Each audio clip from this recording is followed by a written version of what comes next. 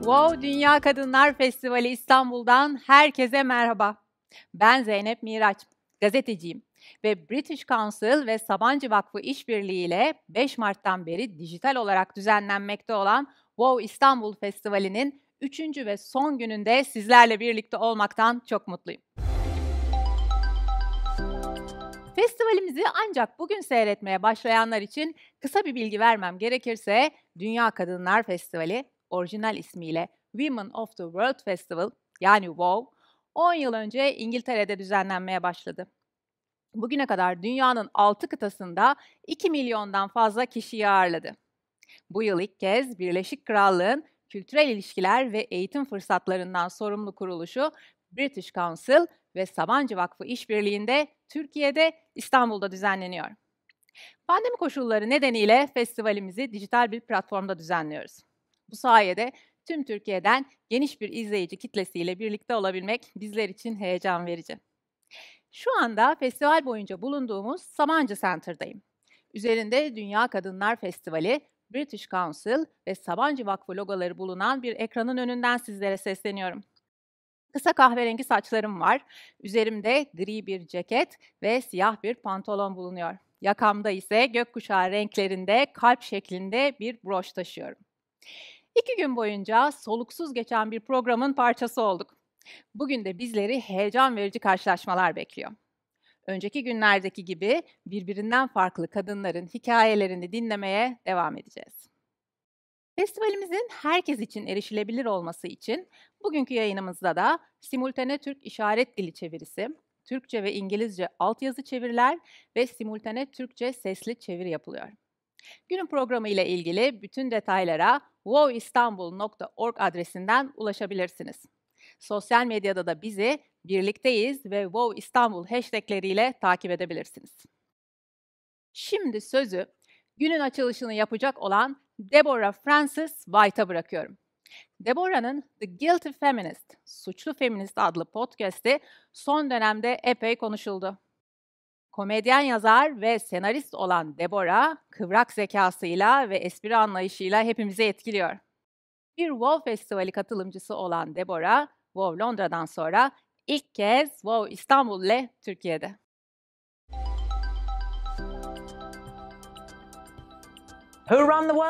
Dünyayı kim yönetiyor? Kızlar. Dünyayı kim yönetiyor? Kızlar. Her şeyi kim yönetiyor? Kızlar. Bu sözleri tamamlayabildiğinizi biliyorum. Peki bunu tamamlayabilir misiniz? İnsanlık tarihinin ilk yıllarında ekonomik üretim sistemi içinde cinsiyete göre iş bölümü bilen var mı? Tamamlayıcıydı, hiyerarşik değildi. Kadınlar, ırk ve sınıf. O kadar da akılda kalıcı değildi mi? O kadar değil. Popüler feminist ikonlar kadınlar için güç, adalet ve rıza gösterme fikirlerini dünyada hakları en çok yenmiş bazı genç kızların yatak odalarına taşıdılar. Amerika'nın varoşlarında, Britanya'nın fakirlikten en ağır darbeyi alan yerlerinde, Avrupa'da, Orta Doğu'da ve YouTube'a erişilen her yerde konuyu dillendirdiler. Popüler kültürün feministleri yüksek sesli, gururlu ve savaşmadan gitmemeye kararlı. Hatta savaşarak bile gitmemeye. 1997'de üniversiteye ilk girdiğimde radyolardaki pop müzikler arasında, ki radyo 20. asırda Spotify'ın öncüsü diyebiliriz, Aqua isimli grubun Barbie Girl parçası vardı. Parçanın sözleri şöyleydi: saçımı tarayabilir, beni her yerde soyabilirsin. Ben bir aptal sarışınım ve fantezi dünyasındayım. Beni giydir, iyice sık senin oyuncağınım. Elbette bir de Hanson'ın Bop parçası vardı. Sözleri de şöyleydi: Bop, bada do bop. Bir de Spice Girls'ın parçası Spice Up Your Life. Bu kadınlar feminizmi bir kenara bırakıp onun yavan ve tatsız kuzeni kız gücünü benimsediler. Kız gücü radyoda çalınıyordu. Bu yüzden bu kırıntıyı da minnetle kucakladık. Onu sunan kişi de İngiliz bayrağı desenli mini eteğiyle Geri Halliwell'dı. Ki kendisi Margaret Thatcher'ın onun feminist idolü olduğunu söylemiştir. Yakaladığı küresel platformdan büyülenmiş olan dünyaya kadınların aslında ne istediklerini söyledi. O da Ziggy Ziga'ydı. Eşitlik diyebilirdi, adalet diyebilirdi. Ben üniversitedeyken popüler kültür feminizmi ezikliğe dönüştürmüştü. Feminist kelimesini sadece araştırmalar kelimesinden önce duyuyordum. Öğrenci birliğinde feminizmi tartışmıyorduk. Hem de asla. Tabii başlığında cinsiyet diyalektiği tabiri geçen ödevimizde Bay Darcy'den dem vurmak istemiyorsak. Feminizm asla güçlü ritme sahip bir soundtrack'i olan neşeli, kucaklayıcı bir hareket olmamıştı. Havalı insanlar feminist değildi. Bu yüzden feminizm havalı değildi. Bunun da aktivistliğimiz üzerinde doğrudan etkisi vardı. Benim güdüm, öğrenciliğimin son yılında sadece ücretsiz diploma sahibi olmak değil, devlet yardımı da alabilmekti. Bu yüzden üniversite harçlarını protesto yürüyüşüne katıldım. Ki katılım son derece düşüktü. Yıl 1997 idi. Geçen ay Londra'da düzenlenen bir adet dönemi yoksulluğu mitinginde konuştum. Miting aktif, ilham verici, konuşan, haykıran, daha fazlasını ve daha iyisini isteyen ergen ve üniversiteli gençlerle doluydu.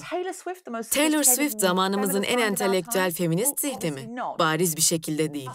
Cinsiyet eşitliğine dikkat çekme çabaları para kazandırıyor. Hatta biraz çıkarcı görünüyor mu? Olabilir belki de, bilmiyorum. Ama o olmasaydı Me Too hareketi olmazdı. Rose McGowan ondan bir yıl önce Harvey Weinstein konusunda haberinin basılmasını reddetti. Hem de gazete haberi basmak istediği halde. Zamanı doğru değildi dedi. Kadınlar yıllardır zulüm gördüklerini ifşa ettikten sonra ilgi arıyor veya para peşinde yaftası yiyorlardı. Politik ve sosyal yıldızlar bir taraf seçmeliydi ve seçecekleri taraflardan birinde de Taylor Swift vardı. Bir erkeğe sadece onun suçunu ve kendisinin para peşinde olmadığını kanıtlamak için $1 tazminat davası açtı. Üstüne üstlük tecavüz sığınaklarına yüklü meblağlarda para bağışladı. Beyoncé'nin Lemonade'i acı çekme, iyileşme ve güç sahibi olma konularının kadın bakış açısıyla manşetlere taşındığı ortamın bir parçasıydı. Empati oluşturdu ve kurbanlar hakkındaki algıyı değiştirdi.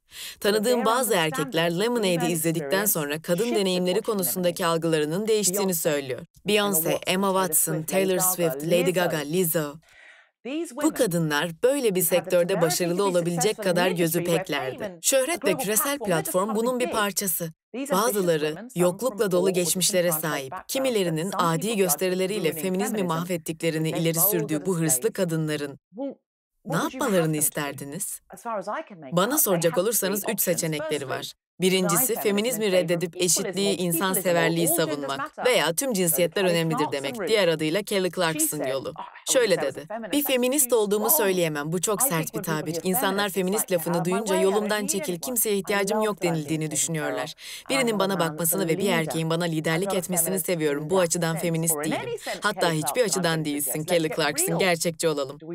Genç kızlara feminizmin erkek düşmanlığı demek olduğunu söyleyecek daha fazla rol model istiyor muyuz gerçekten? İkinci seçenek, bu kadınların hiçbir şey söylememeleri, sessiz kalmaları.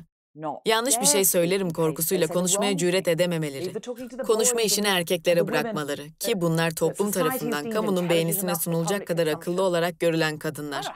Oldu olacak Handmaid's Tale'daki gibi 2 sınıflı bir sistem gelsin. Buna layık olduğuna karar kılınanlar yeşil elbise giysin, geri kalanımıza beyaz cübbe verin de bitsin bu iş. Üçüncü seçenek, hatırı sayılır yetenekleri, hayal edilemez sebatları ve yılmak bilmeden çalışmaları sayesinde hayranlar ve takipçiler edinip bir kariyer yapan, her gün sataşmalara, reddedilişe ve karalamalara maruz kalan bu genç kadınlar o platformu bir erkek olsaydım demek için kullanabilirler. Çünkü bileğinin hakkıyla bir kitleye ulaşmış kadınlar bir şey söylemesin, hikayelerini ve bilgilerini paylaşmasın diyorsanız size şunu sormalıyım. Neden bu kadar kötü kalplisiniz? Şunu da söylemeliyim ki hiçbir radikal kapalı zümre feminizmi, kapitalizm ve yoksulluğun kıyısında yaşayan o kızlara ulaşmıyor. Cinsiyetlerin, ırkların, sınıfların ve cinsel eğilimlerin kaynaşmasını gerçekten önemsiyorsak, feminizmi kadınların para veya bilgi zengini ya da ikisi birden olduğu yerlerde entelektüellere has bir tartışma konusuna indirgemeyiz. Mississippi'de 15 yaşındaki eğitimsiz bir eşcinsel kız, kimsenin ona daha zengin ve incelikli bir feminizm türü ulaştırma niyetini önemsemez. Çünkü, bakın şimdi. Çünkü onun yatak odasına erişimleri yok. Doğuştan böyle olduğunu ona söylemenizin bir yolu yok. Beyaz kadın ve erkekler tarafından hor görülüp hafife alınan zekası ve hırsı için fırsat ve çıkış yolu bulamadığından hüsrana uğrayan işçi sınıfından genç, siyahi bir kadın, internette sizin feminist köşenizde gezinmiyor olabilir. Bu yüzden sizin Time's Up ve beyaz feminizmi etkileşimi hakkında kadına güç veren bloğunuzu asla bulamayabilir. Tabii onu oraya götürecek yoldaki ilk ekmek kırıntısı Beyoncé olmazsa. Lady Gaga'yı inceliksiz bulabilirsiniz ama o Roxane Gay'e doğru bir basamak taşı olabilir. Bu ikonlar sorun çıkarıyor mu? Elbette. Bazen ben de sorun çıkarıyorum, siz de çıkarıyorsunuz, herkes çıkarıyor. Sorun çıkarmamış olan kadın her kimse ilk tweet'i o atsın. Kadınları doğru şekilde feminist olmadılar diye yerden yere vurmak feminizme sığmaz.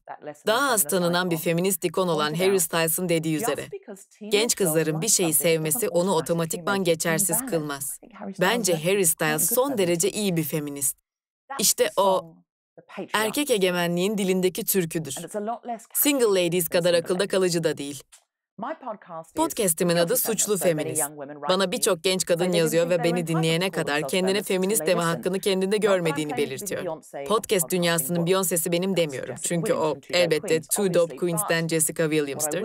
Ama söyleyeceğim şudur ki herhangi biri size her ne kadar süslü püslü ve para odaklı olsalar da sizi feminizme tanıştıran kadınların yeterince iyi olmadıklarını söylerse, Tay-Tay'in tavsiyelerine uyun ve silkeleyin gitsinler. Çünkü nefret edenler nefret eder. Teşekkür ederim.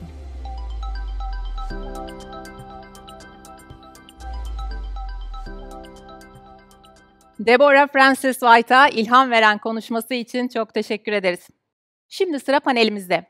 Moderatörlüğünü üstleneceğim Şehirde Dayanışma panelinde değerli konuklarımızla birlikte görünmeyeni görünür kılmak üzerine tartışacağız. Panelde İstanbul Esenyalı Kadın Dayanışma Derneği'nden Adile Doğan, 5 harflilerden Hazal Halavut, Havle Kadın Derneği ve Reçel Blok'tan Rümeysa Çamdereli ve feminist tarihçi Jade Bentle bizlerle olacaklar.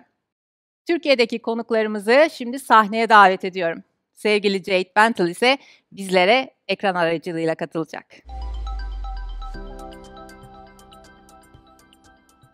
Şehirde Dayanışma panelinden hepinize merhaba. Şimdi burada 5 kadın birbirine güç vermek, bu yolla da görünmeyeni görünür kılmak üzerine konuşacağız. 4'ümüz büyük bir sahnede sandalyelerde oturuyoruz. Bize İngiltere'den katılan Jade ise ekran aracılığıyla aramızda. Burada birlikte olduğumuz 4 kadını da ben çok yakından takip ediyorum. Üstelik hayranlıkla takip ediyorum. Onların hikayeleri, çabaları bana hem ilham hem de güç veriyor. Kadınlar kendilerine dayatılan rollerin, davranış kalıplarının, onlar için yazılan senaryoların dışına çıkmak için mücadele veriyorlar. Bu mücadelenin en iyi yollarından biri de birlikte olmak, birbirine güç vermek ve dayanışmak. Ben öncelikle herkesin hikayesini dinlemek ve onları buraya getiren o yolculuğa tanıklık etmek istiyorum. Adile, istersen seninle başlayalım. Senin yolculuğun nasıl? Seni Esenyurt Kadın Dayanışma'ya getiren neydi? Merhaba, ben Adile Doğan. Saçlarım kahverengi, omuzlarımda, üzerimde haki bir elbise var. Sandalyede oturuyorum. Beni Esenyalı Kadın Dayanışma Derneği'ne getiren oldukça uzun bir yol. 14 yaşında ailemle birlikte İstanbul'a göç ettik, Kars'tan. Burada eğitimim yarım kaldı göç etmek zorunda kalınca. Eğitimim yarım kalınca da çalışma ihtiyacı doğdu tabii ki. Ben 15 yaşıma yakın, 15 yaşında bir fabrikada çalışmaya başladım. Tamamının kadınların olduğu bir fabrikada çalışmaya başladım. Bu bana epey iyi gelmişti. Yani benden koca büyük kadınlar vardı, ablalar vardı. Zaman zaman böyle çeşitli şeylere isyan ederlerdi ama genelde susarlardı. Ben burada tam 9 yıl çalıştım. Ama 6 yılına kadar, yani son 3 yıldır aslında benim maceramı başlatan şey. 6 yıl boyunca ben de herkes gibi çalıştım. Para kazanmaya çalıştım, işte aileme katkı sunmaya çalıştım. Ama 6 yılın sonunda benim de artık yani bir yaşımın da büyümesiyle birlikte kadınlara yapılan, yani yanı başımızda iş yerinde özellikle mobbinge, erkekler tarafından gelen şiddete, tacize, çeşitli hak gasplarına yönelik sorunlar yaşamaya başladık. Ve ufak ufak ve kadınlarla birlikte ne yapabiliriz'i tartışmaya başlamıştık. Çok bireysel şeylerdi bunlar tabii. Güvenemiyorduk, sesimizi çıkardığımızda ne olur, işimizden atılır mıyız? Çünkü şu vardı maalesef, taciz edilen kadınlar işten genelde atılırdı. Tacizi hep korunurdu, birçok yönüyle korunurdu. Dolayısıyla biz biraz güç biriktirme ihtiyacı duyduk. O dönemler bir tane depoda çalışan bir erkek tarafından bir kadın arkadaşımız taciz edilmişti. Ve bu çok sistematik bir şeye de dönüşmeye başlamıştı. Artık bir sürekliliğe dönüşmeye başlamıştı. Orada benim açımdan aslında böyle bir ilk adım diyebiliriz. Kendi departmanımda, bölümümde çalışan kadın arkadaşlarla birlikte bu kadına sahip çıkalım isyanıyla öyle rastgele kara düzen başladık. Daha sonrasında mesela orada şeyi fark ettik biz. Güçlü yan yana olunca bu tacizci, depoda çalışan tacizci erkek işten atıldıktan sonra evet bir şeyler yapmak gerekiyormuş. Yan yana olunca bir şeyler yapmak gerektiğini düşündük. Daha sonrasında ben bu iş yerinden ayrıldım. Farklı iş kollarında çalışmaya başladım ama benim de bu seçilmiş bir şey değildi. Tamamen tesadüf. Hep kadınların yoğunlukla, ağırlıklı kadınların çalıştığı alanlarda çalıştım. Fabrikalarda çalıştım, iş yerlerinde. Yaklaşık 8 iş kolunda ayrı ayrı metal, gıda vesaire böyle çalıştım. Cam işçiliği yaptım. Burada da aslında benim asıl böyle kadın meselesine evet yönelmek gerektiğini ve kadınlar içerisinde bir şey yapmak yaptıran şey bu cam fabrikasında çalışmak oldu. Çünkü burada 500 tane erkek vardı. Biz sadece 10 tane kadındık. Bu 500 erkeğin tamamından ve köşe bucak sakınarak çalışmak zorunda kalırdık. O sıralar gece vardiyasına bırakmıyorlardı kadınları tam da bu tehlikeden kaynaklı. Burada şeyi hissettim yani hakikaten hem azdık, zamanla sayı biraz yükseldi tabii ama bu sırada biz kadınlara ayrılan alanın ya da işte erkeklerle birlikte çalışma meselesinde yaşadığımız zorluklara dikkat çekmek için birkaç tane şey yaptık. Nasıl diyeyim işte tam olarak eylem diyemem buna ama ses çıkarmaya başladık. Ses çıkardıkça aslında bir iki böyle duyarlı erkek işçinin de olduğunu fark ettik. Ben buradan atıldım. Tam da bunları yaptığım için, bu meseleye biraz da öncülük yaptığım için ben bu iş yerinden atıldım. Daha sonrasında uzun bir süre iş bulamadım. Bu sırada ama şeyi devam ettirmeye çalıştım. Kadınlarla yan yana gelmeler, 8 Mart mitinglerine katılarak, mesela ilk 8 Mart mitingine kaçarak gitmiştim. Ailem çok karşı çıkıyordu eylemlere gitmeme. Orada çok heyecanlanmıştım. Bu kadar rengin, bu kadar güzel kadının bir arada olması beni çok heyecanlandırmıştı ve evet kadın alanında bir şey yapmak gerektiğini kendi yaşamımdan doğru da biliyordum. Artık öğrenmiştim öyle söyleyeyim. Hatta ailemle birlikte de öğrenmeye başladık. Mesela annem çok bir katı kurallı bir kadın olmasına rağmen bir süre sonra benimle birlikte mitinglere gelmeye başladı. Birlikte öğrendik, birlikte dönüştük aslında. Sonrasında evlilik yapmaya karar verdim. Evlendim. Bir oğlum var şimdi. Evlendikten sonra ben çalışmadım. Bir yandan çocuğumu yani aslında tek başına çocuk büyütme meselesi değildi benimki. Burada bir şey yapmak lazımdı. Ben eskiden işte daha merkezi bir yerde oturuyordum. Şu an yaşadığımız yani Esenyalı bölgesi çok daha kadının nasıl diyeyim hala sahil görmeyen kadınlar var. Deniz görmeyen kadınlar var. Çok da yakınız aslında böyle E5'in üstündeyiz ama sahil yürüyerek gidebileceğimiz bir mesafede bazen. Ama bunu göremeyen kadınlar elbette var. Bu derneği kurmadan 8 yıl önce aslında tam da bunları fark ettik biz. Bir araya gelişlerimizde kadınların yaşadığı zorlukları, uğradığı şiddeti biliyoruz. Kendi hayatlarımızdan da biliyoruz. Fakat birebir dokunmak, değmek, bunu bilmek yetmiyor. Yani o değmek ve dokunma meselesi çok başka bir şeymiş. Dernek kurmaya karar verdiğimizde ne yapacağımızı da tam olarak aslında bilmiyorduk. Bir dernek kuralım da bir çatımız olsun, bir başımızı sokalım içeriye bakalım ne olacak falan. Derneği biz yaklaşık bu fikri tartışmaya başladığımızda 4-5 kadınla başladık diyebilirim. Sonrasında çok kısa sürede bu 300 kadını buldu. Biz 300 kadınla dernek kurduk. Dernekleştik. Bunu 3-4 tane toplantıyla yaptık. İlk derneği bunu heyecanla anlatmak istiyorum. Sanılıyor ki çok pürüzsüz böyle başladık gitti. Böyle değil tabii. Bu 300 kadının içerisinde yaklaşık 25 tane kadın yönetim kuruluna aday oldu. Biz yönetime girmek istiyoruz ama ilk dernek kurulurken 7 kişiyle resmi prosedür açısından 7 kişi yeterli aslında. Peki biz nasıl eleyeceğiz bu 25 kadını? Hangi birine hayır diyeceğiz falan derken biz 7. kişiyi bulamadık derneği oluşturmak için. Çünkü kadınlar o heyecanla evlerine döndüler. Heyecanla anlattılar ama eşlerden, babalardan, abilerden gelen baskı bir anda böyle işler değişmeye başladı tabii. Bu sefer biz 7. kişi artık karar verdik. Biz bu yoldan dönemezdik. Ya 7. kişiyi bulamıyoruz diye derneği kuramamazdık, yapamazdık. Kendi arkadaşlarımız daha tanıdık, daha o 7. kişiyi bulduk ama öyle söyleyeyim. 7. kişi en azından gelecek kurul yapıncaya kadar o 7 şeyimizi tamamladık. 7 zaten 6 ay sürüyor. 6 ay sonra kongre yapmamız gerekiyor. O 6 ay içerisinde çok istikrarlı bir şey yapmamız gerekiyordu. Bir yandan kadınlar geliyor, başvuruyor. İçinde yer almak istiyorlar, bir şey yapmak istiyorlar ama hiçbiri kendi yaşadığını anlatmıyor. Kendi yaşadığını arkadaşı, komşusu, üst kat komşusu yaşamış gibi anlatıyor. Bir güven sorunu yaşıyoruz. Biz bunu fark ettik. 3. aydan sonra falan Evet, bu kadınlar, yani kadınlar bize derdini anlatmıyor. Hala bir güven sorunumuz var diye. Tam da o sırada maalesef çok talihsiz bir şey yaşadık. Mahallemizde bir tane genç kadın boşandığı eşi tarafından üzerine benzin dökülerek yakıldı. Ve Esenyalı Kadın Dayanışma Derneği'nin çağrısıyla ilk kez mahalleli kadınlar sokağa bir kız kardeşlerine sahip çıkmak üzere çıktılar. Hiç tanımadıkları, bilmedikleri, basından duyduğumuz ve Gönül'ün yakıldığı yere kadar gittik.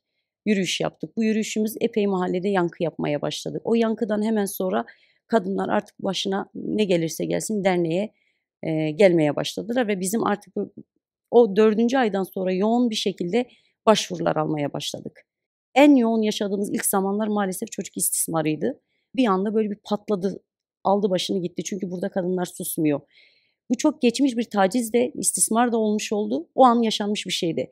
Mesela üzerinden 10 yıl geçmiş, 20 yıl geçmiş, taciz vakaları gelmeye başladı. Derneğin içerisinde yer alıp çok şeyle, nasıl diyeyim, büyük bir coşkuyla o mücadeleye katılan kadınların aslında bir psikolog panelinde ya da bir avukatın haklarımızı anlattığı bir panelde bayıldığını, kendi uğradığı şiddeti hatırladığını gördük. Ve burada tabii aynı zamanda derneğin artık bir rehabilitasyon görevi görmesi gerektiğine de inandık. Böylelikle dayanışmayı, kadınların birbirine güvenmeyi, kadınların birbirlerine aktaracak çok şeyleri olduğunu biz aslında bu süreçte fark ettik. Artık geriye görünmeyeni görünür kılma çabası kalmıştı. Son özellikle 4 yıldır da aslında derneğimizde hem çok fazla kadının geldiği hem üye olmak istediği, mücadeleye katılmak istediği bir tarafı var.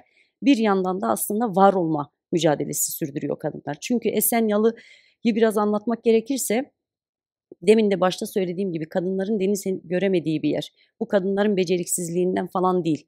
Kadınların içinde hem bulunduğu ekonomik koşullar, hem uğradıkları şiddet ve baskı, o evin içerisindeki döngü maalesef bize, kadınlara bunu yaptırıyor. Çalışan kadın açısından belki bir tık durum farklı ama onun içinde hayat bambaşka zor. İşte başında söyledim. Beni de buna iten şeyin o işçilik hayatında bir erkekle eşit tutulmamam.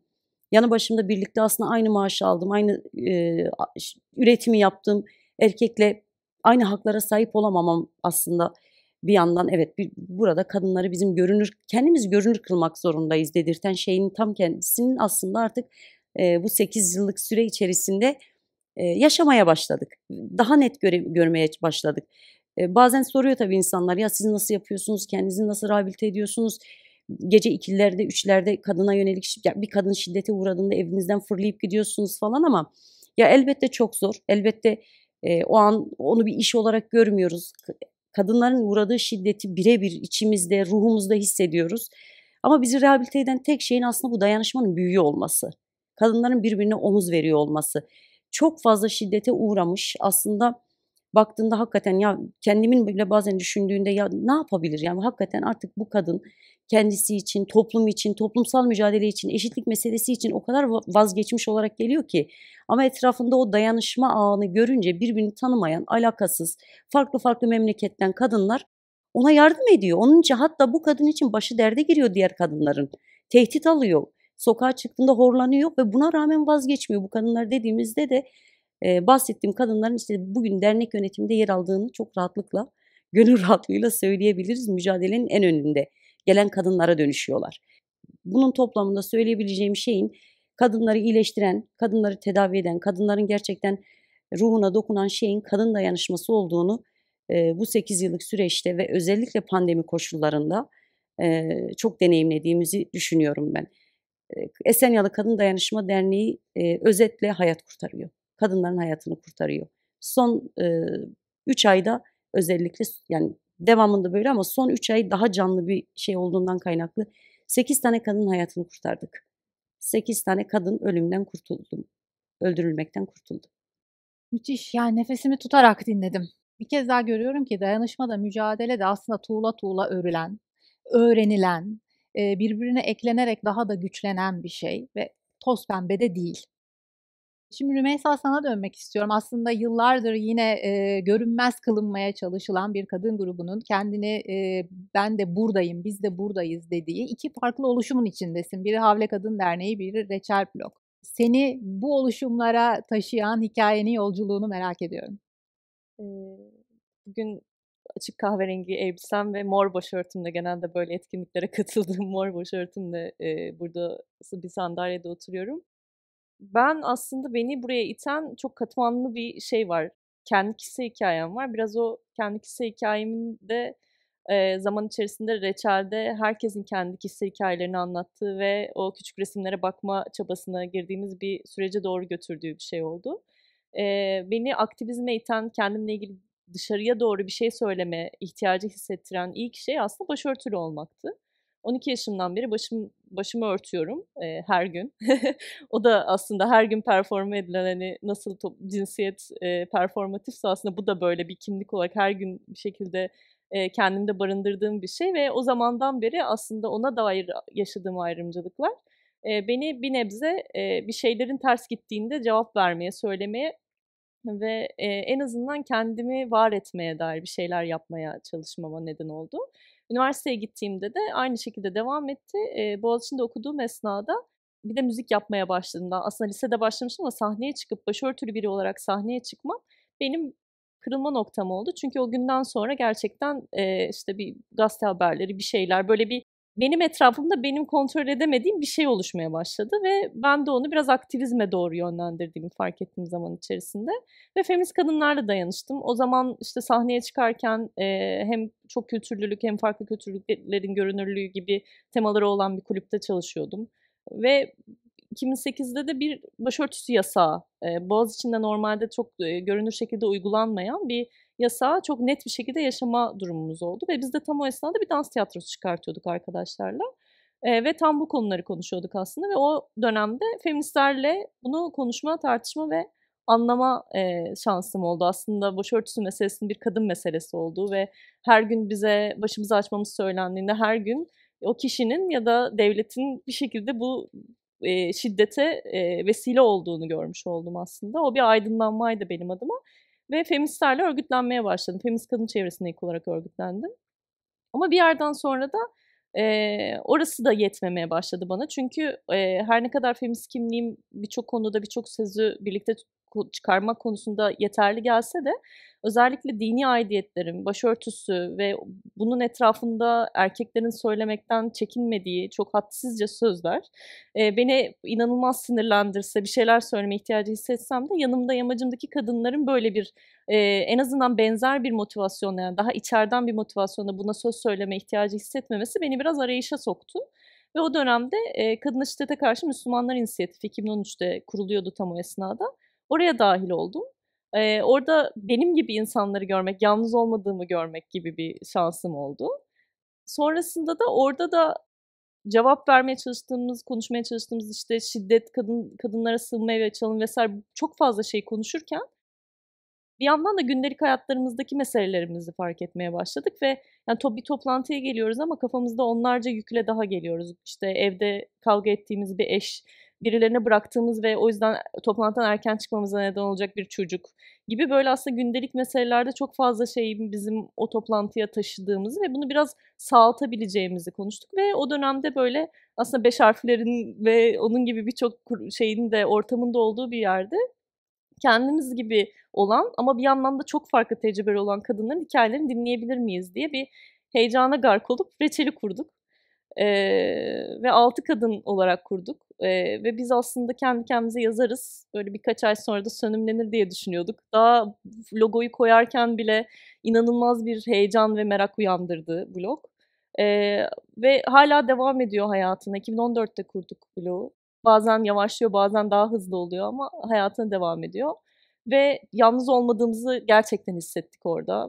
Birçok küçük resim gördük, birçok küçük hikâye dinledik ve o küçük hikâyelerin içindeki büyük mücadeleleri, büyük direnişleri, büyük politikaları gördük, gündelik hayatta kalma politikalarını. Ve bir araya da geliyorduk blog vesilesiyle ve hikâyelerimizi anlatıyorduk, yazılar yazıyorduk. Ama ne zaman yazıları yazsak, şimdi ne yapacağız? Yani hadi gördük sorunu, bir de bunu çözmekle uğraşmayalım mı diye bir şey oluyordu her zaman atölye çalışmalarında da. Onu da biraz blogun kendisini korumak istedik o hâliyle. Yani ulaşılabilir, erişilebilir ve kendi yolunda devam eden, onun dışında bir yapı olarak derneği kurmaya karar verdik. Orada da Havle Kadın Derneği kuruldu. Bütün yapıların içinde aynı insanlar yok. Bütün meseleleri farklı anlatıyorlar. Başka bir arkadaşım gelse Reçel'in hikayesini bambaşka anlatır. Havle'nin de hakeza ve bu beni çok heyecanlandırıyor. Hala bunun içinde olduğum ve bütün bu büyük meselelere küçük kalmayı becererek, yani bütün insanlığa cevaplar üretmek gibi bir derdimiz olmadan bir şeyler söylemeye ve kendi varoluşumuzu, varız, buradayız ve bununla bir şekilde mücadelemizi veriyoruz. Bu şekilde görünür olmaya çalışıyoruz demeye çalışıyoruz aslında. Şimdi, seni dinlerken şunu düşündüm. Tabii ki kişisel olandan yola çıkıyoruz.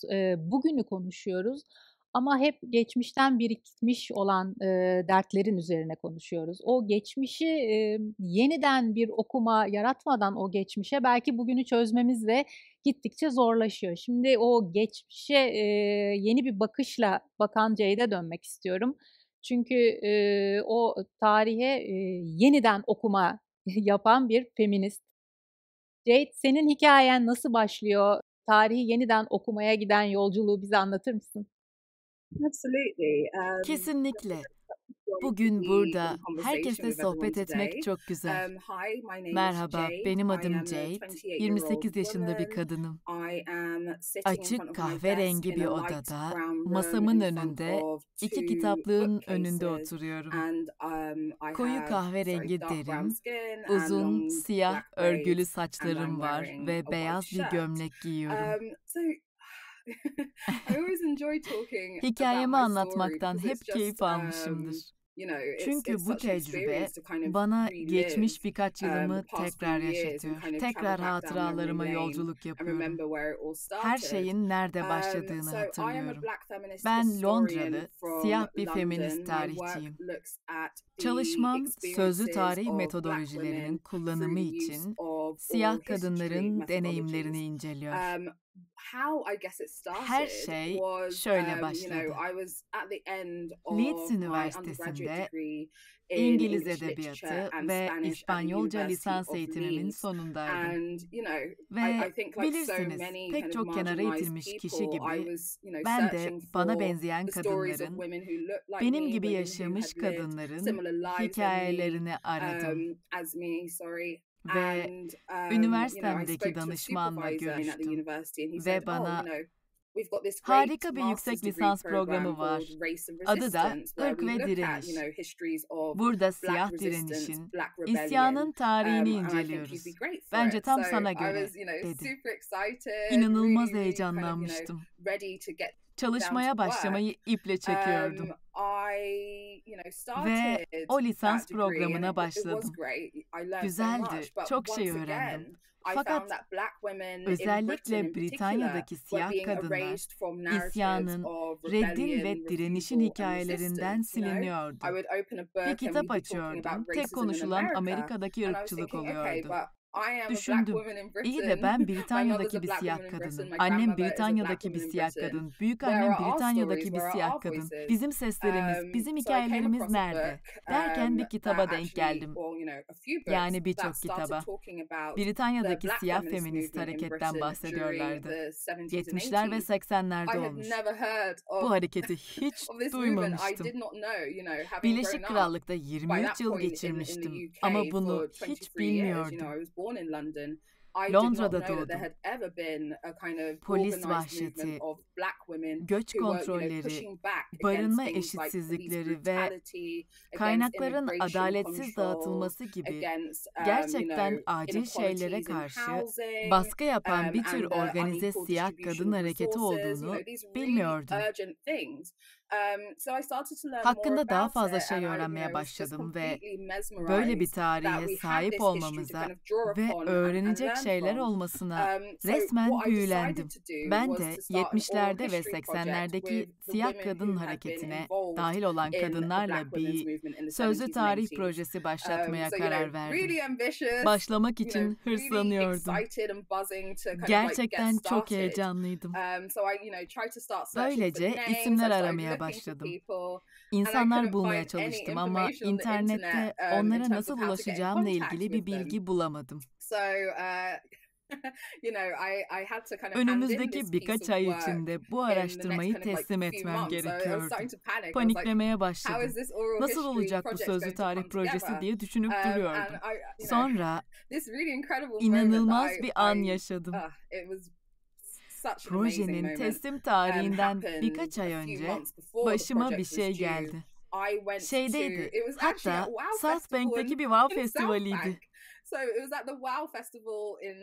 Londra'daki 2017 WOW Festivali'ne gitmiştim. Daha önce hiç gitmemiştim. Orada Angela Davis'in konuşmasını dinledim. Asla unutamam. Orada arkadaşıma şunu diyordum. Bir sözlü tarih projesine başlayacağım ya da başlamak istiyorum. Nereden başlayacağımı gerçekten bilmiyorum. Çünkü keşfetmek istediğim, bu harekete dahil olmuş hiçbir siyah feminist aktivistleri bulamıyorum. Neyse, ben bu arkadaşla konuşurken önümüzdeki seyirciler içinden bir kadın döndü ve bana baktı ve dedi ki, ben o harekette vardım, seninle konuşmaktan mutluluk duyarım. İnanılmaz bir andı. Kadın Gail Lewis çıktı. Kendisi lezbiyen bir siyah feminist aktivisttir. Feminizm, dayanışma ve aktivizm hareketlerinde halen aktiftir. OVAD'ın kurucu üyesidir. Yani Afrika ve Asya asıllı kadınların örgütü. 1978'de İngiltere'de kuruldu. Yani onunla orada karşılaşmak gerçekten acayip bir rastlantıydı. Daha sonra harekete katılmış birçok kadınla iletişime geçebildim. Daha sonra insanlar beni evlerine davet etti. Tavuk ve pilav yedik. Saatlerce oturduk. Masaya ses kaydedicimi koyardım. Bana 70'li ve 80'li yıllarda politik olarak yüklü, heyecan verici ve acil bu harekete dahil olan öncü kadınlar olarak deneyimlerini anlattılar. Anlattıkları hikayelerde Birleşik Krallığın kırılma yıllarında politize oluşları vardı. Hikayeler siyahların günlük saldırıya uğradığı bir bağlamdaydı. Özellikle de siyah kadınlar. Polisler siyah kadınların evlerini basıp onlara saldırıyormuş. Sokaklarda ayaklanmalar varmış. Daha önce dediğim gibi bu harekete dahil yapılan gerçekten acil talepler varmış. Yani onlarla sohbet edebilmek, bu tarihi kaydetmeye ve kurtarmaya çalışan bu kadar çok insana katkıda bulunmaya başlamak, dediğim gibi Britanya'daki bir siyah kadın olarak sadece öğreneceğimiz bir şey değildi. Bu insanlar halen hayatta, halen hareketin bir parçası onlar. Hala çalışıyorlar. İnanılmaz bir şeydi. Aynı zamanda siyah kadın hareketi hakkında araştırmam devam ederken yüksek lisansla ilgili bir ödev aldım. Hayatımda en değer verdiğim kadın hakkında bir makale yazacaktım. Kim olduğunu düşünmeme hiç gerek kalmadı. Kim olduğunu derhal bulmuştum. Çünkü bu bir sözlü tarih projesiydi. Diğer sözlü tarih projelerindeki gibi konuşmak istediğim tek kişi 1950'lerde Gana'dan Londra'ya gelmiş olan büyükannemdi. Ben büyürken bana hayatı hakkında inanılmaz hikayeler anlatırdı. Anlatacağı heyecan dolu şeyleri olduğunu derhal anlamıştım. Böylece masaya oturduk. Tarih Şubat 2017. Çok istekliydim. Ses kaydedicimi çıkardım. Büyükanne bana hayatından bahset dedim ve ben anlatacağı şeyleri tamamen küçümsemiştim. Paylaşacağı inanılmaz hikayelerin olduğunu zaten biliyordum. Çünkü biz aile olarak birbirimize çok yakınızdır. Kadınlar olarak annem, büyükannem ve ben daima mutfak masası etrafında toplanmışızdır. ve başımıza gelen veya gelmekte olan şeyler hakkında hikayeler anlatmışızdır. Ben de nasıl desem güncel olaylar hakkında kısa politik analizler falan. Bu daima ilişkimizin temelinde yer alıyordu.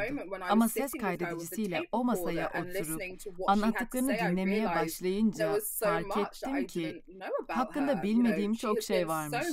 Pek çok kadın arkadaşı varmış. Bu ülkeye geldiğinde 23 yaşındaymış. Hatta galiba 22 yaşındaymış.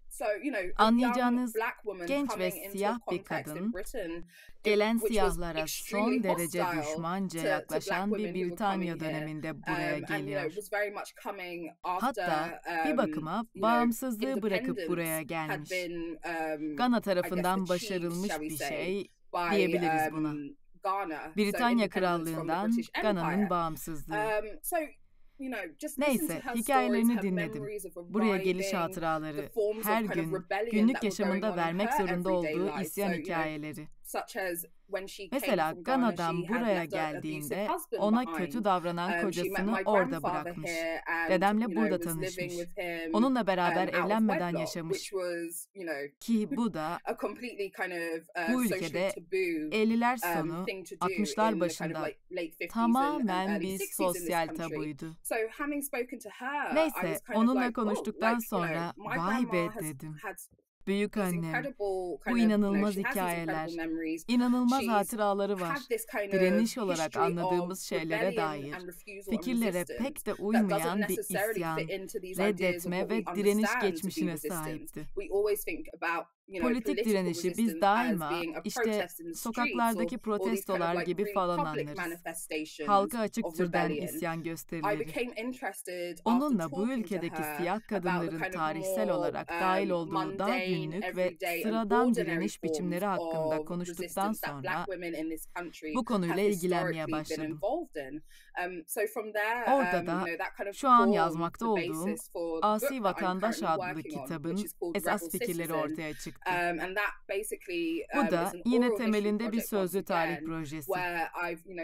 İnanılmaz tecrübeler yaşamış, İkinci Dünya Savaşı sonrası Britanya'ya gelmiş 65 ile 89 yaş arası 30 kadınla konuştum. Üreme özgürlüğü gibi şeyler hakkında konuştuk.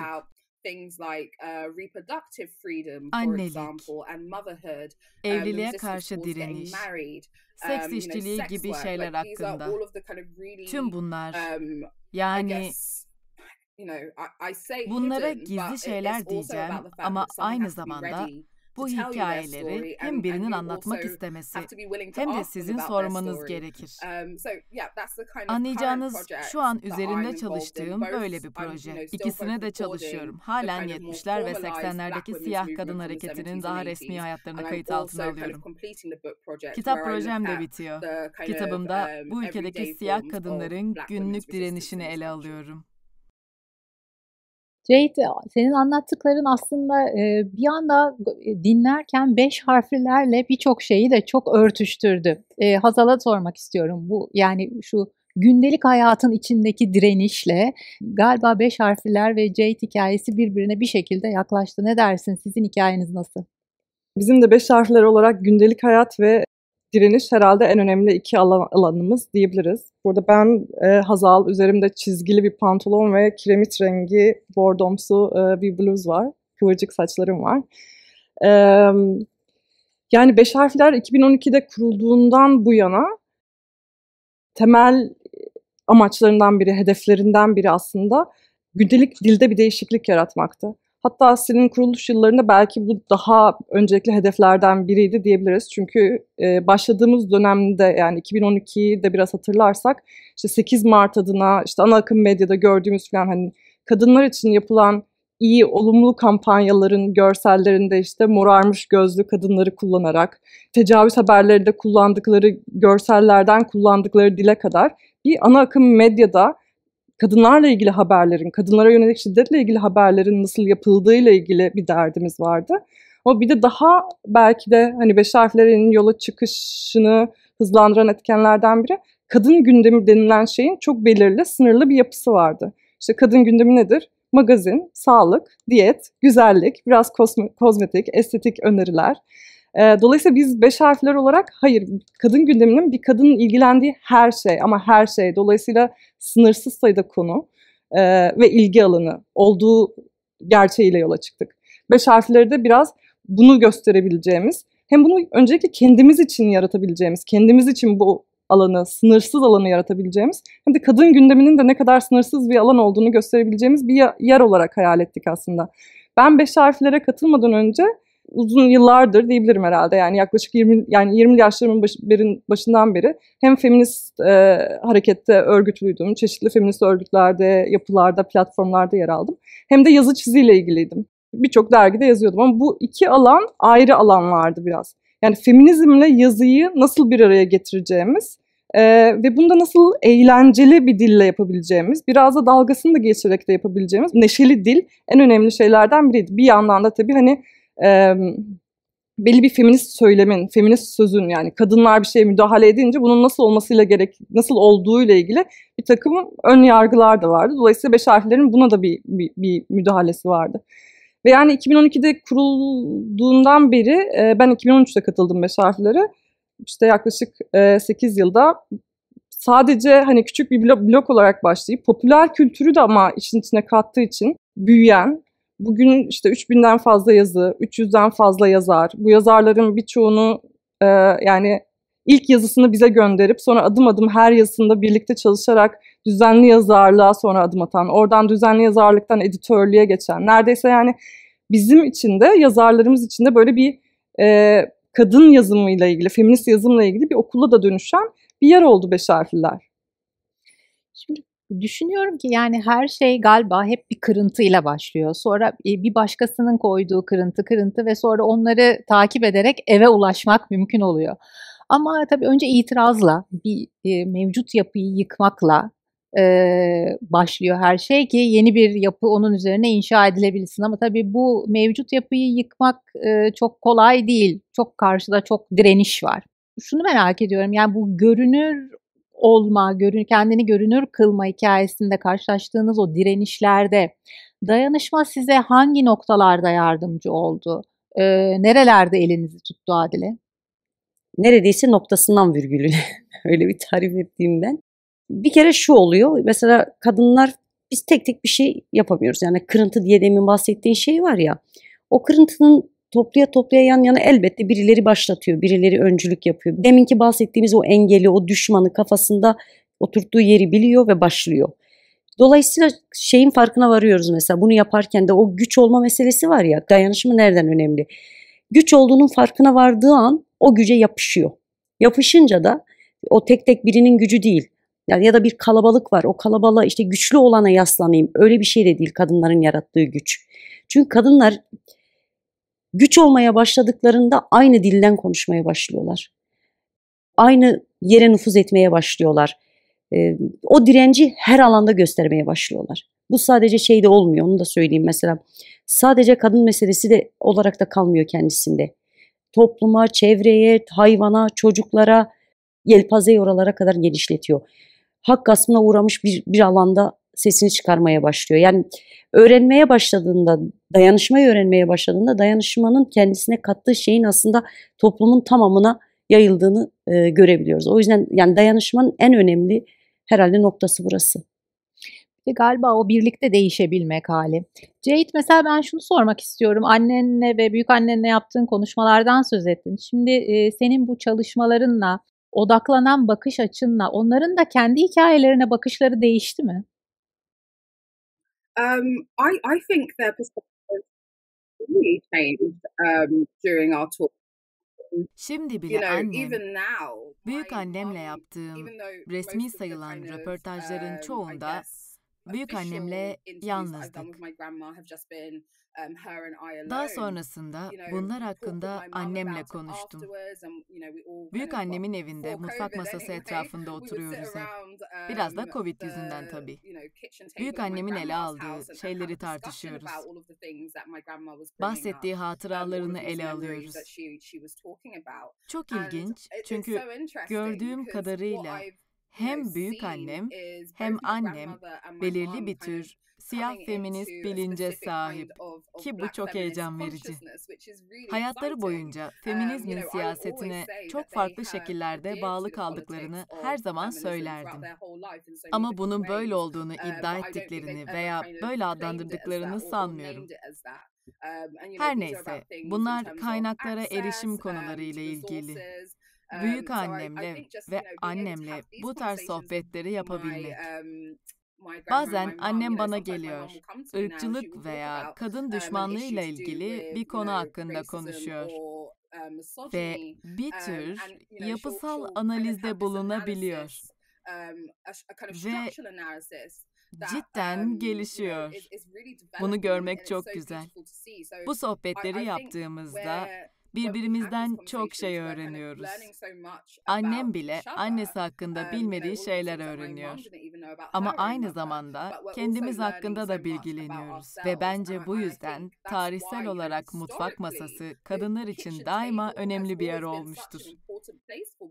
Erkek bakışlarından uzakta, sözde kamusal alanın dışında. Burası kadınların bir araya gelip bazen kimseyle paylaşamayacakları hikayeleri paylaştıkları özel bir yer.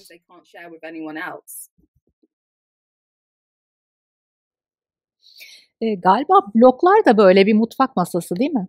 Reçel blok bir mutfak masası mı Rümeysa? Açık mutfağımız var. O geldi birden aklıma. Bizim bütün yazıları, yani bize gelen bütün yazıları, içeriği, yani sonuçta bir okunurluk şeyi oluyor, derdi oluyor bloğun. Ama hani çok acayip bir okunurluk potansiyeli olmasa bile o içtenliği tutmak için yayınladığımız bir açık mutfağımız var bizim. Yani doğrudan bloğa girdiklerinde görebilirler. O yüzden onunla özdeşleşmesi çok güzel oldu. Ve bir yandan da gerçekten birbirimizden çok şey öğrendiğimiz bir yerde oldu. Biraz önceki soruyu düşünüyordum ben de bir yandan dinlerken. Gerçekten birincisi dijitalin bir şey olabileceğini öğretti mesela bana da, etrafımdaki birçok kadına da. Yani Türkiye'nin çok farklı yerlerinden belki de fiziksel olarak hiç bir araya gelemeyeceğimiz birçok kadınla hikayelerimizi dinleyerek dayanışma şansı yakaladık. O yalnız olmama hissi böyle mekanın ötesine, zamanın da belki ötesine. Çünkü 3 yıl önce yazılmış bir yazı birdenbire şimdi mesela yorumlar almaya başlıyor. O zamanki gündemine denk geliyor bir insanın vesaire. Zaman ve mekanın ötesinde bir dayanışmayı getirdiğini düşünüyorum dijitalin. Öyle bir şeyi görmek ve öğrenmek şansımız oldu bu masanın etrafında aslında.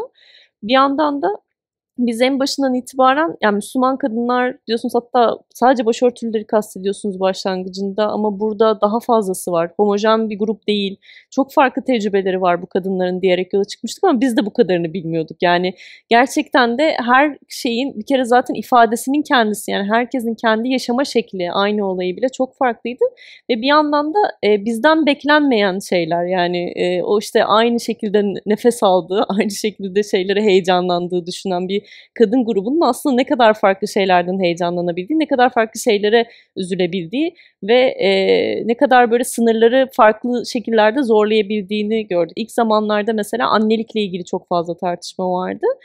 Anne olmamayı tercih eden bir kadın, Evli Mutlu Çocuksuz diye bir yazısı vardı mesela. Tekrar hani buraya hazırlanırken tekrar okudum ve gerçekten hani kendi böyle dini aidiyetleri ve çocuksuz olma tercihinin ona getirdiği baskı ifadesi mesela o zaman için birçok kadına güç oldu. Ya da çok yakın zamanda bir yandan da çok ağır şiddet hikayeleri yayınlıyoruz. Belirli aslında tecrübeleri paylaşmak adına. O hikayelerle kadınların birbirine dayanıştığı şeyler var. Cinsellik mesela, yani çok büyük bir tabuyken özellikle bizim arka planımızdan kadınlar için cinselliğe dair işte vajinismus problemlerinden tutun işte kürtaj meselesine kadar birçok konuyla ilgili yazılar yazıldı aslında blogda ve bu da şimdi hiç konuşamamış, belki hani en yakın arkadaşına bile anlatamamış birçok kadının bu tarz bir şey ne oldu ve bir yandan böyle bizimle işte psikologlar paylaşıldı, kadına yardım etmek isteyenler oldu. Biz de fiziksel olarak yardım ettiğimiz gerçekten kadınlar oldu bize ulaşmasıyla. Kendimizi sağalttığımız bir yer olması ve bunun üzerinden de birbirimizle olan bu paylaşım üzerinden aslında çok şey öğrendiğimizi hissediyorum ve düşünüyorum açıkçası. Birbirini tanımak önemli tabii o dayanışmaya başlarken galiba o ön yargıları, kalıpları veya hepimizin kuşaklar boyunca taşıdığı o bilinçaltı hikayeleri atıp gerçeğe bakabilmek, o hikayeye bakabilmek önemli. Şimdi ben 5 harflerde de onu merak ediyorum. Hazal biraz önce dedin yani ilk yazısını yayınladığımız bugün pek çok yazı yazan kişiler. Orada 5 harflerde kadınlar birbirini tanıdıkça o ton nasıl değişti? Önce bir Rümeysa'nın söylediği şeye değinmek istiyorum. Yani gerçekten dijital, bizi aynen Rachel gibi yani başladığımızda dijital alanın taşıdığı imkanların farkında değildik. Yani evet, zaten hani bir kadın dergiciliği, feminist dergicilik geleneği var Türkiye'de. Osmanlı'dan beri gelen bir gelenek var. Hani biz de bir blogtuk ama ne kendimizden öncekilerle bir yani ilişkimizi ne de dijitalin açtığı imkanları, dayanışma imkanlarını, dünyanın her yerindeki, Türkiye'nin her yerindeki farklı yaşlardaki kadınlara bir anda ulaşabilme imkanlarına, sözü çok hızlı bir şekilde sosyal medyayı da kullanarak yaygınlaştırabilme imkanlarını tam olarak düşünmemiştik yani planlamamıştık. Dolayısıyla biz de bu süreçle beraber aslında dijitalin nasıl başka türlü dayanışma imkanlarını da açtığını öğrenmiş olduk. Tabii bu şey değil yani her zaman hani dayanışmanın birçok çeşidi var. Dolayısıyla hani kadın hareketiyle, feminist hareketle, alanda çalışan kadınlarla yine dirsek teması içinde olmayı, işte birlikte kampanyalar yapmayı, zaman zaman Reçel'le, Çatlak Zemin'le kampanyalara, sosyal medya kampanyalarına ses vermeyi, yani dayanışmayı alandaki kadınlarla dijital alanı da bu şekilde buluşturarak kurmayı da önemsiyoruz. Dediğin gibi aslında bizim için galiba 5 harfler için yazının kendisi, yazmanın kendisi bir dayanışma biçimi. Bunun da iki türlü galiba hem görüyoruz hem kurmaya çalışıyoruz. Birincisi Türkiye gibi bir ülkede politik gündemin sürekli kendini dayattığı, hem politik gündemin kendini sürekli dayattığı hem de patriarkanın bütün cephelerden sürekli hayatlarımızı sıkıştırdığı bir ülkede sadece gündeme cevap vermemek ama kadınların kendi gündemlerinin de peşinde gidebilmeleri, ilham duyabilecekleri kapıları aralamaları, oralara bakmaları, birlikte bir şeyle gülmeleri, dalga geçmeleri ya da küçük arkadaş gruplarında aslında hep yaptıkları şeyi kamusal alana taşıyabileceklerine inanmaları, böyle bir inanç taşımaları, bu iradeyi göstermeleri ya da yani ülke gündemi bazen çok zorlarken yazmakla ilgili o hevesi ve iradeyi devam ettirebilme. Bunun kendisini biz bir dayanışma ilişkisi olarak görüyoruz yani. Özellikle de 5 harfler yani 2012'de kurulduğunda belki hani 2013 Gezi sürecine giden zamandı. Gezi süreci falan hani mizah dili, biraz daha o işte neşeli dil falan Türkiye ile başka türlü yani dışarıdaki dünya ile başka türlü bir ilişkisi vardı ama 2015'ten sonra mesela kendi gündemimizi nasıl takip edebiliriz? Bu kadar bunlar olurken bir yandan da yani hem orayla ilişkili hem de kendi gündemimizi nasıl devam ettirebiliriz? Bunun kendisi bir feminist mücadeledir. Bunun kendisi hem bizim kendimizin bir nefes alma alanı açmamızdır hem de başka kadınlarla danışma alanımızdır. Bunu nasıl yapabiliriz diye çok düşündük. Zaman zaman yalpaladık, kolay değildi. Ama hala öğreniyoruz. Galiba bu süreçte de bizi en çok motive eden şeylerden biri işte 5 harflerin öncelerde yani ilk başlarda daha editörlerin yazı yazdığı bir yerken giderek şimdi artık dışarıdan gelen yazılarla dönen bir yere dönmüş olması. Yani ilk yazılarını yazan, hiç tanımadığımız insanlar, hayatımda ilk defa bir yazı yazdım diye işte bize mail göndermeleri. Bizim bir editör sistemimiz var, rotasyonla çalışıyoruz. Ayın editörü kimse yazarlarla o çalışıyor. Dolayısıyla bizim de aslında editörlüğü öğrendiğimiz, ince ince bütün yazılarla çalıştığımız, dolayısıyla ikinci yazıda daha iyi yazıların geldiği, üçüncü yazıda daha iyi yazıların geldiği, işte bazen hani ben bir yazı yazdım ama sizin kadar komik değilim diye de çok mail aldığımız ama 5 harfler sadece mizah yapmıyor diye de çok anlattığımız bir sürece dönüştü. Yani evet hem mutfak hem salon hem de meydan yani. O yüzden 5 harflerde meydan diye bir kategorimiz var. Çünkü sözümüzü meydana da söylüyoruz. Ama dediğim gibi cinlilik kategorisi 5 harflerin en başından beri herhalde bu cinlilikle olan ilişkisinden biri. Dayanışma için bizim için en önemli alanlardan biri. Çünkü ilhamı oradan alıyoruz. Orayı da çok ilham verici buluyoruz. Dediğin çok doğru. Yani ülke gündemi o kadar kalabalık ki bizi hep önümüze sadece o şu kağıda bakmaya zorluyor bazen ama hani mücadelenin menzili uzun ve bizim daha uzun soluklu belki de konuşmalar yapmamız gerekiyor. Dünyada yerinde durmuyor. İyi ki. dönüyor. Şimdi bu dönen dünyada ben en son şunu konuşalım istiyorum. Yani dayanışmanın geleceği. Nasıl bir gelecek bekliyor bizi? Bu dayanışma sizce nerelere evrilecek? Çünkü şimdi Z kuşağını konuşuyoruz, yeni gençliği konuşuyoruz, hayatın hele ki Covid'den sonra hiçbir zaman eskisi gibi olmayacağını konuşuyoruz. O zaman gelecekte, dayanışmanın geleceğinde neler var? Dayanışmanın geleceğinde ya bir kere öncelikle şu var. Şey kötüye gidiyor. Yani maalesef kadınlar için her şeyin kötüye gittiğini sadece Türkiye'den değil bütün dünyadan söyleyebiliriz. Ama iyi bir şey de oluyor. Kadınlar dün gibi de değil. Her fırsatta şeyi söylemeye çalışıyorum. Biz çünkü yani bu deneyim edindiğimiz bir meseleden kaynaklı böyle ifade edeceğim. Kadınlar eskiden 3. sayfa haberlerinden kurtuluş yolları ararlardı. 3. sayfa haberlerinde şiddet vakalarını dinleyerek acaba ben nasıl kurtulabilirim diyordu. Ama hayır, artık bu yok. Kadınlar birbirlerinden güç alarak, birbirleriyle dayanışarak ve birbirinden öğrenerek, birbirinin elinden tutarak dayanışmayı bugüne getirdiler. Getirmeye devam ediyorlar.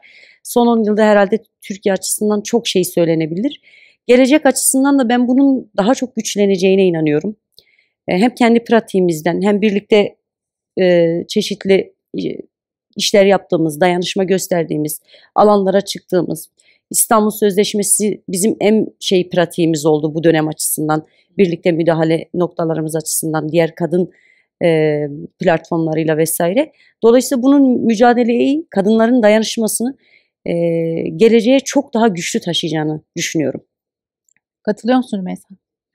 Katılıyorum ve aslında tam biraz önce konuştuğumuz bu dijitallik gündeminin de tam hani bu zaman için yepyeni bir şey olduğunu ve yeni öğrendiğimiz ve aslında kadınların da çok çabuk adapte olduğu ve çok çabuk kendini geliştirdiği bir alan olduğunu düşünüyorum. Bir kere yani böyle küresel meseleler, küresel bir kadın hareketi, bir araya gelebilmeler aslında ne kadar kolaymış, eskiden de yapabileceğimiz bir şeylermiş belki de ama yani bizim özelimizde mesela Havle'nin aslında ilham alabileceği Endonezya'da, Malezya'da çok farklı örgütlenmeler var. Yani biz şu an normalde hiç katılmadığımız kadar onların etkinliklerine katılıp webinarlarını dinleyip işte çokça bilgilenebiliyoruz mesela. Oradan belki de hiç alamayacağımız bir bilgiyi almış oluyoruz. Bu tarz şeylerin çok değerli ve çok önemli olduğunu düşünüyorum. Bir yandan da bu kesişimsellik tartışmaları, farklı kadınlıklar aslında bugün bu panelde de yani bambaşka kadınlar olarak bir beraber oturuyor olmamız, bir şeyleri konuşuyor olmamız bu aslında kadın hareketinin yeni ivmesinin en önemli şeyi olabilir, aktörü olabilir aslında.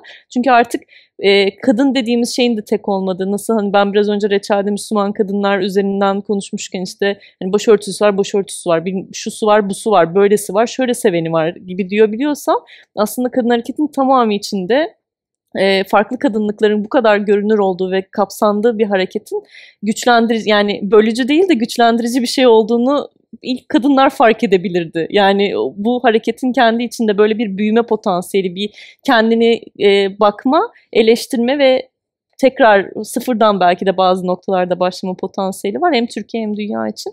O yüzden benim heyecanım biraz oralarda oluyor. Farklı kadınlıkların, farklı kimlik aidiyetlerinin ve farklı bir aradalıkların tekrar keşfedilmesi ve yenilenmesi. Ve bu yenilenmeyi en sık ve en hızlı bir şekilde de kadın hareketinde göreceğimizi zaten birçok kişi de öngörüyor. Ben de öyle hayal ediyorum açıkçası. Peki Jade, senin için gelecek nasıl görünüyor? I fully agree. I think the thing that has been so, I guess, exciting to see, over the past year is the way that digital activism can be, a space for women to organize and to be in conversation with each other across national boundaries. When Black Lives Matter, the rebellions over the summer and the protests that kind of emerged in every space of the world really began to take shape. What was, so amazing to see is to, look at how there were so many different people in conversation with each other all across the globe. You had people on the ground in New York and Atlanta in conversation with people on the ground in London, in Manchester, in Leeds, and so on and so forth. So what I think is that in terms of the future, this is the kind of space that, can be used to, I guess, foster solidarities across so many kind of different positionalities and differences. What I guess I really want to see is us all kind of, I guess, use whatever access we have to tap into those sorts of solidarities. So, you know, for academics to be using our resources that we have from, you know, the university and the academy to kind of, I guess, you know, reinforce this movement. And also, you know, there are grassroots activists on the ground doing incredible things. There are creators, there are people creating art and film and movies and writing books. Like, what I am excited to see, I guess, from this moment of collective mourning and pain is the way that we form new ways to imagine the future, to imagine freedom. So I just think it's going to be a really pluralistic, I guess, experience of feminism going forward, even more than we've seen before. Evet, galiba biz de bunu burada aynı şekilde gözlemliyoruz, değil mi Hazal? Ne dersin? Bu çoklu, kolektif yapı geleceği belirleyecek mi? Bana da öyle geliyor. Yani hem ben de o yüzden yani böyle aslında hem Türkiye'de yeni kurulan her grubun, yeni her sesinin çok önemli olduğunu düşünüyorum. Hem Rümeysa'ya da katılıyorum, Ceyde de, Adile'ye de. Dijitalin, yani bizim açımızdan dijitalin de buna çok olanak sağladığını düşünüyorum yani. Bir de özellikle hani biz mesela son yıllarda Beş Harfler'de yapmaya çalıştığımız şeylerden biri, en başından beri çevirilerle dünyayla bağ kurmak hep bizim için çok önemliydi. Çeviri o yüzden Beş Harfler'in hep çok önemli parçalarından biri oldu. Ama mesela geçen sene yaklaşık işte bir 20 ülkeyle falan bağ kurup oradaki direkt feminist arkadaşlarımızla, feminist örgütlerle bağ kurup onlardan mesela 2020 değerlendirmeleri istediğimiz bir derleme yaptık. Ve giderek biz de önümüzdeki yıllarda bu ilişkileri daha çok kurmak istiyoruz. Çünkü bir yandan dediğim gibi aslında yani biraz önce dediğim gibi çok Türkiye gibi kendi gündemini dayatan ülkelerde dışarıda neler olduğuna bakmak bazen zorlaşabiliyor. Halbuki bir baktığımızda dünyanın her yerinde işte Black Lives Matter'dan Arjantin'deki kürtaj mücadelesine, Polonya'daki kürtaj mücadelesine, Lübnanlı kadınların mücadelesine, dünyanın her yerinde bu mücadeleler devam ediyor. Dolayısıyla bunlarla nasıl ilişki kuracağımız da aslında geleceğimizi biraz belirleyecek. Dolayısıyla bu ilişkinin kendisi, bu ilişkileri kurmanın kendisi bizim için çok önemli. Şimdi zamanımız kısıtlı olmasaydı benim daha soracak çok şeyim var, konuşmak istediğim o kadar çok konu var, sizleri karşımda bulmuşum ama ne yapalım ki hani o klişe tabirle bize ayrılan sürenin sonuna geldik. Ama sanıyorum bizi dinleyen, seyreden herkes için de çok hani ilham verici, güç veren, yürek ferahlatan bir konuşma oldu. Yani hepimiz karamsar düşünmeye eğilimliyiz. O kaçınılmaz gerçek. Galiba pandemi de bu eğilimi birazcık o yangına, karamsarlık yangınına körükle gitti ama öte yandan bu birbirimizi bulmak, dokunmak, bu hikayeleri dinlemek bizi daha iyi bir geleceğin beklediğine dair bir umuda sevk ediyor. Aksi takdirde yani şu sol göğsümüzün altındaki cevahiri söndürmemiz gerekir. Onu söndürmeyeceğimize göre çok teşekkür ederim hepinize. Bizle burada paylaştıklarınız için çok teşekkür ederim. Çalışmalarınız, gayretleriniz için çok teşekkür ederim. Ve size olan hayranlığımın bir kat daha arttığını da söylemeden geçemeyeceğim. Bizi seyreden herkese de tekrar çok teşekkürler.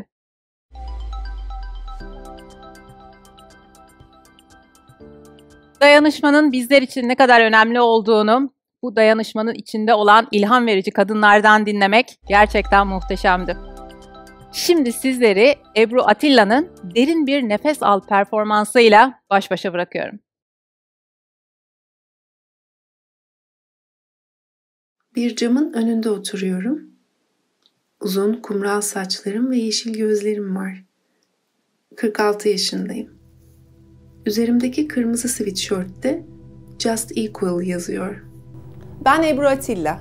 Oyuncuyum. Aynı zamanda feminist bir sanatçıyım. 11 yıl önce Türkiye'de feminist bir tiyatro kurdum. Çünkü yaşamda olduğu gibi sahnede de eril bakış açısıyla var olmak zorunda bırakılmış kadınların haklarını savunmak ve tüm eşitsizliklere, maruz bırakıldıkları şiddete rağmen ürettikleri eserleri görünür kılmak istedim. Ayrıca sanata erişimi kolaylaştırıcı projeler yürütüyorum. 4 yıl önce görme engellilerden oluşan Braille okuma tiyatrosunu kurdum. Sahnelediğimiz oyunlarla birçok ödül aldılar. İçinde bulunduğumuz pandemide engelli bedenleri ve üretken addedilmeyen bedenler tamamen görünmez ve korumasız kaldılar. Evde kal çağrısı ilk başta kadınları koruyamadı. Kadına yönelik şiddet ve kadın cinayetleri arttı. Tüm dünyada kadın hareketi fiziksel olarak sınırlandı ve eylemlerimiz, protestolarımız dijital alanlara kaydı. Bu süreçte çektiğimiz "Şimdi derin bir nefes al" videosuyla dünya kadınlarını daha eşit ve adil bir yaşam için birlik olmaya çağırıyoruz. Çünkü yoga özünde birlik demek. Oysa son yıllarda bedeni gösteri aracı olarak kullanan, sektör haline gelmiş yoganın kadınlar arasında hiyerarşiye sebep olduğunu görüyoruz. Yoga, sistemin kar ve ürün odaklı satış taktiği çerçevesinde bir tüketim nesnesi haline geldi. Lanse edildiği gibi yararlılık, iyi gelme gerekçelerinin eşitlik ve hak ihtiyacında olan kadınlar açısından verimli kullanılmaması, kadın bedenini metalaştıran sisteme hizmet etmeyi sürdürüyor. Çünkü tüketim kültürü için önemli olan kim olmadığımız ve kim olmak istediğimizi takviye etmek. Bu tuzaklara düşmeden benliğimizi idrak edersek kendimizi gerçekleştirebiliriz. Varoluşunun kurtuluşunu arayan kadınlar ancak dayanışmayla, birlikte hareket ederek sonuca ulaşacaklar. Projenin ilk videosu olan "Şimdi derin bir nefes al" pratiğiyle saflarımızı sıkılaştıralım. Bütün dünyaya gücümüzü gösterelim. Çünkü gelecek biziz.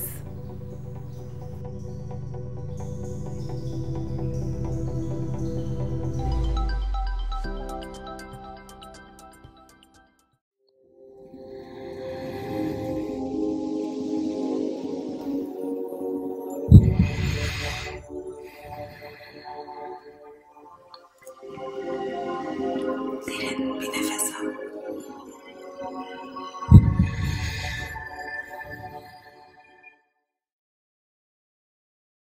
Merhaba.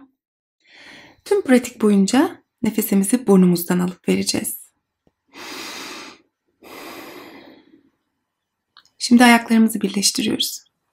Karnımızı içeride tutarak, üst bacaklarımızı ve kalçamızı sıkarak kuyruk sokumumuzun içeride olduğunu kontrol ediyoruz. Şimdi nefes alarak kadınları rakamla ifade eden düzene buradayım duruşuyla başlıyoruz. Kollarımızı nefesimizle yukarı doğru uzatarak vazgeçmiyorum diyoruz. Nefesimizi verirken ellerimizi göğüs kafesimizde birleştiriyoruz. Başımızı bedenimizin izin verdiği kadar dizlerimize yaklaştırıyoruz. Nefes alarak dizlerimizi büküyoruz. Sağ ayağımızı arkaya gönderiyoruz. Sol ayağımızla yeri ittirirken parmaklarımızı topuklarımızın hizasında tutuyoruz. Göğüs kafesimizi yukarı doğru açarak öz savunma haktır diyoruz. Şimdi tekrar nefes alarak sol ayağımızı da arkaya uzatıyoruz. Nefesimizle omuzlarımızı arkaya yuvarladığımızda sırtımızdaki yükleri attığımızı hissediyoruz. Yeni bir nefesle ileri barikat duruşunda topuklarımızı yere basmaya gayret ediyoruz. Sırtımız uzun, omuz ve kollarımızı kuvvetlendiriyoruz. Boynunu rahat bırak. Sağ dizimizi kolumuza çekerek tekrar öz savunma haktır diyoruz. Fiziksel müdahalelerde bedenimizin dayanıklı olması için barikata geri dönüyoruz. Nefes alıp verdikten sonra itaat etmiyorum duruşunu tekrarlıyoruz. Zihnimiz bırak, ev dağınık kalsın derken kalçalarımızı yere doğru itebildiğimiz kadar itiyoruz. Yine nefesle kalçamızı geriye çekerek huzur ver diyoruz. Bize dayatılanları değil, nefesimizi dinliyoruz. Dayanışmanın hayat kurtardığını bildiğimiz için safları sıkılaştır duruşuna geçiyoruz. Sağ kol önde, sol bacak arkada nefes alıp veriyoruz. Nefesimizi verirken sol kolumuz ve sağ bacağımızı kaldırıyoruz. Kadınlar her yerde derken safları iyice sıkılaştırıyoruz. Parmaklarımızı zor anlarımızda birbirimize kenetlediğimiz gibi birleştirerek korkmuyoruz duruşuna geçiyoruz. Kollarımızla yeri ittirirken taze bir nefesle barikate geri dönüyoruz. Buradan güçlü bir hamleyle sabır duruşunda derin nefeslerle kalıyoruz.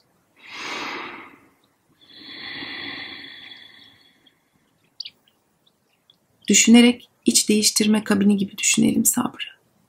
Asla bekleme odası değil. Nefes al. Sök at kurumuş kabuğu.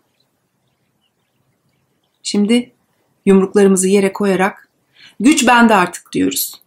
Köklerimizi, tarihimizi hatırlıyoruz. Nefesimizi verirken birlikteyiz duruşuna geçiyoruz. Dili ve zihni zorlananlar için tekrar güç bende artık. Yumruklarımız yerde, karnımız güçlü. Uyanış hareketiyle sesimizi yükseltiyoruz.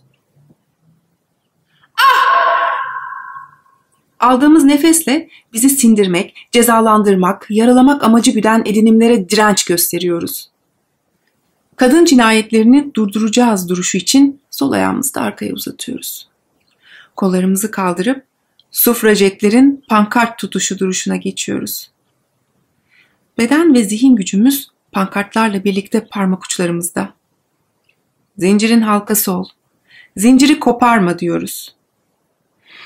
Nefesimizi alırken kollarımızı yana açarak şiddete hayır diyoruz. Sufrajetlerin pankart tutuşu. Zincirin halkası olduğunu hatırla ve devam et. Devam et ve hatırla. Ellerimizi göğsümüzle birleştiriyoruz. Bozmaya çalıştıkları dengemize kavuşmanın huzuruyla nefes alıp veriyoruz.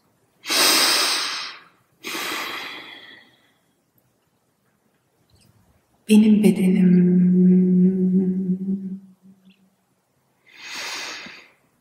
Benim kararım.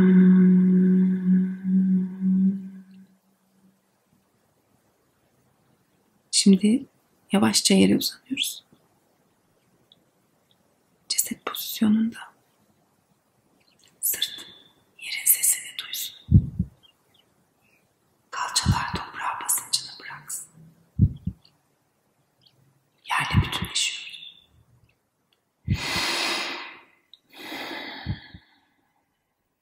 Gayet toprak ananın sesini dinliyoruz.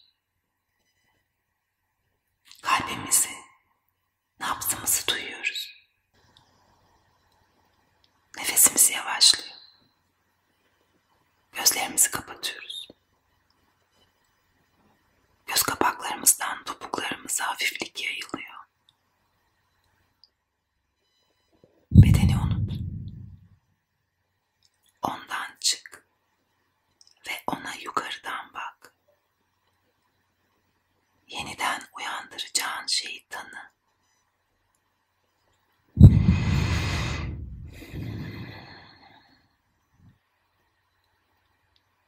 Derin bir nefes al ve çok yavaş bırak nefesi. Yeni bir hayattayız. Birlikteyiz. Güçlüyüz.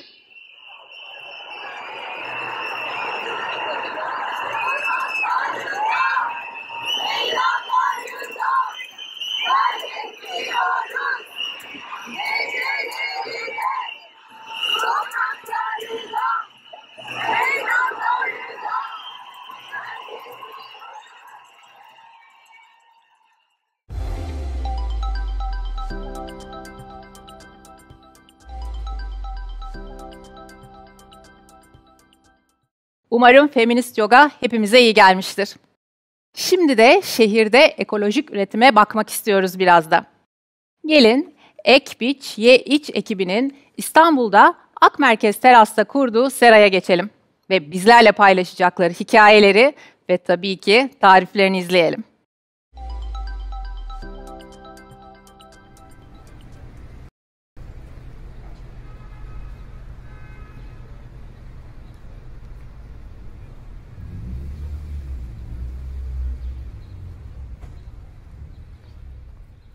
Merhaba, ben Zeynep.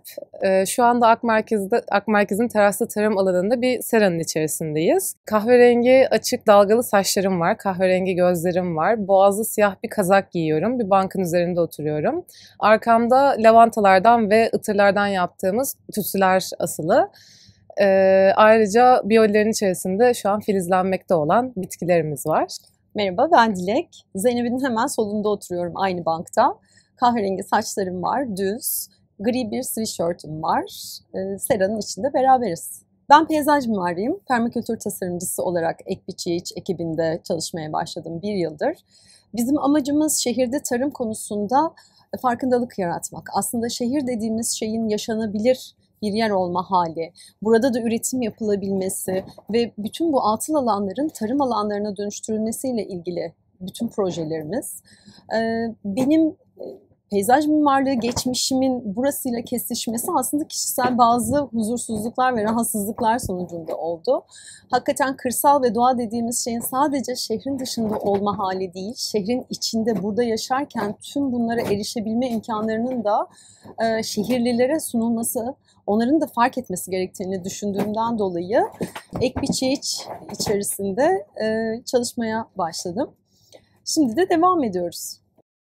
Ben aslında Güzel Sanatlar Fotoğraf Bölümü mezunuyum. Yıllardır aktif olarak fotoğrafçılık yapıyorum. Bir yandan da kültür ve sanat alanında çalışıyordum. Pandeminin başlarında bildiğiniz gibi bu sürdürülebilirlik ve türetici olma meseleleri çok popüler oldu. Ve benim de çalıştığım birçok işte bunlarla çok karşılaşmaya başladım. Ve kendi gıdamı üretmek üzerine ben de düşünüyordum. Geri dönüşüm ve özellikle sürdürülebilirlik konularında sıkıntılarım, dertlerim vardı. Ekbiçiğiç'i zaten biliyordum, tanıyordum ama asıl tanışmamız çalıştığım yerdeki bir sergiye ev sahipliği yapacak olmasıyla gerçekleşti.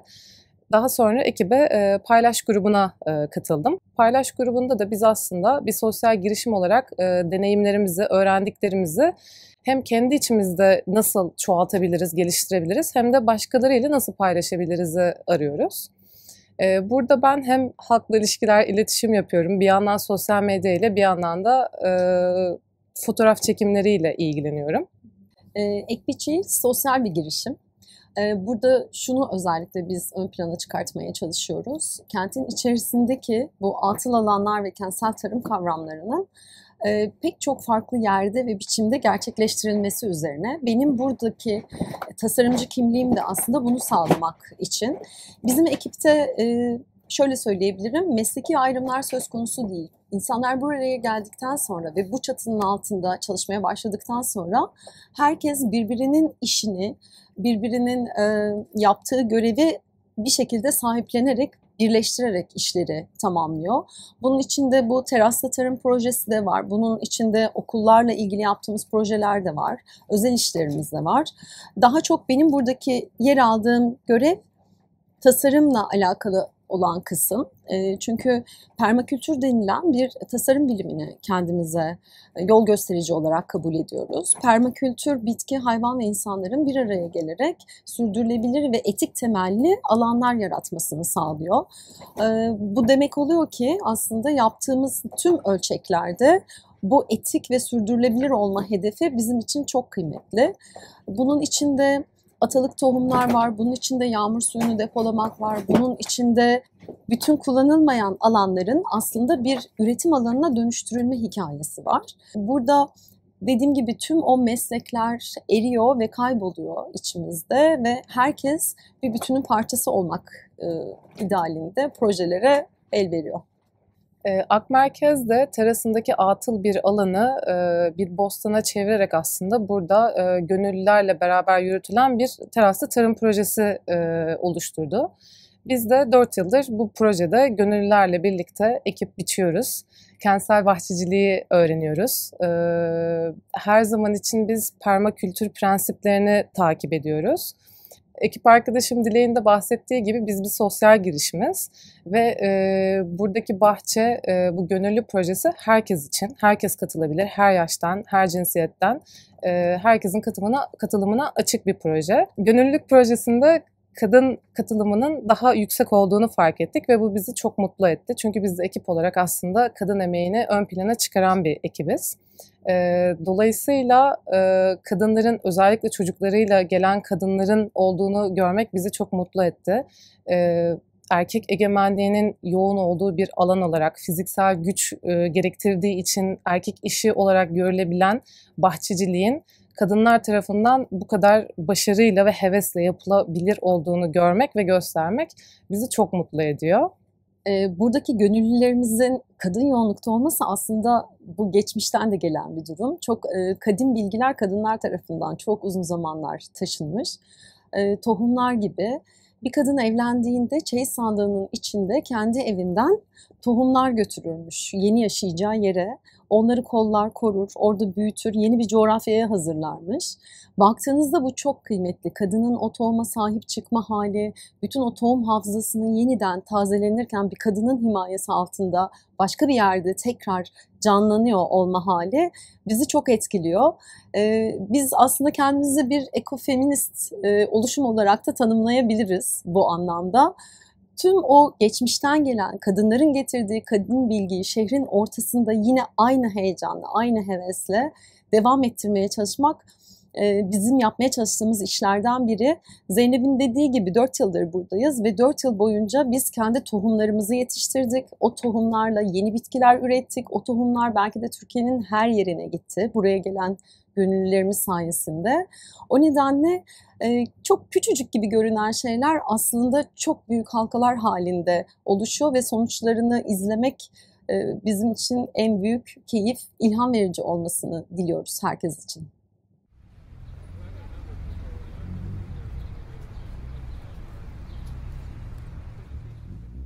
Merhaba, Sevinç ben. Ek.BCH'de su şefim. Şu an Ak Merkez'deki terasımızda bir serada bulunuyoruz. Seramızda muhtelif raflar var. Üzerlerinde çiçeklerin ve terasta ektiğimiz bitkilerin filizlendirmelerinin yapıldığı. Benim üzerimde beyaz bir aşçı ceketi var. Siyah bir pantolonum var. Uzun sarı saçlarım var. Ben Mimar Sinan Üniversitesi mezunuyum. Aslında İlk dijital projelerle başladım. Bilinen bir paket servis teknoloji şirketinde çalıştım bir süre. Daha çok daha doğrusu kullanıcı tarafındaydım. Daha sonrasında tabii aşçılık biraz çocukluğumdan beri yapmak istediğim şey. Klasik biliyorum ama ailemde biraz böyle mimarlar, mühendislikler ağırlıklı bir aile olduğu için aşçılık çok yer bulmadı bu hikayenin içinde. Ben de bir şekilde öteledim ama bir noktadan sonra o kurumsalın beni mutlu etmediğini, yapmak istediğim şeyin de ne olduğunu bildiğim için tekrar bir aşçılık eğitimi aldım. Sonrasında İstanbul'un bayağı güzel restoranlarında staj ve çalışma fırsatı buldum. En sonunda 2016 yılında Ekin Şef'le, şu an Ek.BCH için şefi kendisi aynı zamanda, Ekin Şef'le karşıya geldik, yollarımız karşılaştı diyelim. Kendisi Fransa'dan gelen ve Fransa kültürüyle yetişmiş bir şef ve bu da beni heyecanlandırdı açıkçası bu tip bir şefle çalışma fikri. Sonrasında Ek.BCH ile tanışma sürecimiz oldu. Burada da işte her şeyin sürdürülebilir olması, şehire bu tarımın bir şekilde yerleştirilmesi, çünkü Türkiye aslında su ve toprak açısından çok başarılı bir ülke. Bunun daha verimli bir şekilde yapılması gerektiği fikri hep vardı zaten. Şehirde de böyle bir fırsat bulunca bu proje bizim çok hoşumuza gitti ve burada Ekin'le beraber yer almak istedik. Ve Ek.BCH maceramız da böyle başladı aslında. Biz Ek.BCH için biraz Yeğiç tarafındayız aslında. Yeğiç tarafında biraz değiştirmek istedik. Hem pandemi süreci tabii bir taraftan. İnsanların sağlıklı gıdaya daha hızlı bir şekilde ulaşmalarını istedik ama aynı zamanda sağlıklı gıda lezzetsizdir algısından da çıkmak istedik. Biraz fine dining kültüründen edindiğimiz tecrübelerimizi açıkçası paket servise yönlendirmek istedik. Aslında bugün yaptığım lavanta yağı da biraz oradan gelen bir hikaye. Aromatik yağlarla, aromatik soslarla oynamayı seven bir kültür fine dining. Biz de bunu daha basit menülerde nasıl o menüleri yükseltebilirizin sonucunda buraya geldik aslında. Ya ben kadınlarla çalışmayı tabii biraz cinsiyetçilik yapmak istemiyorum ama kadınlarla çalışmayı daha keyifli buluyorum açıkçası. Biraz da mutfakların o erkek egemen hali zaman zaman bizim için süreci zorlaştırabiliyor. Daha fazla kadın olması tabii ki o mutfağın aslında daha zarif bir hale gelmesini sağlıyor açıkçası ve bizim için de çalışma koşulları açısından daha huzurlu, rahat bir ortam yaratılmasını sağlıyor. Bir de kadınlar biraz böyle düşünme konusunda çok yönlü insanlar olduğu için farklı alternatifler de çıkıyor ortaya. Bu da keyifli hale getiriyor. Bir de biraz daha neşeliyiz bence. Daha neşeli oluyor. En azından kadın ağırlıklı çalıştığı mutfakların böyle bir yönü olduğunu fark ettim bu aşçılık serüveninde. Evlerde yemekleri kadınlar yapar. Ama yemek bir işe, para kazanılacak bir şeye dönüştüğünde erkek yapmadı bunu. Hayır, öyle bir şey yok tabii ki. Kadınlar da mutfakta yer alabilir. Biz de ağır olan her şeyi kaldırabiliyoruz. Biz de uzun çalışma saatlerine aslında daha dayanıklıyız. Hayatta kadın olarak birçok zorlukla karşılaştığımız için mutfak zorlukları bizi yıldırmıyor. Daha gayet adapte olabiliyoruz. Bir sıkıntı da yaratmıyor. Ve benim çalıştığım kadın şefler gayet herhangi bir erkek şeften hiçbir farkları yok. Herkes yetenekleri doğrultusunda eşit, yani bir sorun yok bence. Merhaba, Sevinç ben. HBCH'de su şef görevindeyim. Üzerimde şu an beyaz bir aşçı gömleği var ve krem rengi bir önlüğüm var. Onun dışında önümde bir masa kurulu. Bugün yapacağım lavanta yağı ile ilgili ekipmanlarım bulunuyor. Yine arkamda raflarda bazı bitkiler var, çiçekler var ufak. Şu an bulunduğumuz alan böyle ufak bir sera, bir alışveriş merkezinin terasındayız şu an. Bugün size lavanta yağı yapacağım. Bu bizim bahçemizde yetiştirdiğimiz lavanta aslında. Biz kendi bahçemizden ürünleri mutfağımızda kullanmayı seviyoruz genelde. Aromatik yağlarla çalışmayı da seviyoruz tabii. Lavanta yapraklarımız bu şekilde. Bunları ayıklayarak kaynayan suyun içine atıyoruz. Öncelikle ilk prosesimiz bu. Birkaç dakika boyunca kaynattıktan sonra bunların pişirmesini durdurmak amacıyla sıcak sudan soğuk suya alıyoruz. Bu şekilde biraz soğuttuktan sonra yine bir tülbente alıyoruz süzmek için. Bu tekniğe mutfakta blanch deniliyor. Genelde yeşil sebzeler, yeşil yapraklı sebzelerle ilgili kaynatma işlemlerinde rengin korunmasını öncelikle sağlıyor.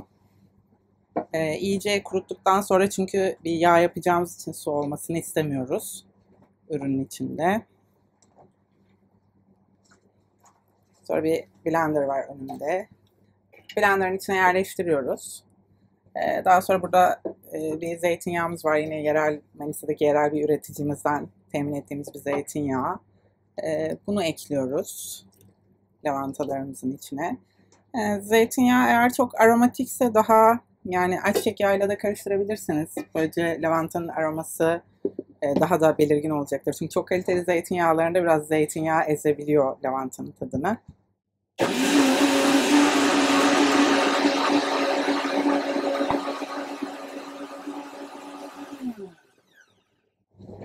Bu şekilde yağımızı çektikten sonra burada bir bone yardım edecek bize. Çünkü yağı süzmemiz gerekiyor.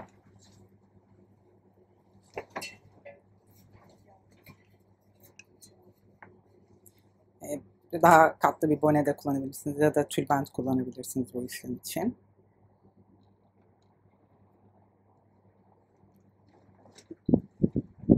Ürünümüz bu şekilde.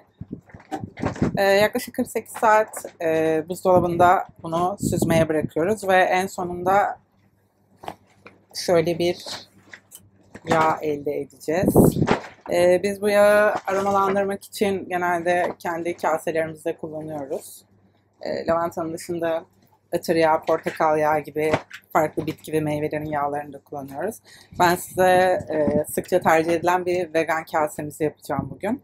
Burada lavanta yağını kullandığımız kısım patates salatamız aslında. Patatesleri fırınlayarak kapya biber, taze baharatlar ve soğan turşusuyla ve lavanta yağıyla tatlandırıyoruz. Ve bu şekilde bir mix elde ediyoruz. Kasenin bu tarafına biraz patates. Daha sonra yine biz yerel ve organik tarımı desteklemek istemediğimiz için ve bu şekilde ürünler kullanmayı tercih ettiğimiz için yine bir karabuğday salatamız var. İçinde kuru meyveler, taze baharatlar ve bazı tarçın, yeni bahar gibi kuru baharatlarımız var. Biraz böyle iç pilavvari bir tat elde ettiğimiz bir baz aslında bu da. Yine İstanbul'da Çatalca'da bir çiftlikten temin ettiğimiz bal kabaklarından yaptığımız bir bal kabağı püremiz var. Bunun içinde de yine kişniş yağı kullanıyoruz. Kişniş yağında aslında lavantayla aynı proseste. Taze kişniş yapraklarını bu şekilde yağ ile çekip süzdürüyoruz. Yine burada organik mor havuç, patlıcan ve pancarımız var. Bunları fırınlıyoruz. Ve en sonda üzerine, burada elimi kullanacağım, taze baharat gezdiriyoruz. Lavanta yağımızı bu şekilde bir şişeye aldıktan sonra ekstra olarak da yine kasemizin üzerine gezdiriyoruz. Ve kasemiz hazır. Kendisi organik ve vegan bir kase.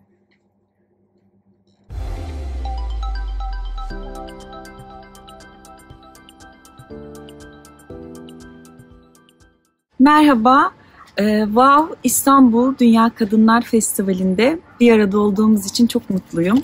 Böyle kıymetli bir organizasyonda yer aldığım için kendimi çok değerli ve şanslı hissediyorum. 44 yaşındayım, adım Ceyda. Kulak hizamdan biraz daha aşağıda ama omuzlarıma gelmeyecek kadar uzunlukta saçlarım var. Sarı ve aralarında açık kumral gölgeler olan bir saç rengim var. Ela gözlüyüm. Üzerimde bugün sizin için giydiğim yeşil kapşonlu bir tişörtüm var. Yakası iplerle birbirine yakınlaştırılmış.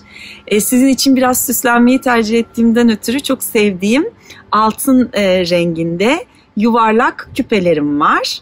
Biraz böyle tasarım gibi diyeceğim, halkalar var ama halka başka bir geometrik şekille kulak mememe birleşiyor. Bir kolyem var. Kolyemin ucunda da bana iyi gelen dualar ve manalar var. Hiç gibi, vav gibi, bu da geçer yahu gibi, Allah'ın 99 ismi gibi böyle dualar olan bir kolyem var. Sağ yanağımda bir gamzem var. Genelde bu konuşmayı da gülerek yapacağım için o gamze oldukça çıkacaktır. Sizler için rimel sürdüm. Biraz allık. Hafif koyu kahverengi. Doğalın biraz üstünde bir kahverengide de bir ruj sürdüm. Çok heyecanlıyım. Şu anda evimin bahçesinden alıyorum bu kaydı. Yeşillikler arasındayım yani. Mandalina ağaçlarının altındayım. Hava çok güzel. 18 derece gibi. Pandemi döneminde bir süreliğine burada yaşama kararı almıştık ailecek. Eşimin işi sebebiyle. O yüzden de güzel bir havada sizlerle beraberim. Gelelim sizlerle paylaşacağım konuşmaya. Aslında bu konuşmanın tam olarak bir planlanmış başlığı yok. Sabah uyanırken dedim ki Dünya Kadınlar Festivali ve ben bir konuşma yapmak istedim. Birlikte ne yapabiliriz dediğinde muhteşem ekip, Sabancı Vakfı çalışanları. Ne istedim? Şöyle bir şey istedim. Aslında bu konuşmayı şöyle düşünebilirsiniz. Ben bugün güne başladım ve kendimi konuşurken iyi hissettiğim bir kadın arkadaşımı ya da herhangi bir arkadaşımı aramak istedim ve onunla sohbet etmek istedim ve görüntülü aradım. Ve şimdi görüntülü aramamın karşısında sen varsın. Neler konuşmak istiyorum? Aslında kadın olarak sahip olduğum bütün sosyal statüleri çok seviyorum. İş insanı olmak, aktris olmak, anne olmak, sevdiğim adamın hayat arkadaşı olmak, eşi olmak. Birçok konuda işte mutfakta mesela özellikle böyle yapılan yemeklere karar vermek ya da yemek yapıyor olma fikri beni mutlu hissettiriyor. Böyle komik detaylar kadın olmanın keyfini çıkartmama sebep oluyor gerçekten. Ama tabii ki anne olmak dediğim gibi, aktris olmak, bunlar çok kıymetli şeyler. Anne olduğum her gün kadın doğduğuma hep teşekkür ettiğim gün oluyor galiba. O günden sonra her gün kadın olduğum için teşekkür ettim. Ama kadın olmak dışında galiba mesele biraz insan olmak. İnsan olduğum için değer biliyor olmak. ya da değer görüyor olmak, insan olduğum için seviliyor olmak, insan olduğum için fayda sağlayabiliyor olmak benim için çok kıymetli.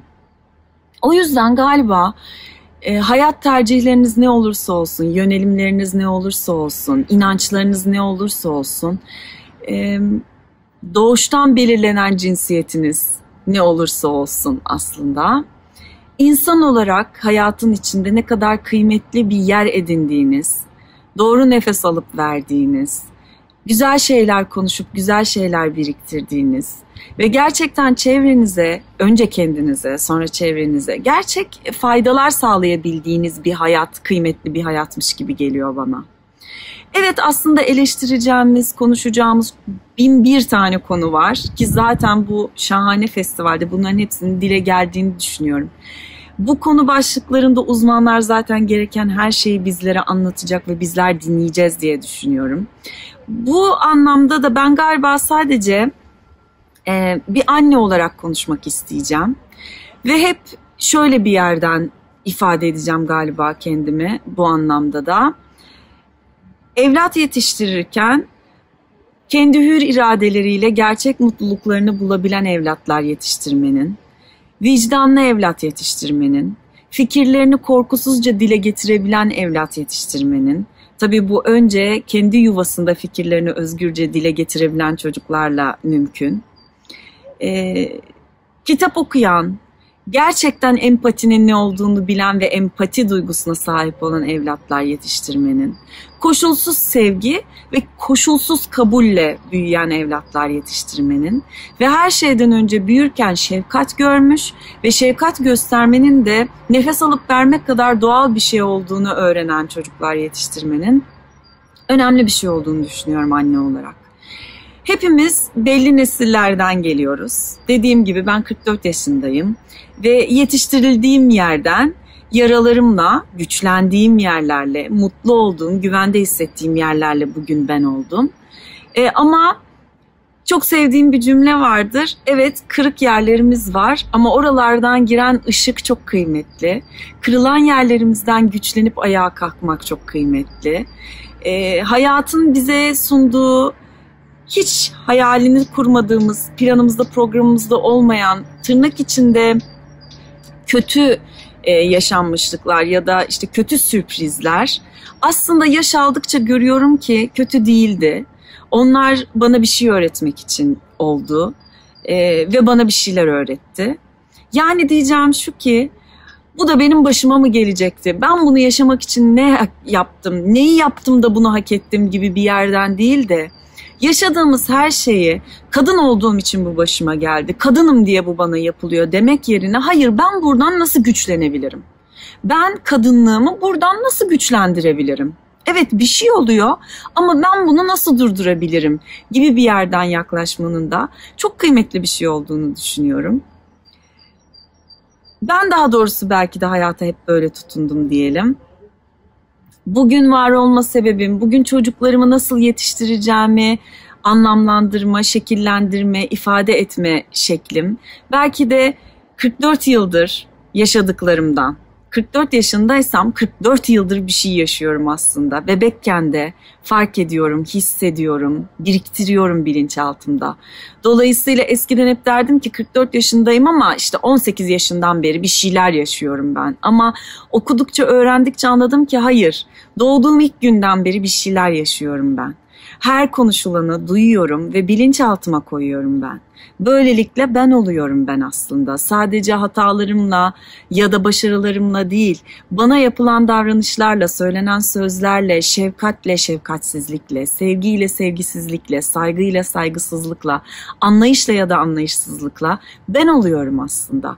Ama dediğim gibi tüm bunların içinde yaşadığım negatif şeyler, yaşamayı öngörmediğim şeyler, yaşamayı hak etmediğimi düşündüğüm şeyler bile beni güçlendiren şeyler diye düşünüyorum.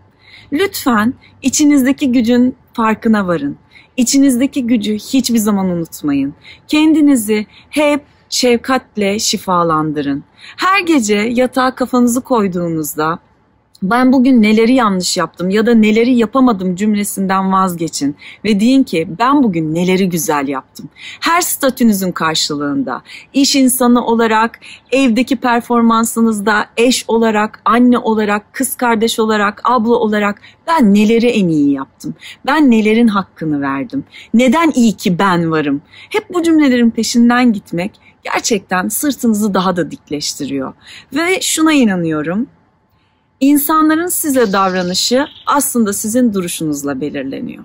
Siz duruşunuzu kendinize güvenen, kendinize şefkat gösteren, yaptığınız her şeyle kendinizi kabul eden bir yerden alırsanız, bu duruş böyle belirlenirse herkes size davranırken bir kez düşünüyor.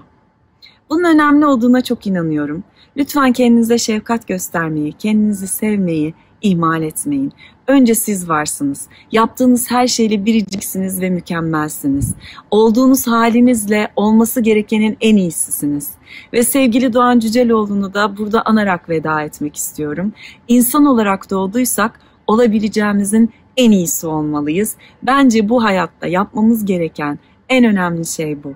Kendimize şefkat göstermek, çok sevmek, her şeyimizle çok sevmek ve olabileceğimizin en iyisi olmak. Beni dinlediğiniz için çok teşekkür ediyorum. Sevgiyle.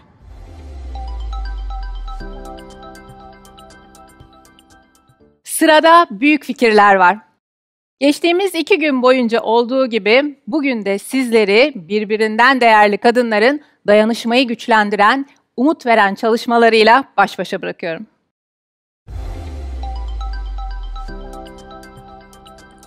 Merhaba, ben İlki Özyüksel. Kahverengi saçlıyım. Üzerimde kahverengi bir sweatshirt var.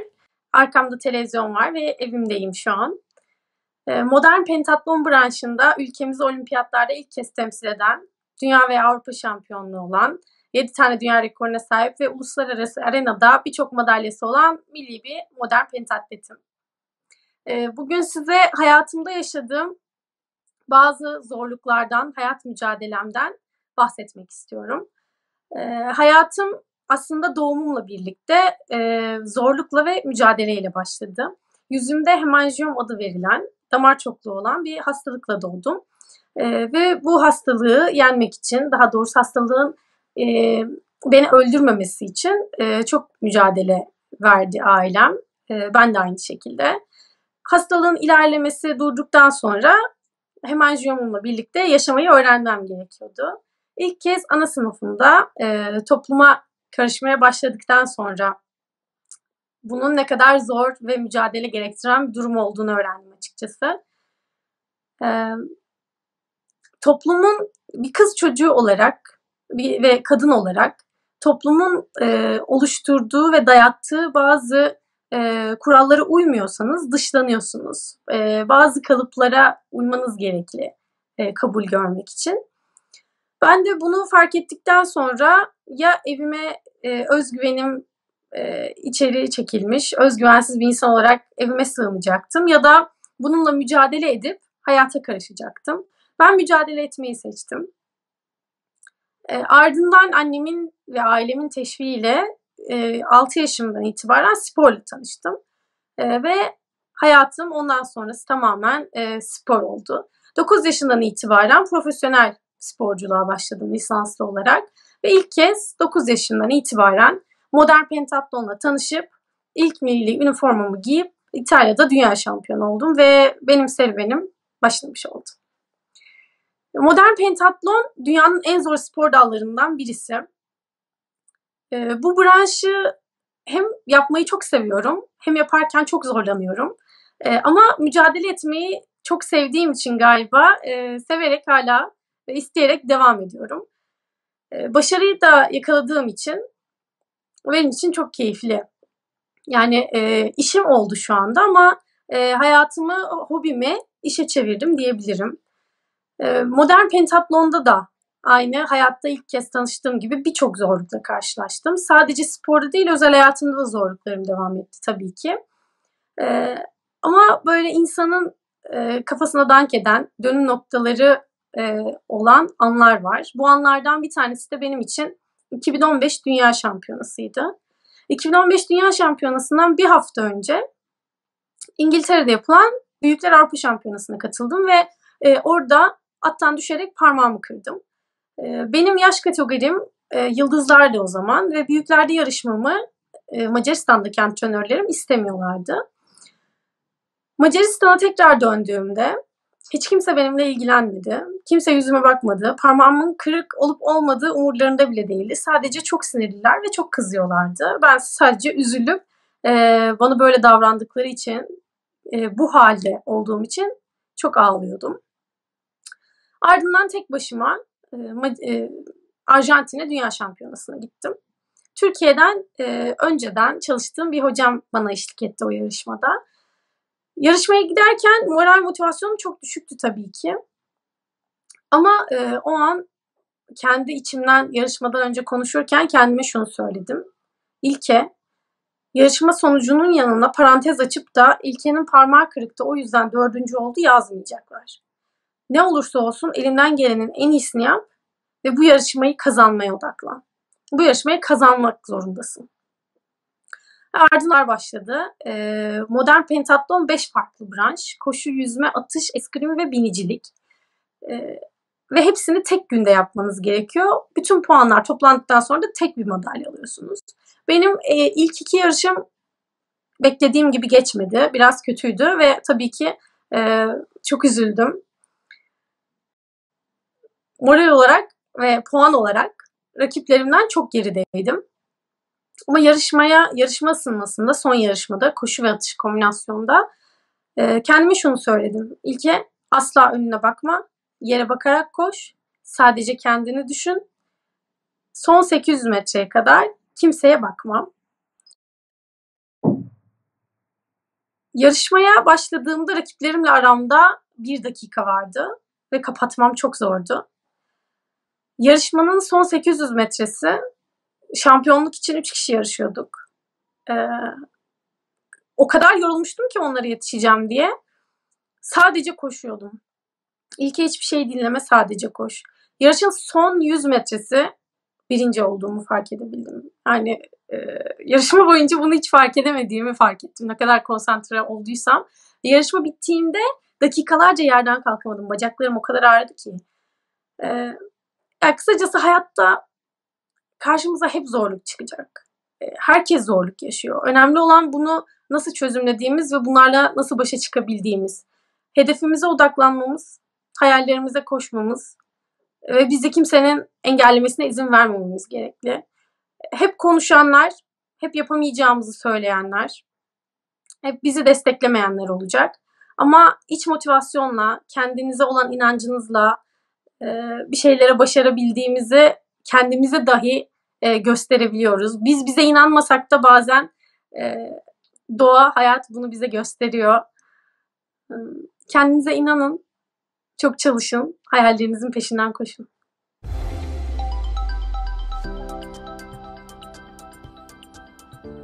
İstanbul'dan merhaba ve Women of the World Festival'e teşekkürler. Ben Berna Gençalp. Şu anda Sabancı Center'da bir sahnedeyim. Üzerimde V yakalı bir hırka var. Arkamda büyük bir ekran var. Saçlarım at kuyruğuyla toplu. Ve size merhaba demek istiyorum. Yapımı süren Kim Mihri belgeselinin yönetmeniyim. Aynı zamanda yazarım ve bir anneyim. Çay severim, simit severim, peynir severim, erik severim. Ama en çok meraklarımın peşinden gitmeyi severim. Mihri'yi de çok merak ettim ve peşinden gittim. Düşünün, 19. yüzyılın sonunda Osmanlı'nın İstanbul'unda doğmuşsunuz ve resim yeteneğiniz var. Ne yaparsınız? Kendinizle, hayatınızla ne yaparsınız? Yeteneğinizle ne yaparsınız? Mihri profesyonel bir ressam ve eğitimci olmayı seçmiş. 3 kıtada mücadelelerle, maceralarla dolu, inişli çıkışlı bir hayat seçmiş. Tek yapmadığı şey yeteneğine ihanet etmek. Ben ressam Mihri'den 2013 yılında İstanbul Modern'de katıldığım Burcu Pervanoğlu'nun verdiği Türk Resim Sanatı Tarihi dersinde haberdar oldum. Sonra şaşırarak fark ettim ki sanat çevrelerinde bile Mihri'yi tanıyan pek yok. Böylece belgesele başladım. Belgesel sayesinde sadece Mihri'yi değil, eril tarihin bize anlatmadığı pek çok kadını tanıdım. Benim gibi Mihri'yi merak eden, araştıran başka kadınları da tanıdım.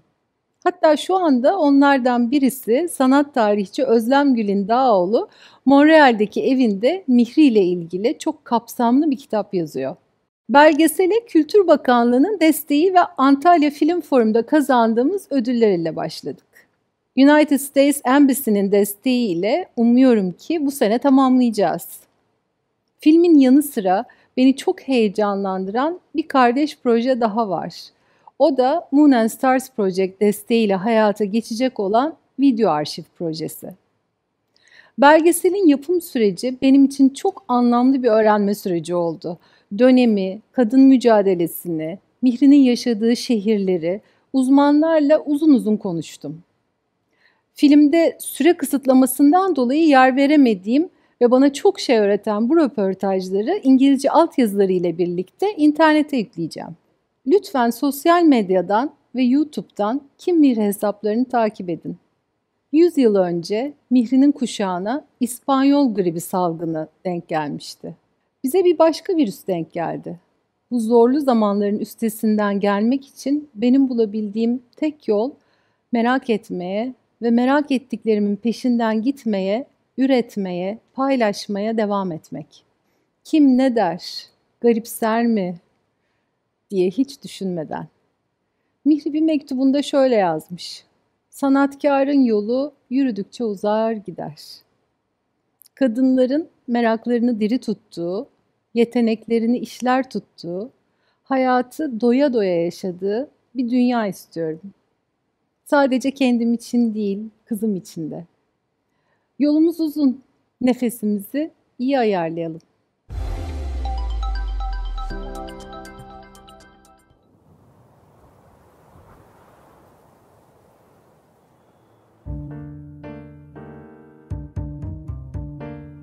Mihri'yi bu kadar merak etmiş tek kişi ben olamam. Benden önce bu konunun peşine düşmüş insanlar olsa gerek. İsmini duydum, evet. Mihri Müşfik olarak duydum. Türkiye'de resim sanatının gelişimindeki belki en önemli figürlerden bir tanesi. İNAS Mektebi'nin eğitim kadrosu içindeki tek kadın. Okula ilk kayıtta 26 kız öğrenci kaydoluyor. Böylece kadınlar erkeklerle aynı düzeyde, hatta daha avantgard bir eğitim alabildiler. Çok güçlü, çok özgür bir kadın. Resim için yaşıyor, portreleri için yaşıyor. Daha duyarlı, yüreğiyle beraber gidiveren. Dolayısıyla sanatın daha iyi yapacağı bir ortam arayışı içinde. İstanbul'dan ayrılıp Roma'ya gitmesi, oradan ayrılıp Paris'e gitmesi. Orada Mihri Hanım'ın görebileceği daha fazla örnek vardı, daha fazla sanat vardı. En önemli soru bence eserleri nerede? Bildiğimiz tek nüsü şu ana kadar ele geçirdiğimiz. Öyle bir nü bir erkekten çıkmaz. Et yok orada, kesinlikle yok. Ruh var. Yani eserin orijinalini görmek bambaşka bir şey tabii. O dönemde öğrenilerek resim yapılıyorken Mihri Hanım da düşünerek resim yapmanın olduğunu görürüz. Kök salacağı yeri seçebilmek isteyen bir kadın. Güzel konuşuyor, insanlara ilgi gösteriyor. Cesaretinin de hayranıyım. Acaba nerede ördü, nerede gömüldü falan. Ondan ziyade acaba ne yaptı? Kim Mihri diye bir soru geliyor. Hepimiz diyorum. Kim Mihri? Hepimiz.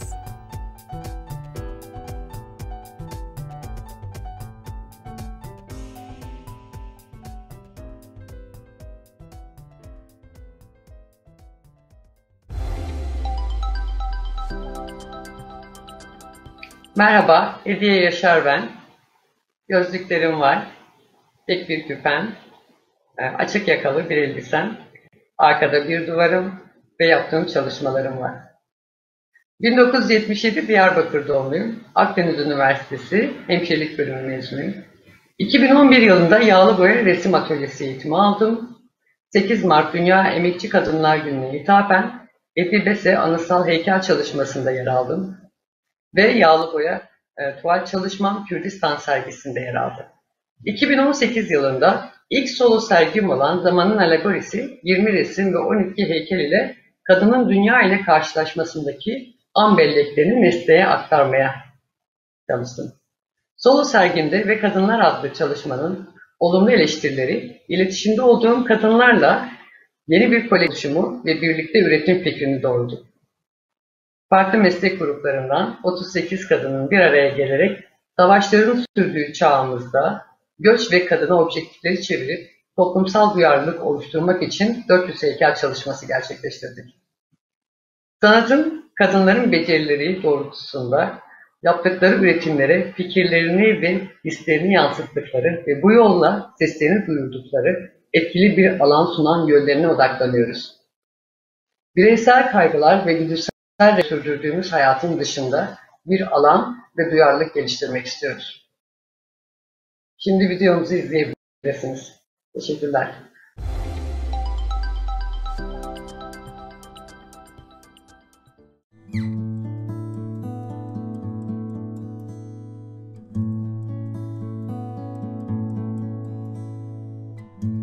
Bana göre ev, dünya, doğa, bilinçaltı, anne karnı, bunların hepsi benim için yani dışarıdaki her şeyin içeride de var olma halini yaşamak. Birine çok güvenirsiniz, çok inanırsınız. İzole kavramı, kişinin kendine dışarıdan gelebilecek herhangi bir tehdide karşı korumaya çalışması demek. Günümüzde kadına şiddet olayları süre yayılmaya başladı. Bunda en büyük nedenlerden biri ablam aracılığıyla alınan ilişkiye dahil olmaları. Dünyanın yarısı olan göç erkek insanı gözler önünde normal karşılayan canlandırdığı şekilde gündeşlikçe normalleştirmeye çalışıyor. İyi halden doğup ceza almadan boğulmak istediğimiz ya da korkunç insanların hikayesi yapan kadınlara dönüştürüyor.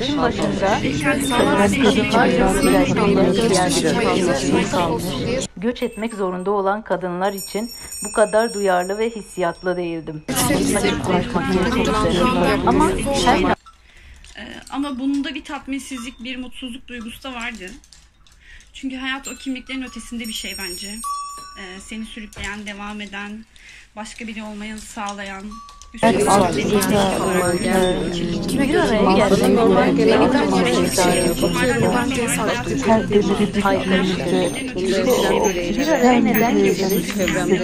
58 yaşındayım.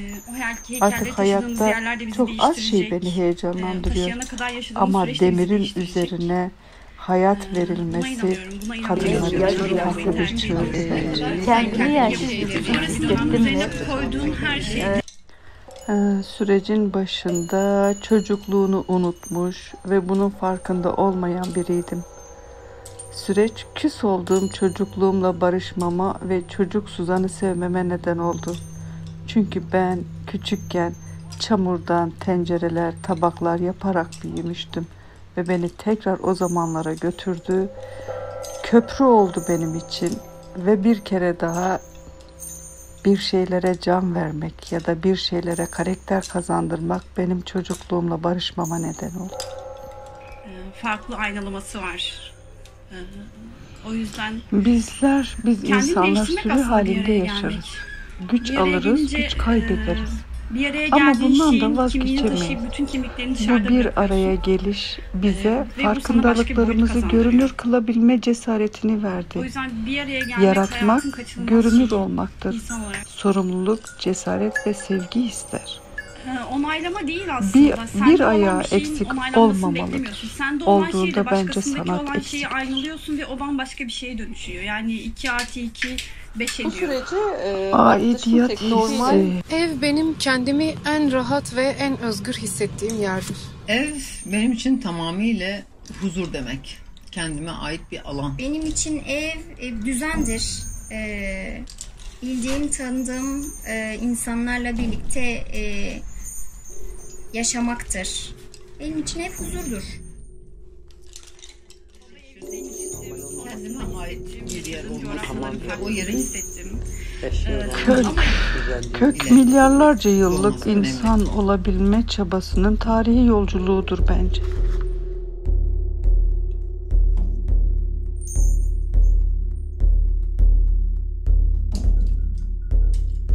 Göç, doğup büyüdüğün toprakları, evini, yurdunu bırakıp gitmeye mecbur edilmektir. Kök, benim geçmişim ve geleceğimdir. Ben doğduğum toprakta büyüdüğüm için kendimi yersiz yurtsuz hissetmedim. Ancak toprağından zorla alıkonulmuş insanları gördükçe acılarını hissediyorum.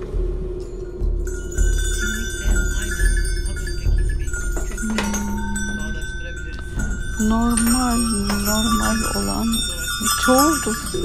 Kuraldır, kaidedir, sistematik olan her şeydir.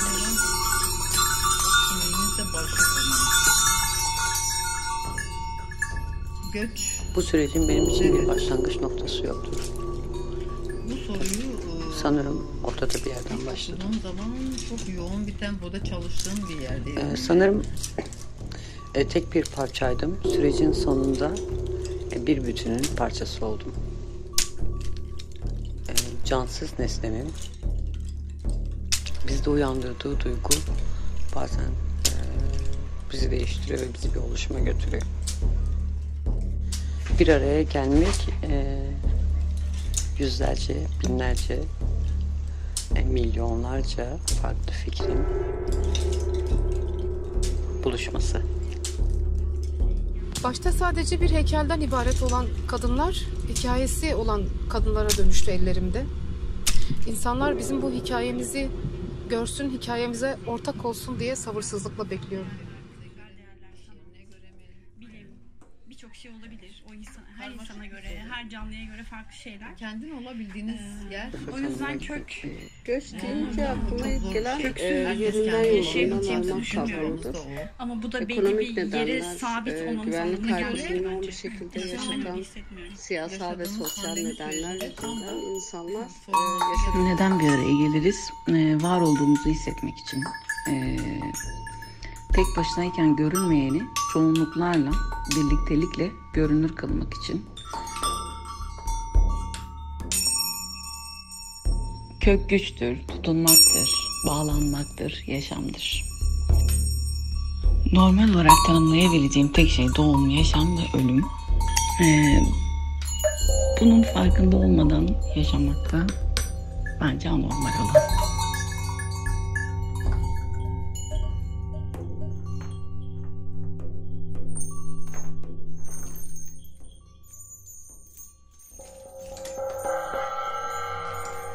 Her şeye rağmen.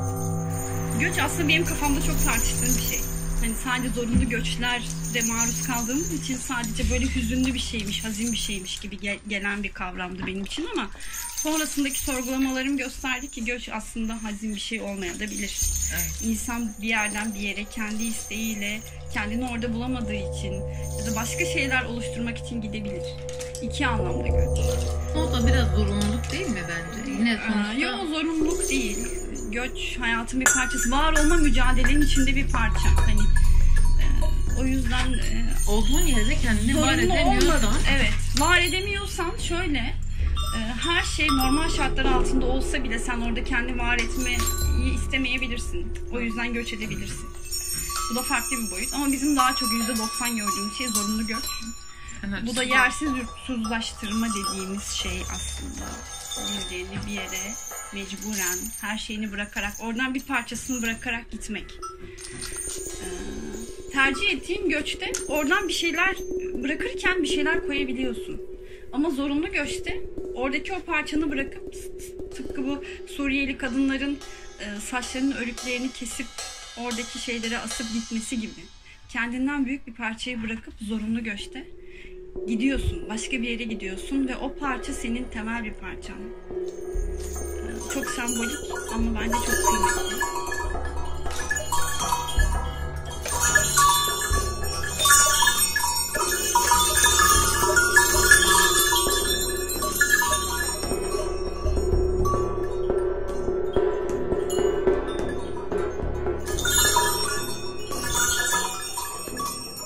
Kök belki de bir başlangıçtır.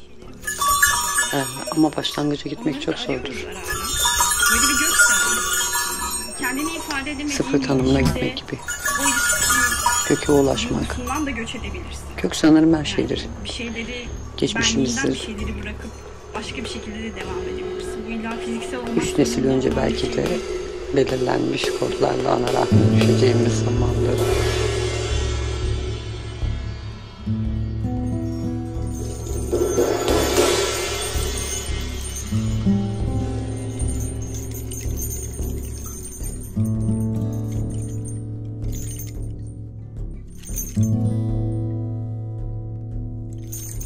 Normal olmamak mı?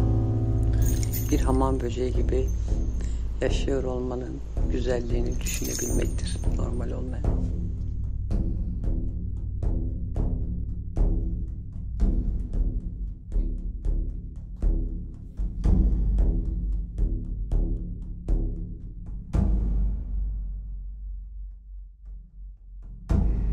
İzolasyonun normalleştiği bir dönemde herkesin yersizleşmesi bence beklenen bir şey olabilir.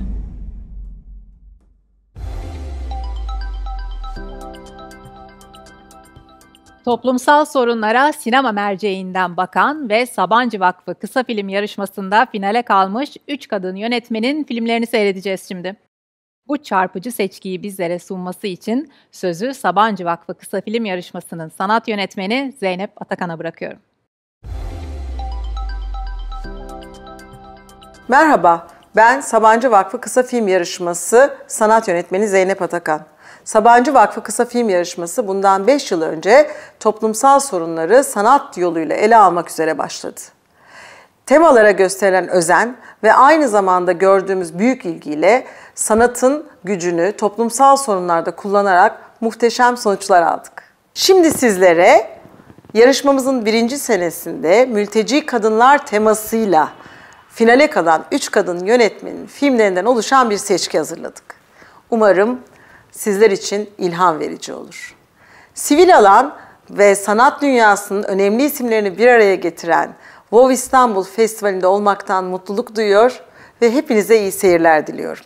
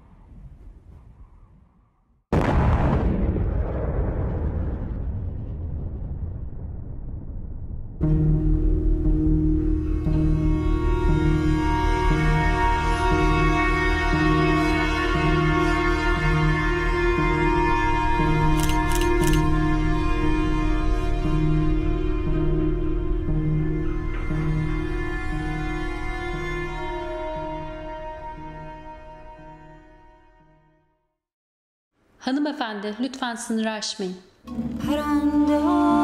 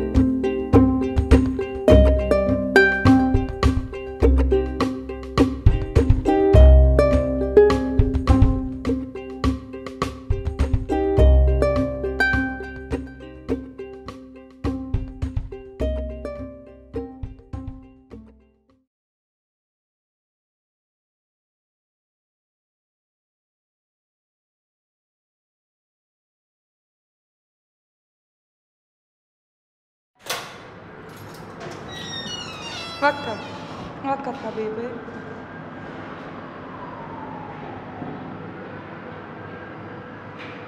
Bir, iki, üç, dört, beş, ستة، سبعة، ثمانية، تسعة، 10، 11، 12، 13، 14.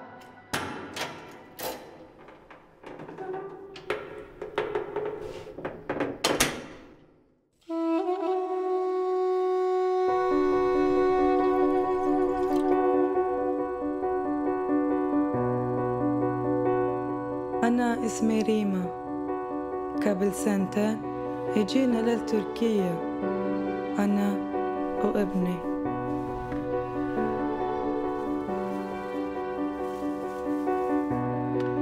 ابني نحن كان بالسورية وطقت بومبا قدام بابنا. ابني فزع كتير. من هالزمان جاي مسك لسانه أما يكلم بكا. اجينا لتركيا كان في عنا أقارب قبل زمان، هوكي كان هون ودلعنا عنده. بهالزمان أصيل أنا وكان نسوان إلا بالحارة رحنا على مركز الألوان. لما تعلمت من هالشغل وربحت مصرف مالي وبلشت بالحياة الجديدة أنا أو ابني. جديدة بس اليوم القصير. اليوم شو تعلمت بالمدرسة؟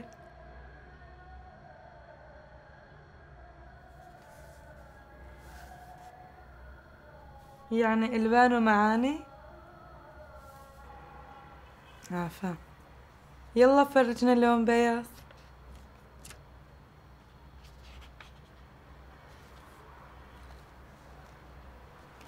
معاني حنونة وسلام،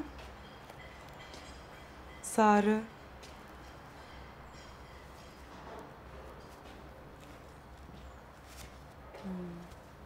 معانا فرحة. عفاك. فرجني اللون بنفسجي مور.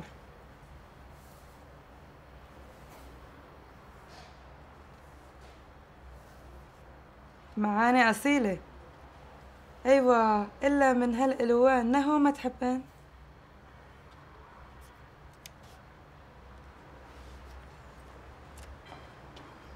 أمان.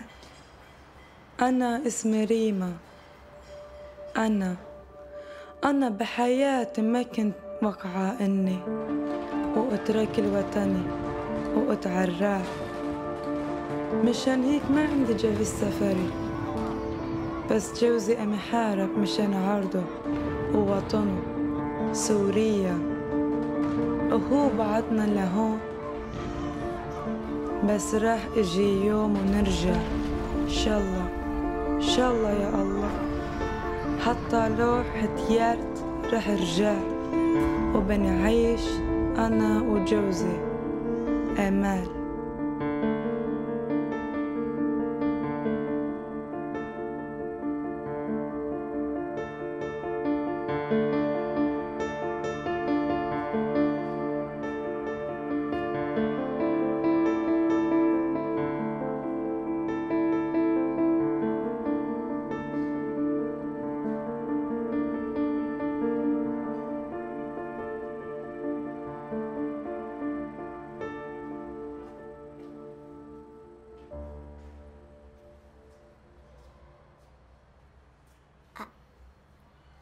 أمل.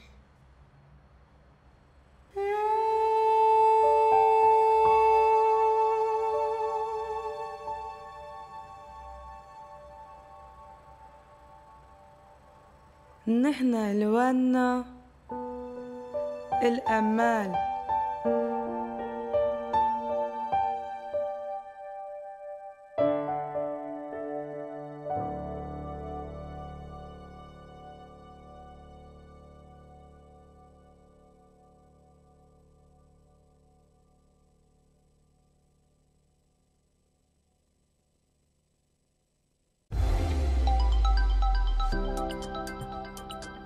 Güne başlarken bugünün temasını dayanışma olarak duyurmuştuk.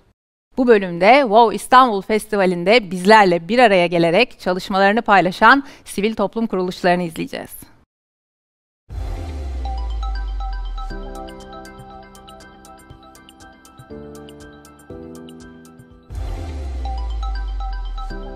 Merhaba. Yukader olarak şu an karlı bir günde parkta 6 kadın yan yanayız. WOW Dünya Kadın Festivali'nde Yüksekova'dan sizlerle olduğumuz için çok mutluyuz. Dünyanın her yerinde kadını güçlendirmek ve kadın dayanışmasını yaymak için yapılan her çalışmada Yüksekova kadınları olarak biz varız ve her daim yanınızdayız. Ben 24 yıllık evliyim. Hiçbir şekilde dışarı çıkma şeyim yoktu. Hep eşimle beraber çıkardım. Ondan sonra bir gün eşimle çarşıya çıkarken noterde işimiz vardı. Levha gördüm ben, kadın dernek. Benim dikkatimi çekti. Kadın yazıyordu orada. Sırf kadın yazdığı için benim orada dikkatimi çekti.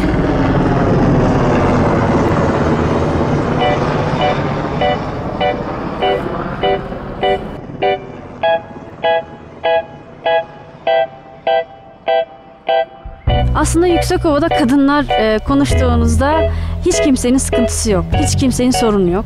Ama köşeye çekildiğinizde bir sürü hikayelerini anlatabiliyor. Neden susuyorsun dediğinizde ama nasıl söyleyebilirim?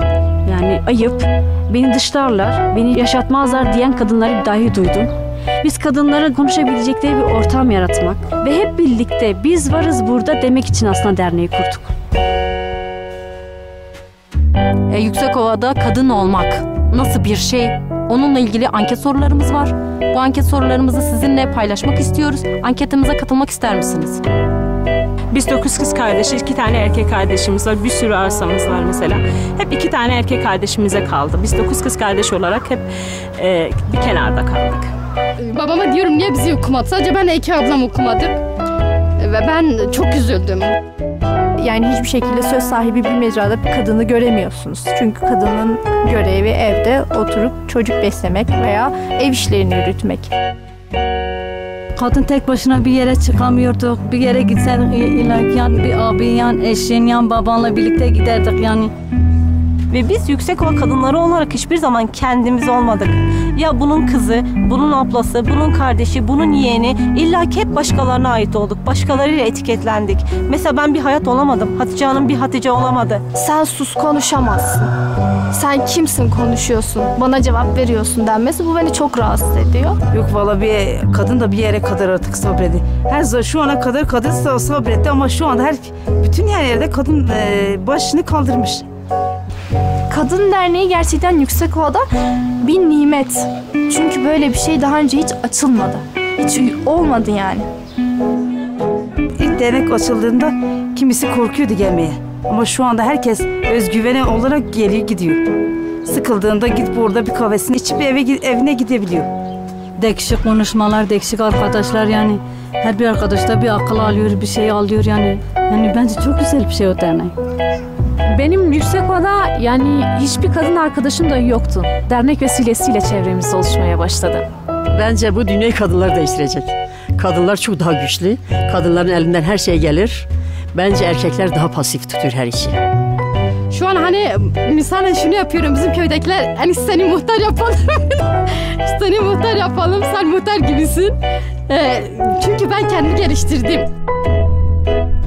İyi ki de ben dernekle tanıştım. İyi ki de o levhayı gördüm. Yüksekova'da kadın dernek kurmak gerçekten çok güzel bir şey. Yani çok büyük bir şey.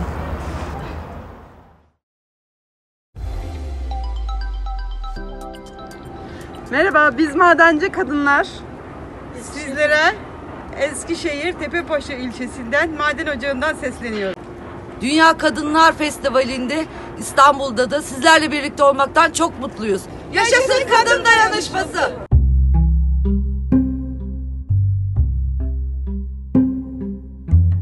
Maden deyince çok zor diyorlar. Bu erkek işi, kadın işi değil. Yani 11 yıldır yapabiliyorum. Ev hanımıydım önceden. Sonradan çalışmaya başladım. Eşimden ayrıldım. O zaman mecbur kaldım. Evi geçindirmek için çalışmaya başladım. İlk bizim köyümüzde madene çıkan kadınlar bizdik. 4 kişi bizdik. Bizi ayıplamışlardı. Hani kadın çalışır mı? Kadın madene gider mi? Siz bırakırsınız bu işi olmaz demişlerdi. Kışın nasıl dayanacaksınız demişlerdi ama yadırganacak gerçekten bir şey yok. Ekmeğimizi taştan çıkartıyoruz. Triyaj madenlerin içinden taşları almak. Bandın üstünde.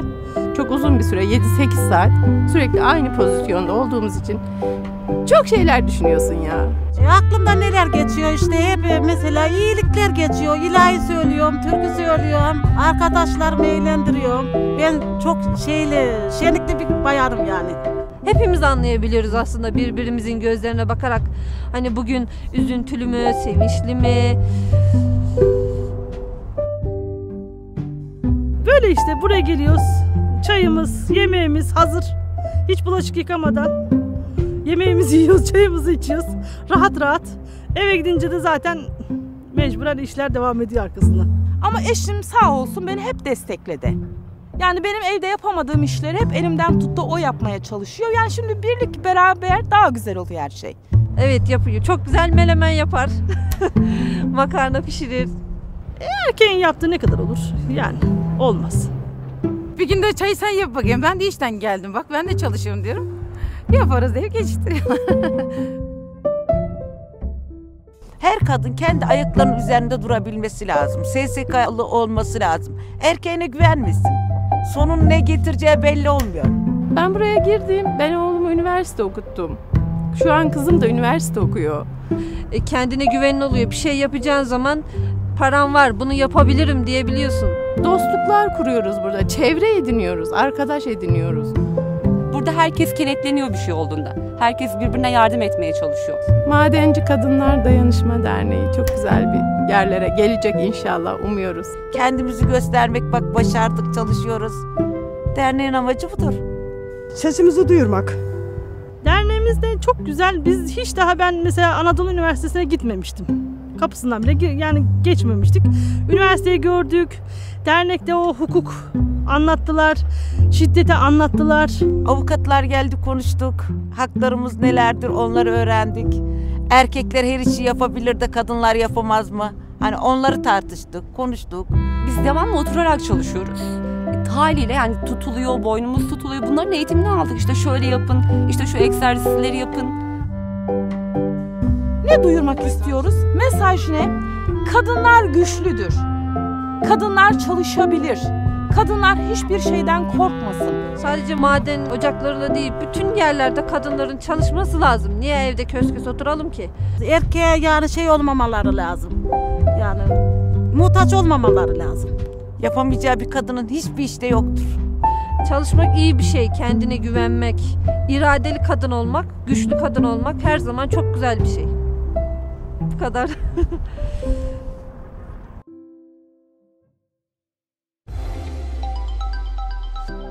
Mahallemizde şiddet gören bir kadın. Ya ben yıllardır uğraşıyorum, hiçbir şey yapamıyorum. Siz gelseniz bana ne yapacaksınız ki? Dediğinde biz 3-5 kadınla beraber gidince o kadın kendini güçlenmiş hissediyor. Özgüveni geliyor ve haklarını aramaya başlıyor. Haklarını bilen kadınların daha güçlü olduğunu ben düşünüyorum. Dayanışmanın inanılmaz bir şey olduğunu çünkü ben gördüm, biliyorum, yaşıyorum. Yani sen o şiddete, o hakaretlere, o kötü hayata layık değilsin. Hiçbirimiz layık değiliz bu hayata. Tabii ki de korkuları olabilir ama bunu aşabiliriz. Lütfen bak, dik durun, mücadele edin. Birlik, bütünlük, beraberlik içinde mücadele edersen güçlüsün, tek yumruk olursun. Yan yana gelelim, birlikte olalım, güçlenelim diyorum. Kadınlar değil mi? Onlar benim kız kardeşlerim. Yaşasın 8 Mart, Dünya Emekçi Kadınlar Günü. Yaşasın kadınların birliği, dayanışması, mücadelesi.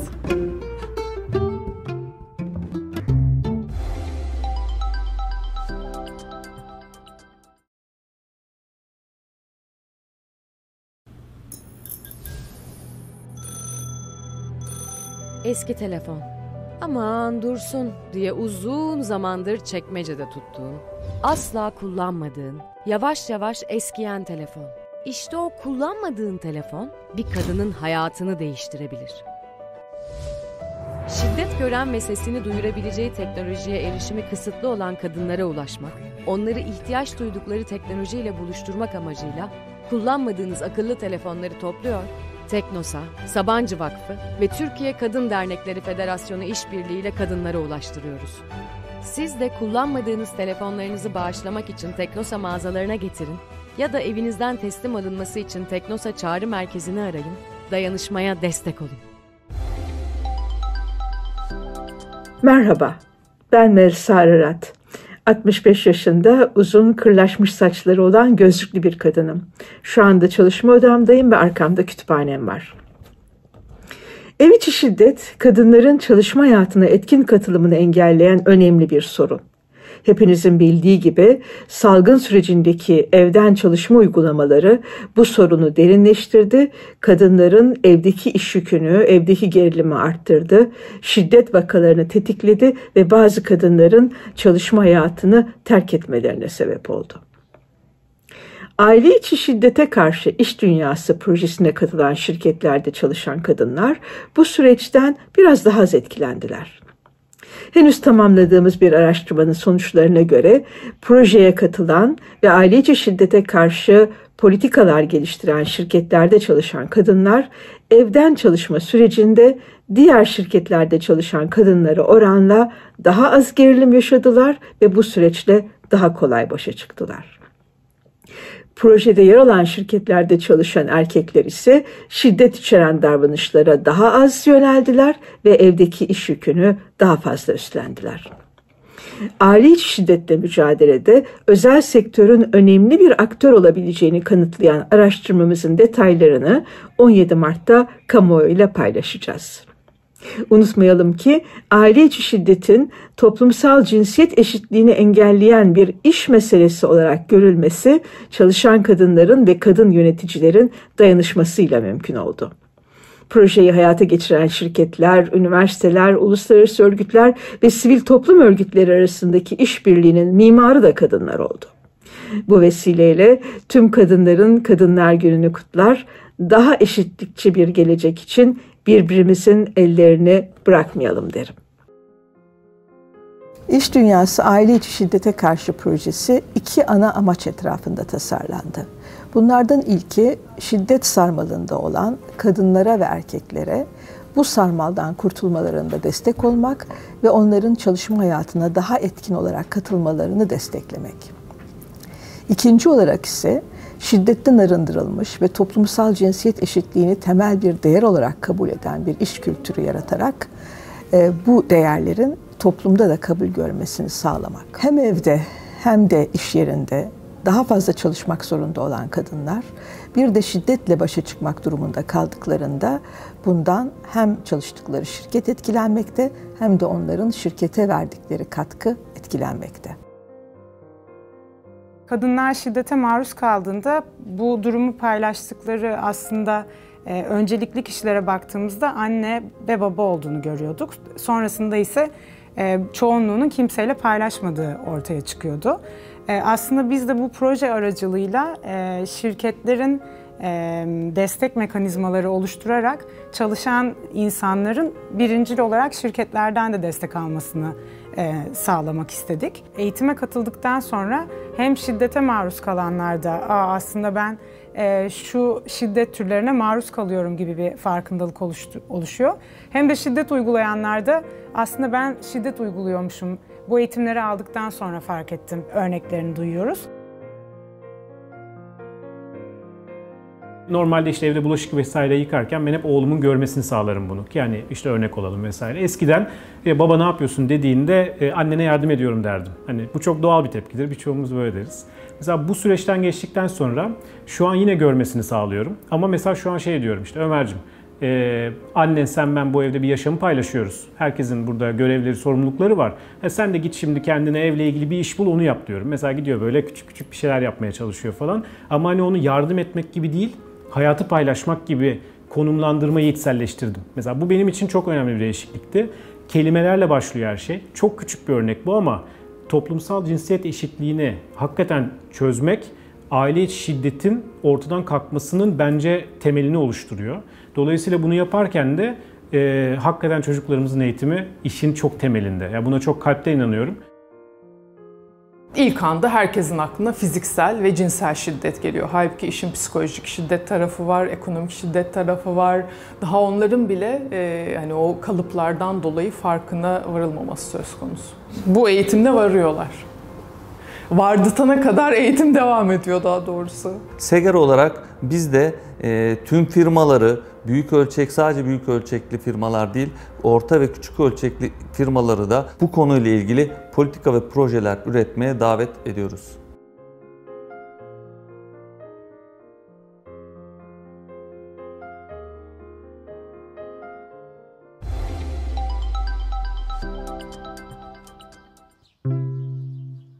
Ben 12 yaşında okuldan çıktım. Zorla evlendirildim. Hatta annem beni dövmüştü. Ben biraz isteyerek oldu, biraz da ailemden baskı gördüm. Geldiler oturdular, altın takıldı boynuma, ondan sonra nişanlanmış oldum. Ben çok ağlamıştım. Hani ben bir başkasının evine niye gidiyorum diye. Hani daha evlendiğimi dahil bilmiyordum. 17 yaşında anne oldum. Çocuğumu kucağıma aldığım zaman 3 ay boyunca kanamam oldu.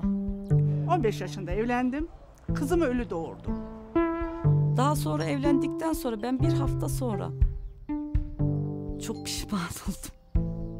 Kaynanamdan da mesela dayak yedim. Ya itiklendim. Ondan sonra eşimden sürekli şiddet gördüm. Hep şiddet gördüm yani. Hiç güzel bir evliliğim geçmedi. Keşke bizi bilinçlendirselerdi, ailelerimiz anlatsaydı. Bu kadar da üzülmezdik. Benim kızım özellikle anne sen 15 yaşında evlenmişsin ama ben 15 yaşında evlenmeyeceğim dedi ve 25 yaşına kadar durdu. İyi ki de durmuş. İyi ki de durmuş. Çocuk yaşta evliliklerin sağlık sonuçları ve riskleriyle ilgili ailelerin ve toplumun bilgilendirilmesi için Nevşehir ilinde çalışmalar yürütüyoruz. Erken yaşta evlenme çok Nevşehir'de. 20'yi geçti miydi evde kaldı diller bizim burada. Vallahi kız istiyor diye veriyorlar. İşte karşımda şu evde var. Şimdilik yeni bir nişanlı sözlü.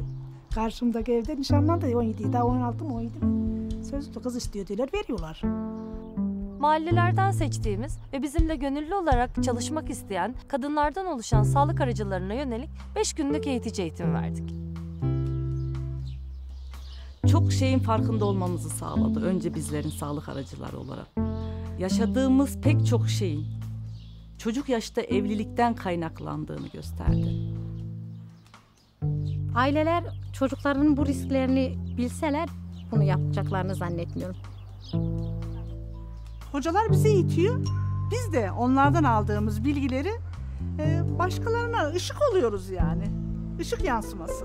Çat kapı giriyoruz, eğitim veriyoruz. Önce tabii izinlerini istiyoruz. Hastanelere yönlendiriyoruz. Sağlık hocalarına, aile hekimlerine yönlendiriyoruz. Durumuna göre. Bizim gitmemiz çok güzel olur. Çünkü içlerinden birisiyiz. Onun için de halk bize daha çok güveniyor.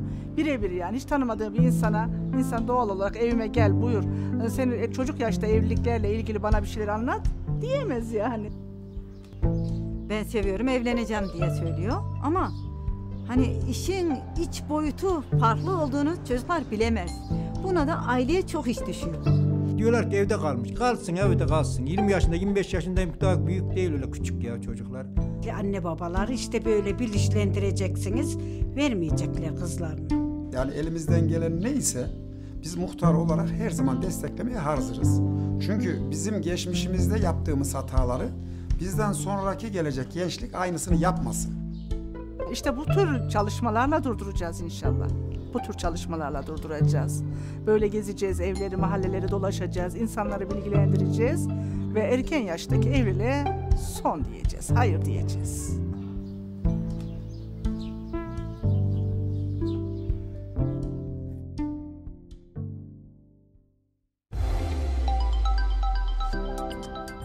Merhaba, benim ismim İdil Türkmen Ayaydınlı, Nirengi Derneği Direktörüyüm. Nirengi Derneği olarak bireylerin ve toplumun insan onuruna uygun şekilde yaşamlarını sürdürmelerine, iyi olma hallerinin ve yaşam kalitelerinin yükselmesine uluslararası standartlar çerçevesinde katkıda bulunmak amacıyla çalışıyoruz. Derneğimizin temel çalışma alanlarının başında çocuk hakları geliyor. Çocuk hakları konusunda koruyucu önleyici aktiviteler, izleme değerlendirme aktiviteleri ve müdahale aktiviteleri şeklinde 3 aşamalı olarak destek veriyoruz.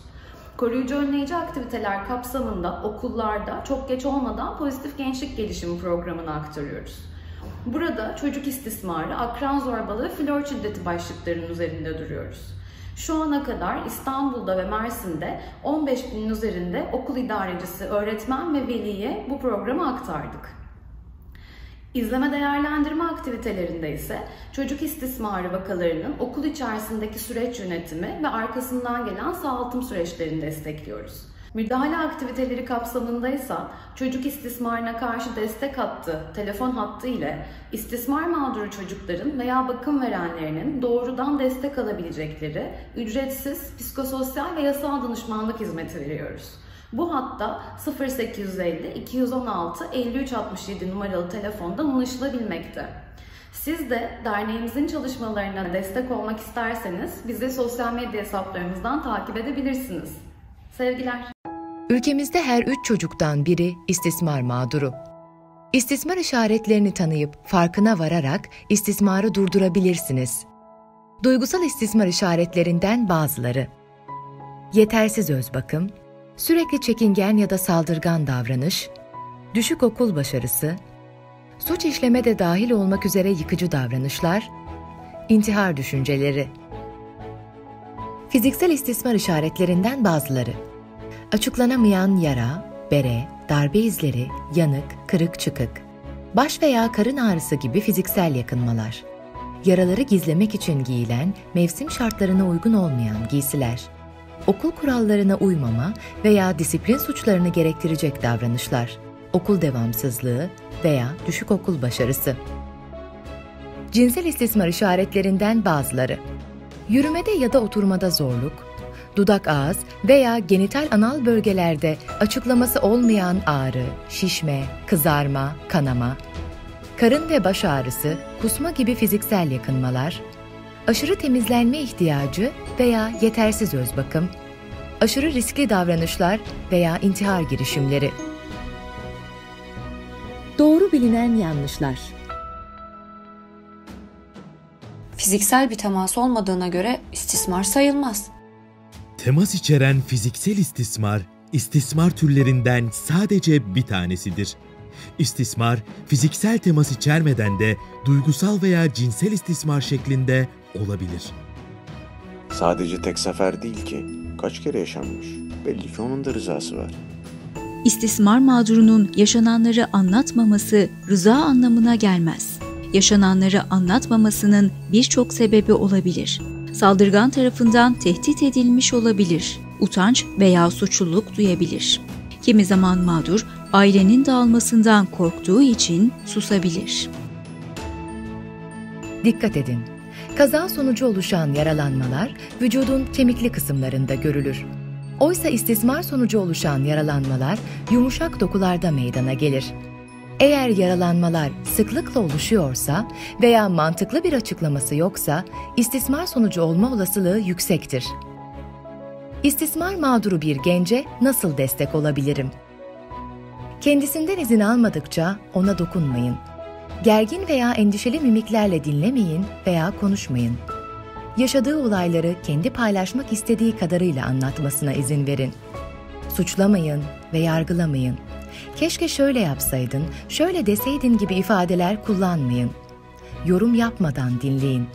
Sana inanıyorum, bunu bana söylemene sevindim, bu senin suçun değil gibi destekleyici ifadeler kullanın. Bütün süreç boyunca destekleyici ve çocuğun yüksek yararını gözeten tutum ve davranışlar sergilemeye özen gösterin. Her aşamada öncelikle gizlilik ilkesine uyun. Durumu yalnızca bilmesi gereken yetkililerle paylaşın. Cinsel istismar durumunda süreç nasıl işliyor? Bildirimin ardından Emniyet Çocuk Büro, mağdur genci bulunduğu yerden sivil araçla alarak çocuk izlem merkezine götürür. Emniyet Çocuk Büro, 4 telefon kuralını uygulayarak durumu Cumhuriyet Savcısına, Baroya, Aile Çalışma ve Sosyal Hizmetler Müdürlüğü'ne, olayda bir aile üyesi şüpheli değilse aileye bildirir. Mağdur, çocuk izleme merkezinde adli görüşmeci tarafından aynalı odada görüntü ve ses kaydıyla dinlenir. Diğer tarafta Cumhuriyet Savcısı, baro temsilcisi, Aile Çalışma ve Sosyal Hizmetler Müdürlüğü'nden bir uzman bulunur. İfadenin ardından mağdur 15 yaşından büyükse kendi rızasıyla, 15 yaşından küçükse kanuni temsilcisinin izniyle adli muayene yapılır. Savcılık kararına göre sakıncası yoksa mağdur ailesine teslim edilir ya da sosyal hizmet kurumlarında geçici bakıma alınır. Soruşturma işlemleri başlatılır, mahkeme süreci devreye girer. Unutmayın, Türk Ceza Kanunu'na göre çocuğun derhal koruma altına alınması için bildirimde bulunma zorunluluğu var.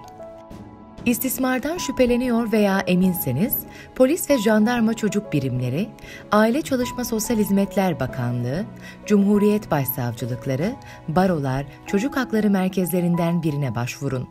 Ayrıca 183 Alo Sosyal Destek Hattı, 155 Polis, 156 Jandarmayı arayabilirsiniz. Çok geç olmadan çocuk istismarına dur de. Daha fazla bilgi için www.nirengiderneği.org.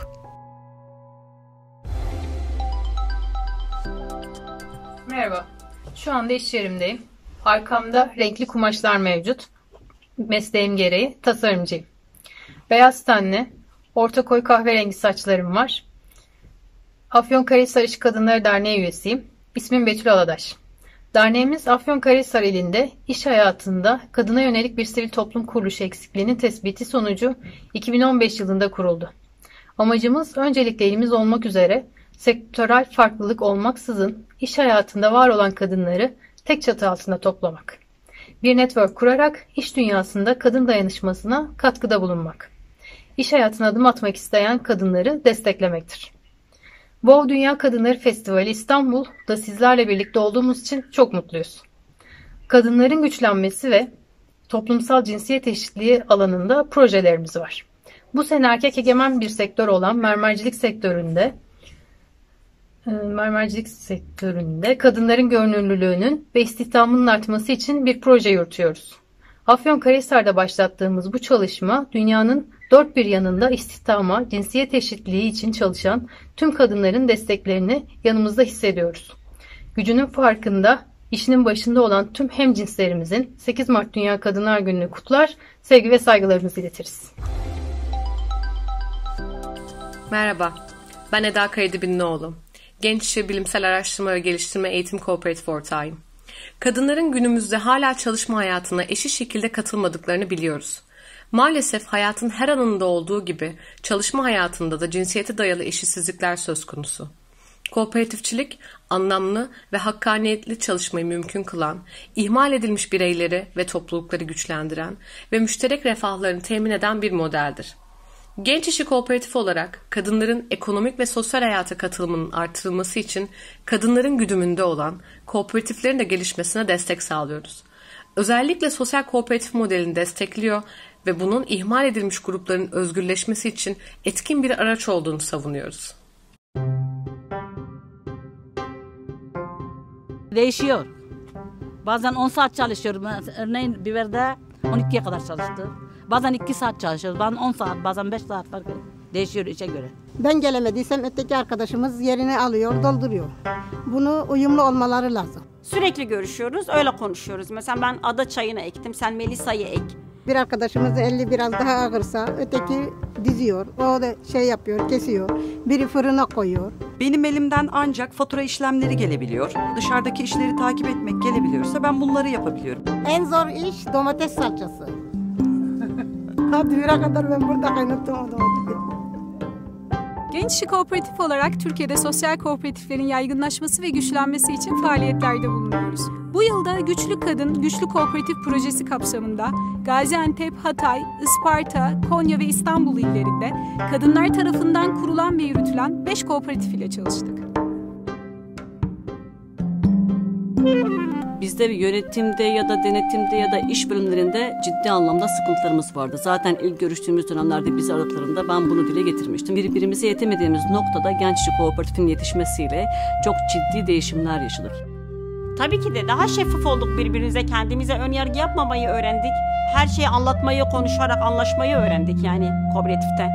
Eşitlik yani zaten o. Yani benim şeffaflıktan kıstığım hesaplar, yıllık toplantılar, yıllık gelir giderler. Yani ben acaba konuşsam beni yanlış mı anlar veya fikrimi iyi karşılamaz mı diye düşüncem vardı. Ama tabii ki eğitimi aldıktan sonra benim de yani bu kooperatifte ortak olduğum için her şeye konuşma hakkım olduğunu da öğrendim yani. Aslında kooperatifteki birlikteliğin şu duruma gelmesine sebep o eğitimler oldu. Ürünümüzü nasıl daha iyi tanıtacağımızı, işte sosyal medyayı nasıl kullanacağımızı, nasıl pazarlayacağız, nasıl pazar yeri bulacağız onları öğrendik. Beraber olarak bütçe oluşturduk. O bütçeyle biz mal alıp hazırladık. Gece yarılara kadar çalıştık. Ve çok güzel bir tablo ortaya çıktı aslında. Ev hanımı diyorlar ya böyle sürekli evinde kalmalı, çocuğuna bakmalı. Biz ondan biraz çıktık. Öyle. Ekonomik özgürlüğü oluyor. Evden çıkıyor, evde hep otur sıkılıyor insan. Özgürlüktür bence kooperatif. Ben Ankara'ya ilk defa kooperatif sayesinde gittim. Farklı insanlarla tanışıyor, farklı diyaloglar kuruyor. Daha bir tık bir aydınlanıyoruz diyelim yani. Kendi işinin sahibi olduğunu hissediyorsun. Bu da benim için çok iyi. Biz Genç İşçi Kooperatif'in eğitimlerinden vazgeçmeyeceğiz. Ne kadar alabiliyorsak sürekli dürtüp onlardan destek bekleyeceğiz.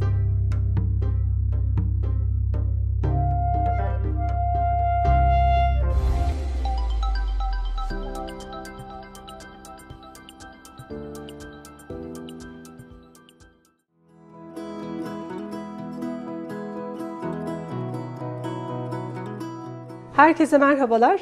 Kadının güçlenmesine destek veren girişimleri küresel ölçüye taşıyan böyle bir organizasyonda bulunmaktan son derece mutluluk duyuyorum. Ben Şengül Altan Arslan, İBB'nin Kadın Genel Sekreter Yardımcılarından birisiyim. 54 yaşındayım. Şu anda odamdan sizlere sesleniyorum. Hacettepe Üniversitesi Psikoloji bölümünü bitirdim.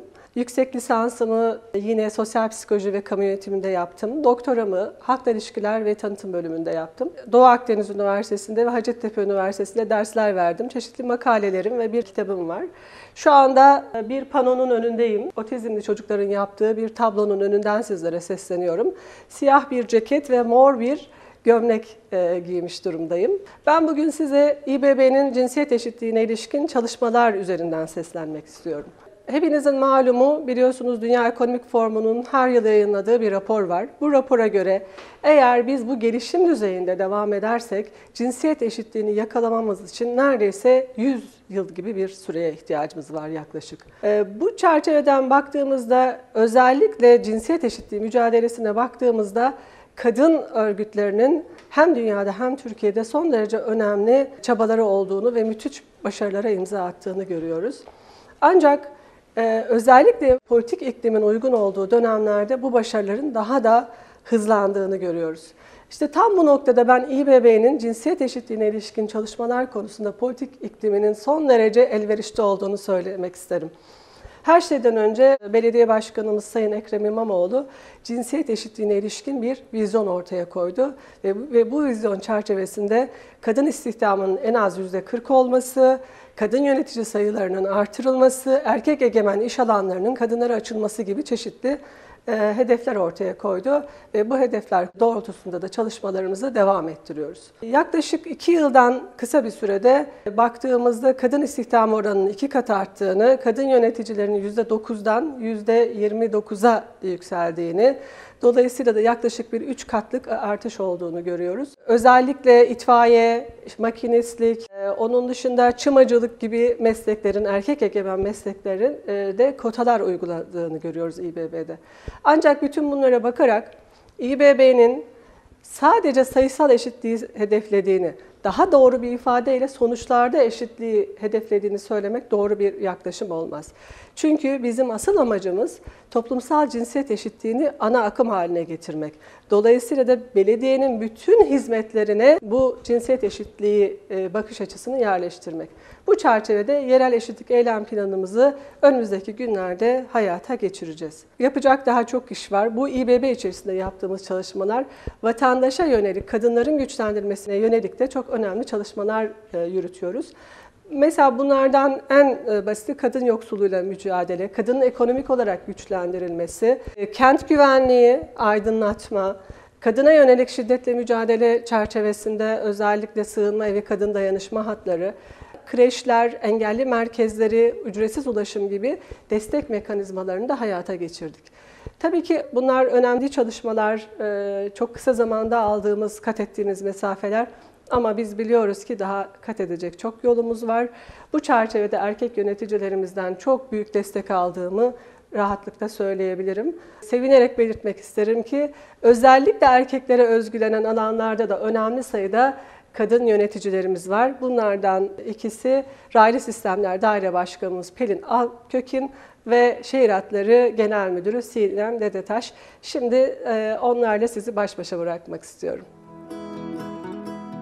Merhaba, ismim Pelin Alpkökin, İstanbul Büyükşehir Belediyesi Raylı Sistem Daire Başkanıyım. Temmuz 2019'dan itibaren bu görevi yapıyorum. Mesleğim inşaat mühendisliği. İBB'de çalışmaya başlamadan önce İstanbul Teknik Üniversitesi yine İnşaat Fakültesi İnşaat Mühendisliği bölümünde öğretim üyesiydim.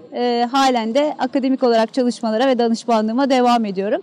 7 Ocak 2020'de yeniden başlattığımız Çekmeköy Sancaktepe Sultanbeyli hattımızın Sancaktepe Şehir Hastanesi makas ve istasyon kazısının önündeyiz. Bu bölgede daha önce projeye başlamadan önce hiçbir kazımız yoktu. Çok yoğun bir şekilde 24 saat yaklaşık 100 kişilik bir ekiple burada kazı ve iksar çalışmalarımız devam ediyor. Burada tabii ki gerek bunun tasarımında gerek şantiyede 7/24 bizimle çalışan birçok kadın, mühendis, mimar ve teknikerimiz var.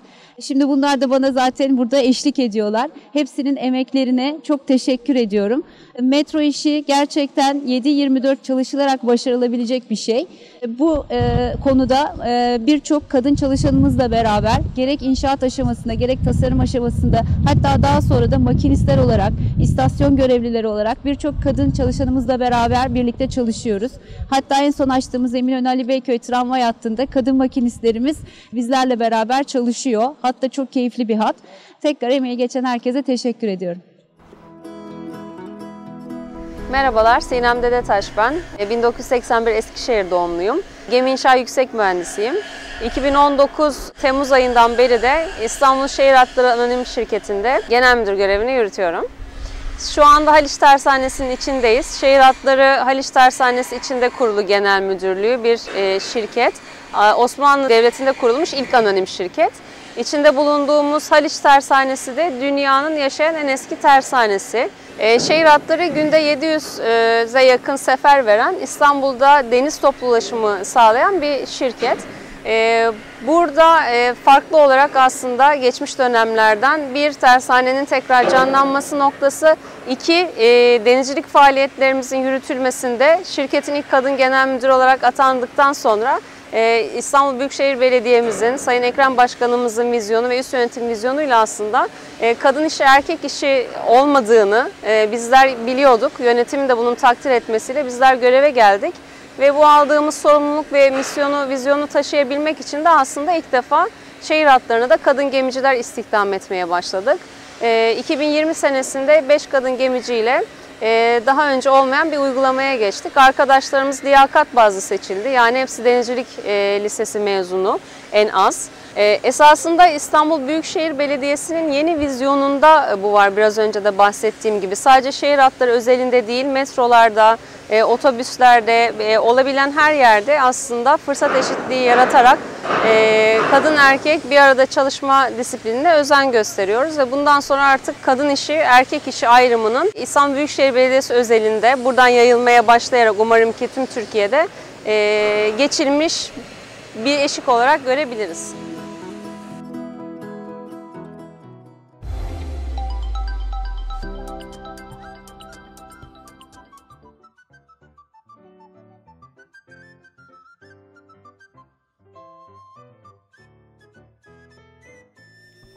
İstanbul Kadın Müzesi'ni destekliyorum. Çünkü başka bir İstanbul, başka bir tarih mümkün diyor. Çünkü Türkiye'de bir ilk. Çünkü nitelikli kadın kültür politikası yapıyor. Çünkü özgün bir proje. Çünkü umut veriyor. Çünkü kadınların yaratıcılığını görünür kılıyor ve dayanışmayı destekliyor. Çünkü kadın müzesiz şehir olmaz. Çünkü başka kentleri de esinlendiriyor. Çünkü kuşaklar ve cinsiyetler arasındaki iletişimi sağlıyor. Çünkü sürekli sergideki tüm kadınları seviyorum. Çünkü herkese aktif olma olanağı veriyor. Çünkü böyle bir müzenin Türkiye'de de olmasını düşlemiştim.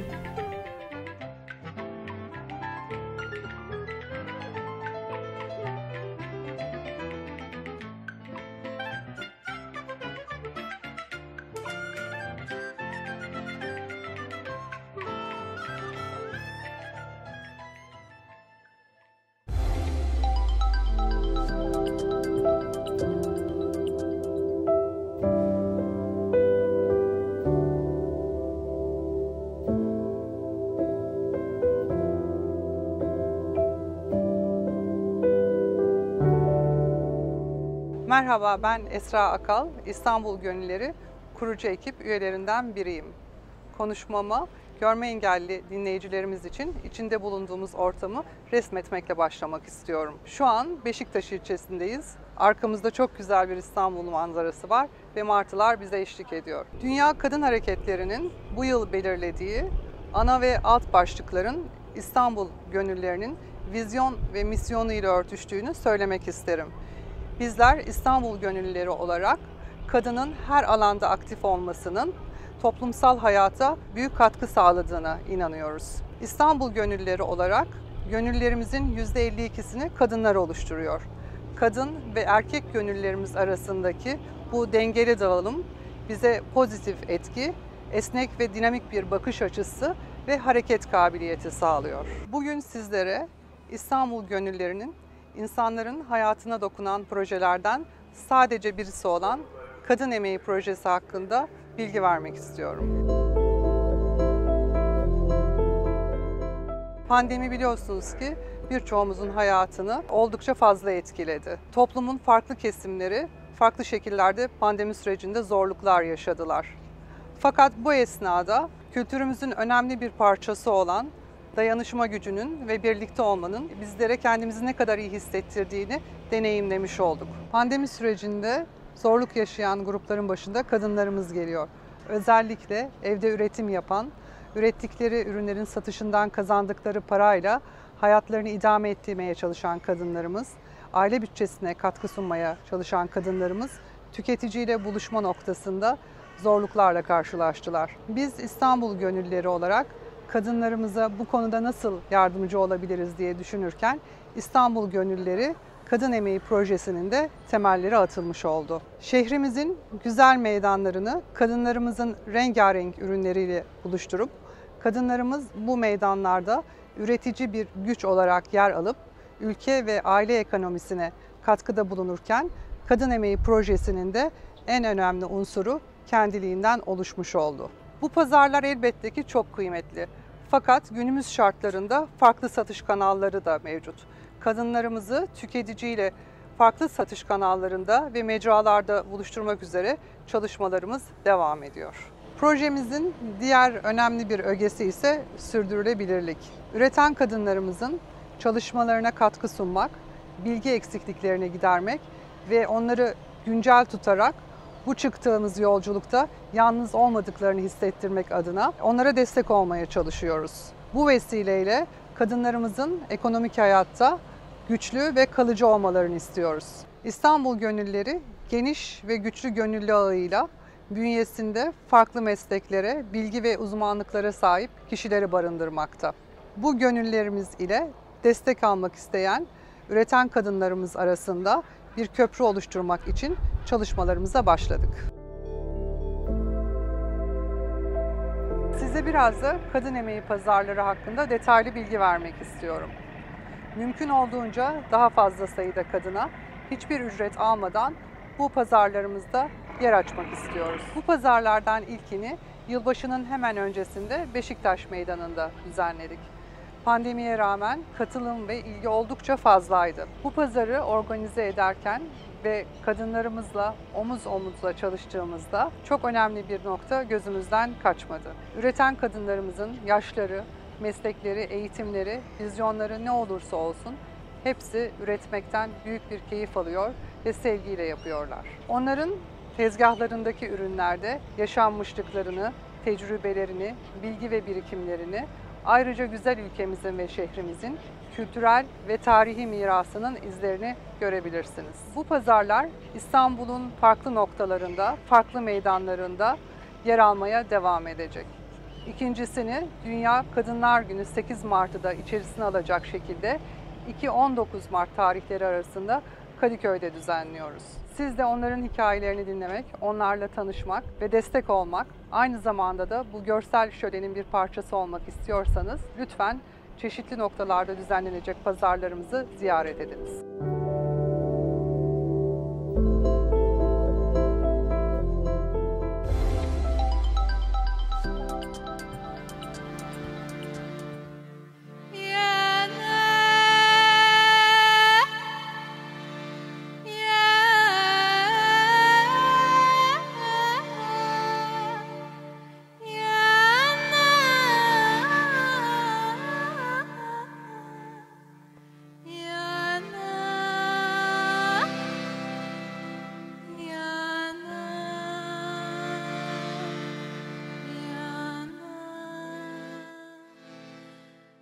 Gece oğlan eve yürürken ay ışığının altında yaşlı bir adam görür.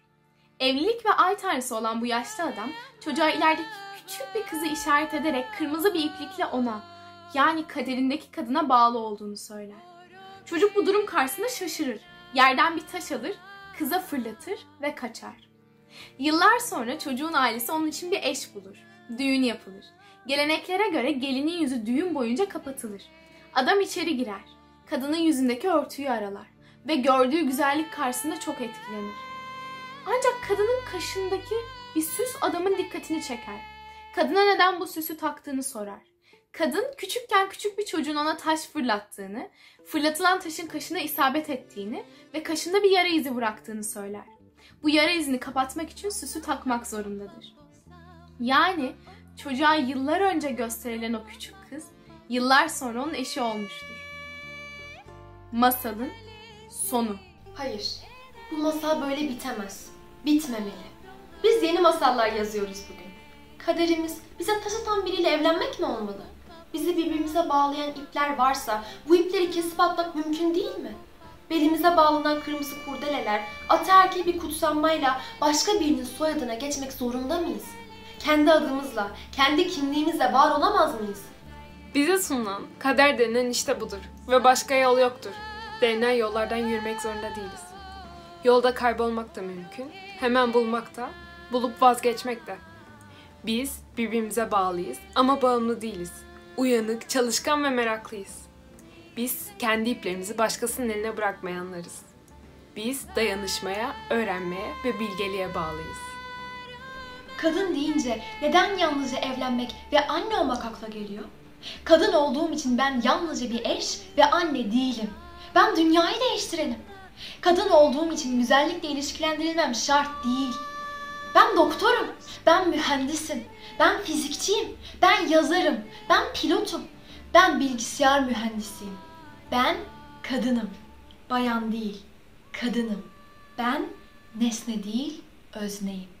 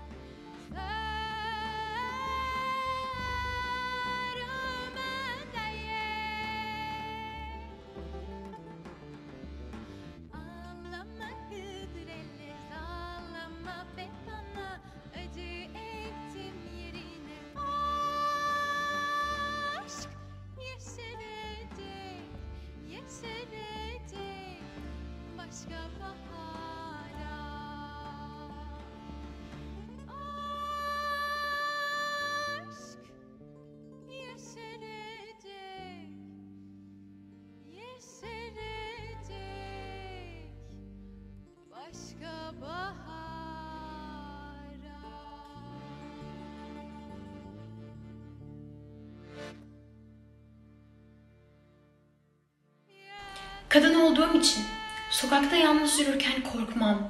Gece dışarı çıktığımda sürekli ardıma bakmam. Gittiğim yerin konumunu paylaşmam. Bindiğim takside, dolmuşta, minibüste teksem şüpheyle yolculuk etmem gerekmiyor. Sırf kadın olduğum için hayattan korkmam gerekmiyor. Eteğim, şortum, dışarıda olmam suç değil. Yaşamak değil, öldürmek suç. Bana güvenmiyor musun? Neden? Kadın olduğum için mi? Arabayı senin kadar iyi kullanamayacağımı mı düşünüyorsun? Neden? Araba kullandığım zaman trafikte kurallara uygun araç kullanacağımı bildiğin halde sırf kadın olduğum için şoförlük becerilerimden şüphe duyulması, trafikte hakaret edilmesi, aracımın sıkıştırılması yanlış. Ehliyet de alırım, diplomada, bebeğim de olur belki ama mutlaka ünvanımda. Türkiye'de kadınlarımızın eğitim hayatına bilinçli bir şekilde mani olunmakta.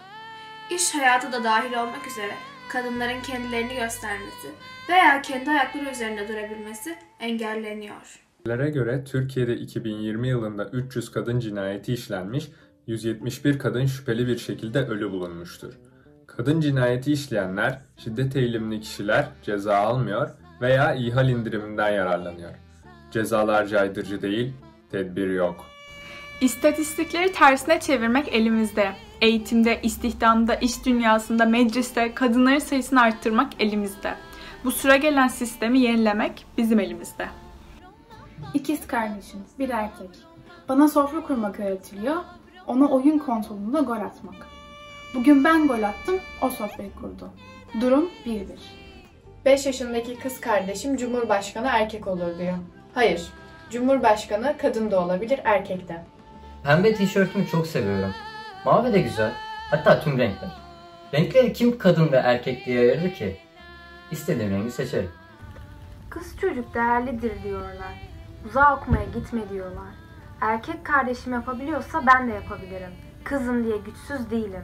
Durum 1-1. Biz gençler, sizin istediğinize göre değil, kendi çizdiğimiz yoldan ilerleyeceğiz. El eleyiz, bağlıyız birbirimize. Aklımız, kalbimiz açık. Yolumuza çıkan her engeli aşıp geçeceğiz. Güçlüyüz, eşitiz. Çünkü biz geleceğiz.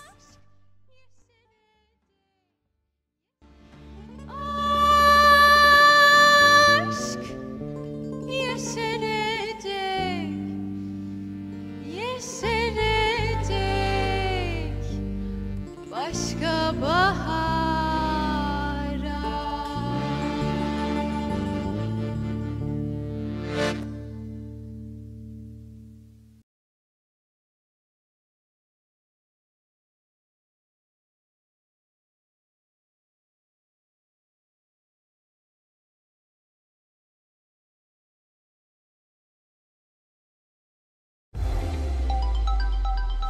Hello, I'm Naomi Webb, Executive Director of Good Chance.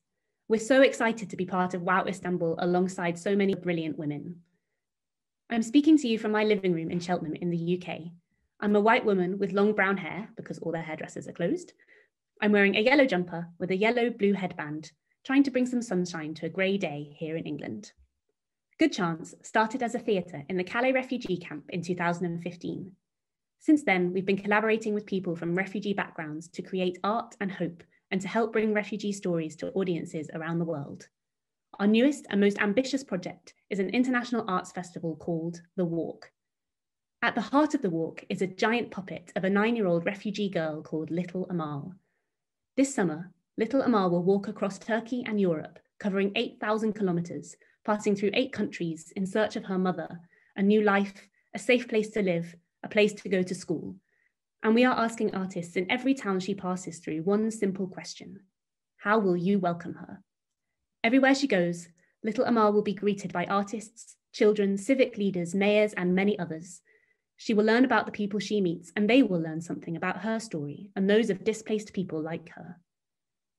It's important to us that the leader of this journey should be a little girl. Little Amal symbolises the potential and power of little girls to do great things, to inspire hope, to help change the world, and to build us a better future. Little Amal's journey will raise awareness of how hard it is for young refugees to find education, especially young women and girls. The pandemic threatens the potential of millions of young refugees, only half of whom were in school before it started. This is especially problematic for refugee girls who already have less access to schooling than boys. This bold little girl will lead us on a giant walk of hope, a walk into the future. Her journey is an epic celebration of the power of art and hope that will celebrate our cultural difference and our shared humanity. She will help us realize the power of little girls, the power of the female experience, and the potential that people on the move can bring to their new communities if given the opportunity. Here's a video to introduce you to Little Amal and the walk, and we can't wait to come to Turkey. Thank you.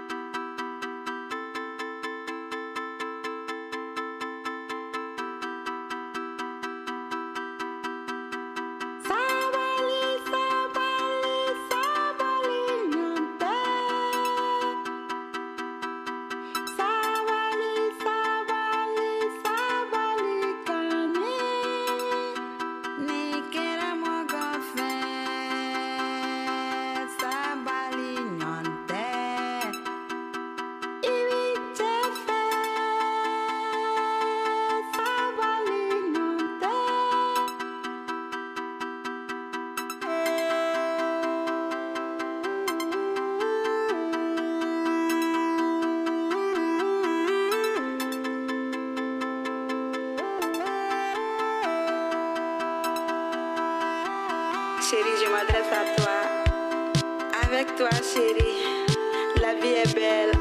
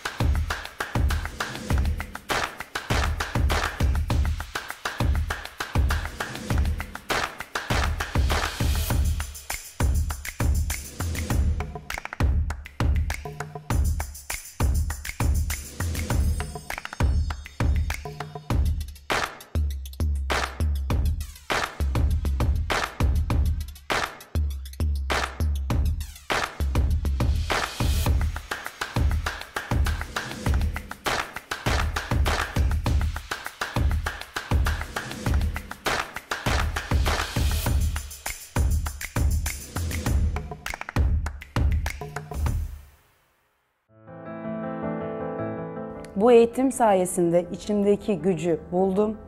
Artık güçlü bir kadınım.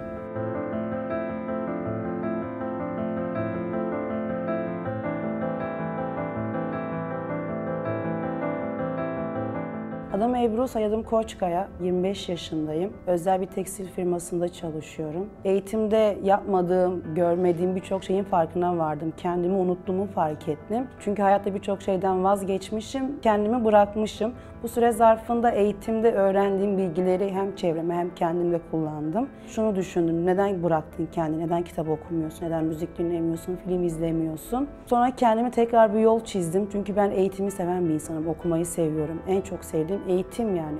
Bununla var olmuşuz. Eşitliğe değer eğitiminden sonra bir tane arkadaşım vardı. Ona çok baskı yapıyordum. Eğitime katıl, eğitime katıl.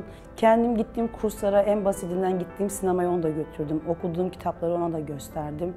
Eğitimler sürecinde aldığımız derste meme kanseri konusu geçmişti.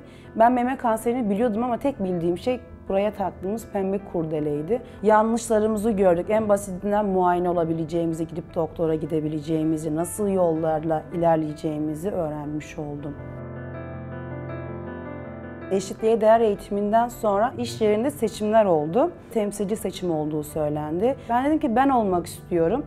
Oylama yapıldı. Sandık açıldığında sürekli benim adım çıkıyor. Bu şekilde kazanmış oldum. Temsilci olarak arkadaşlarımın dertlerini dinliyorum. Sıkıntıları olduğunda, büyük bir problemleri, işte bir sıkıntı yaşıyorlarsa onları patronumuza ya da yetkili bir kişiye bilgilendirmek amaçlı kullanıyorum. Yeni Ebru heyecanlı, öğrenmeye açık, neşeli, pozitif, arkadaşlarının ya da çevresinin, ailesinin peşinde sürükleyen bir Ebru olarak tanımlıyorum.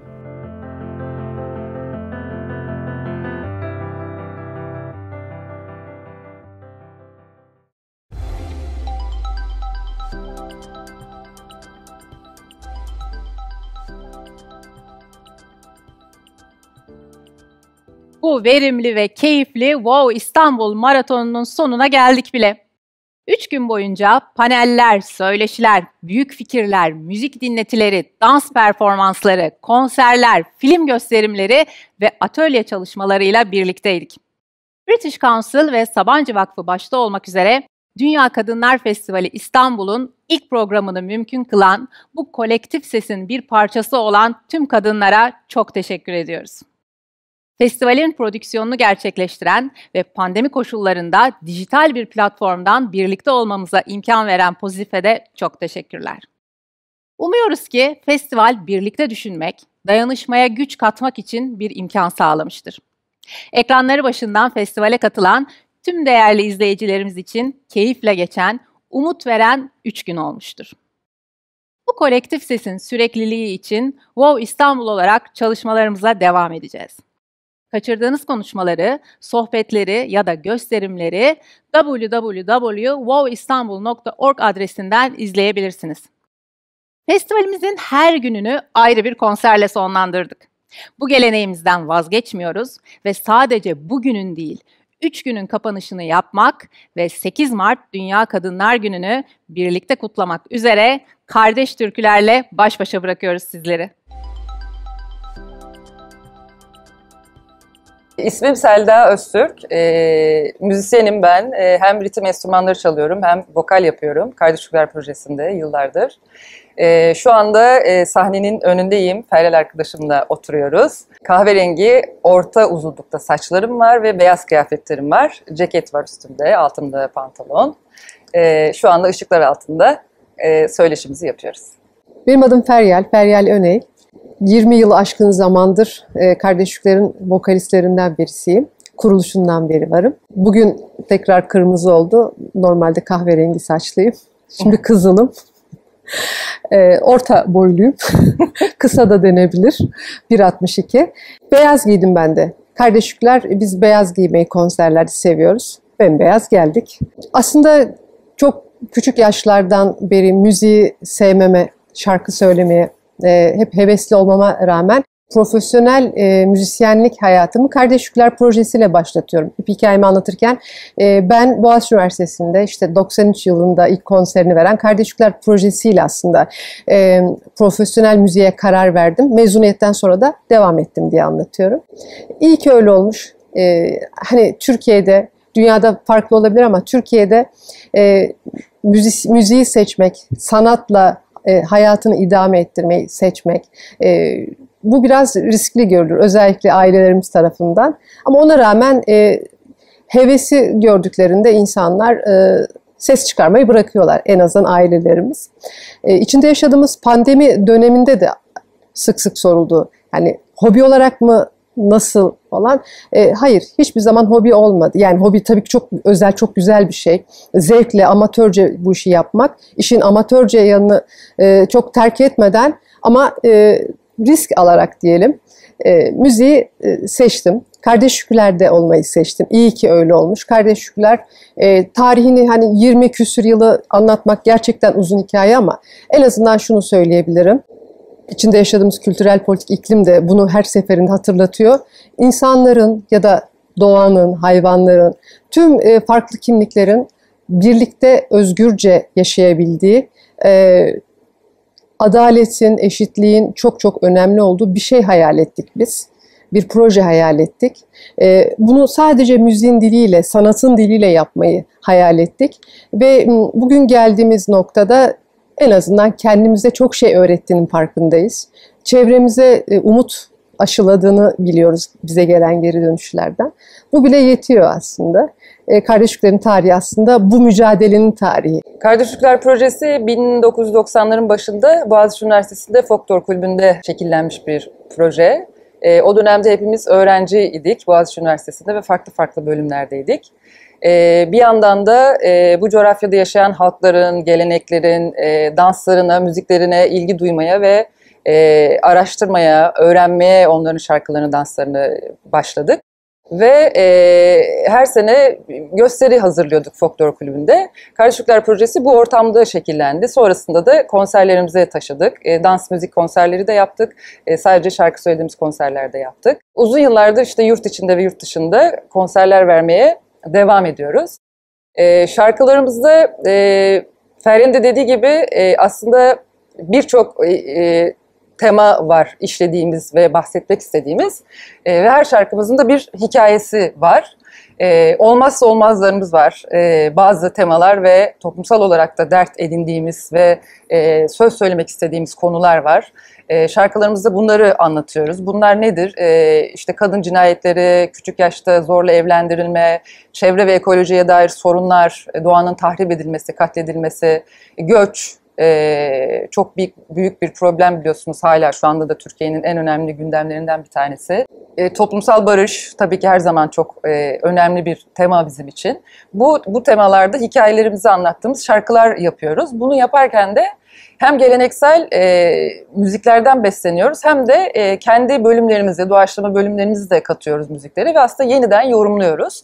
Bunu yaparken de dünyanın farklı bölgelerindeki geleneklerden, işte formlardan, müzikal öğelerden faydalanarak bunu yapmaya çalışıyoruz. Hem beste çalışmalarımız var, hem geleneksel ve işte beste çalışmalarımız. Bu şekilde kendimizi müzik yoluyla ifade etmeye çalışıyoruz. 4 kadın önde ve hatta perküsyoncu 5 kadın diyelim. 4'ümüz ayaktaydık, Diler oturuyordu. O sahneler benim hoşuma gidiyor. Kadınlara da heyecan veriyor. Keşke hani seyirciler olsaydı, beraber kadınlar önde biz orada dans etseydik. O zaman çok daha sahiden bir buluşma oluyor. Çok duygulanıyoruz. Bugün yine yan yana, böyle uzun zamandır da beraber çalıp söylemiyorduk. Yan yana söylemek çok heyecanlandırdı. İyi geldi. İyi geliyor, böyle hissediyorsun kendine. Evet, yani kadın cinayetleri artarak devam ediyor. Evet, kadınlar evde pandemiden sonra, özellikle pandemiyle birlikte hani o içi görünmeyen emekten hep söz ediyorduk biz feministler, ama şimdi iyice arttı. Çünkü herkes evde, herkesin talepleri var ve kadın yerine getirmeye çalışıyor. Bir de işe gidiyorsa, bir de ya da bilgisayarın karşısında işine devam ediyorsa iyice üzerine bindi o şey. Üzerine şiddet eklendi falan derken kadınlar gerçekten pandemi dönemini özellikle çok ağır yaşadılar. Söyleyebilen oldu, söyleyemeyen oldu, ama çok fazla haber okuyoruz. Özellikle sosyal medya artık yani her şeyin çok şeffafça konuşulduğu, gördüğümüz bir şey oldu. Bu moral bozuyor, ama 8 Mart'larda her seferinde bir şey oluyor bize. Oluyoruz, böyle bir dikleşiyoruz falan. Umutlar tekrar yeşeriyor. Ya halledeceğiz diyoruz. Kadınlar sokaklara dökülebildiğinde tekrar umutlanıyoruz. Keçekur'dan da özellikle yani bizim mini konserimizin sonu da beni çok heyecanlandırdı o anlamda. İyi geldi. Herkese merhaba. Benim adım Fehmiye Çelik. Kardeş Türküler'den 2 kadın müzisyen olarak yan yana oturuyoruz şu anda. Yanımda arkadaşım Burcu Yankın. Biz beyazlar giyindik. Kardeş Türküler'deki bütün herkes gibi. Çünkü beyaz bizim için barışın sembolü ve ilk ortaya çıktığımızdan bu yana hep barışın altını çizdik. Halkların kardeşliğinin, farklılıklarımızla bir arada yan yana barış içinde yaşamamızı vurguladık. Bu talepleri yükselttik hep. Arkamızda enstrümanlar var. Bir performans mekanındayız. Saçlarım sarı, at kuyruk yaptım, arkada topladım. Merhaba tekrar. Benim adım da Burcu Yankın. Ben de Fehmiye'nin sol tarafında oturuyorum. Fehmiye'nin bahsettiği gibi ben de Kardeşlikler'de müzisyenim ve beyaz giyiyorum. Beyaz bir pantolon, beyaz bir bluz giyiyorum. Kumral saçlarım yandan toplu. Küpelerim var nar şeklinde. Spor ayakkabılarımız var. Sahnenin önündeyiz. Arkamızda enstrümanlar, etrafımızda kameralar ve dostlarımız. Kardeş Türküler'de vokal yapıyorum. İlk ortaya çıktığımız zamandan beri, işte 1993'te ilk konseri verdiğimizden bu yana beraber müzik yapıyoruz Kardeş Türküler'de. İşte yaklaşık 30 yıl. Değil mi? 30 yıla doğru gidiyoruz. Bu akşam WoW Fest için performansımızı gerçekleştirdik. Ben Ermenice bir şarkı söyledim. Bu şarkı Zepür Gıtarnam ve bir sevda şarkısı. Aynı zamanda bir bahar şarkısı. Biz bu şarkıyı böyle biraz hani bahara sevdalanmak, umuda sevdalanmak duyguları içinden seslendiriyoruz söylerken. Çünkü biliyorsunuz bahar yeniden dirilmeyi çağrıştıran bir yönü var baharın. Böyle yıkılıp yıkılıp yeniden ayağa kalkmayı çağrıştıran bir yönü var. Onun için bu sevda şarkısını böyle umuda sevdalanmak gibi söylüyoruz. Ermenice şarkı. Onu seslendirdik. Şimdi pandemi dönemindeyiz. Tabii ne birbirimizle kucaklaşabiliyoruz ne baharla kucaklaşabildik doğru düzgün. Dışarıya çıkamıyoruz. Genellikle evlerimizde kaldık bu süreçte. Ama işte bugünleri de atlatacağız. Dert çok. Ama onlar da bir şekilde son bulacak. Her şeyin bir sonu var. Onun için bu umutla, umuda sevdalı bir şekilde söylüyoruz bu şarkıyı. Selda ile birlikte Keçe Kurdan'ı seslendirdik. Keçe Kurdan Kürtçe bir şarkı. Kürt kadınlarına seslenen, Kürt kadınları mücadeleye ve özgürlüğe çağıran bir şarkı. Biz de Kardeş Türküler konserlerinde Kürt kadınlar nezdinde tüm dünya kadınları için bu şarkıyı seslendiriyoruz. Özgürlüğe, mücadeleye ve bir arada olmaya çağırıyoruz. Ya, toplumsal cinsiyet eşitliği tabii ki çok önemli.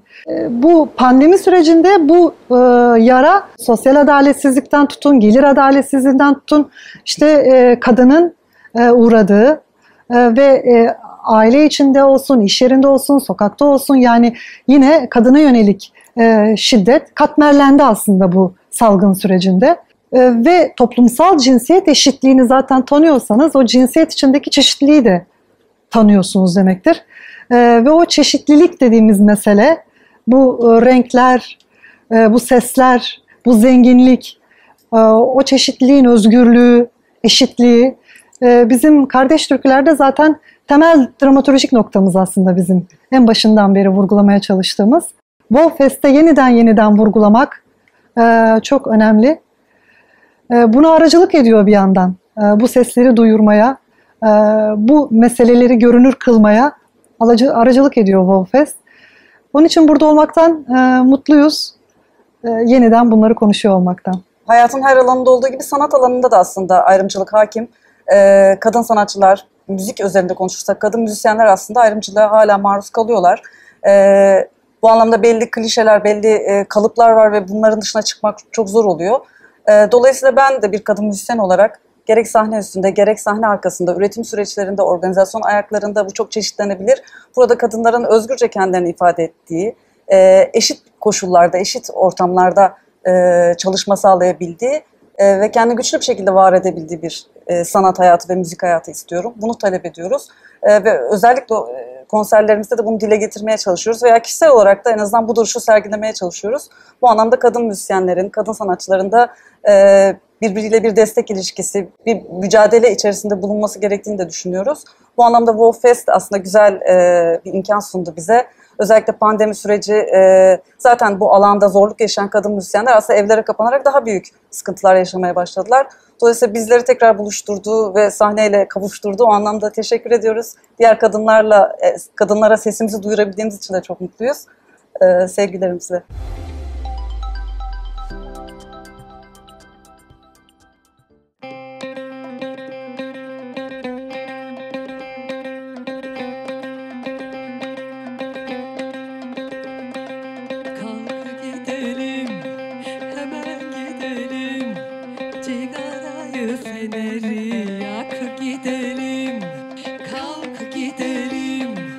Haydi gidelim, rakıda şarap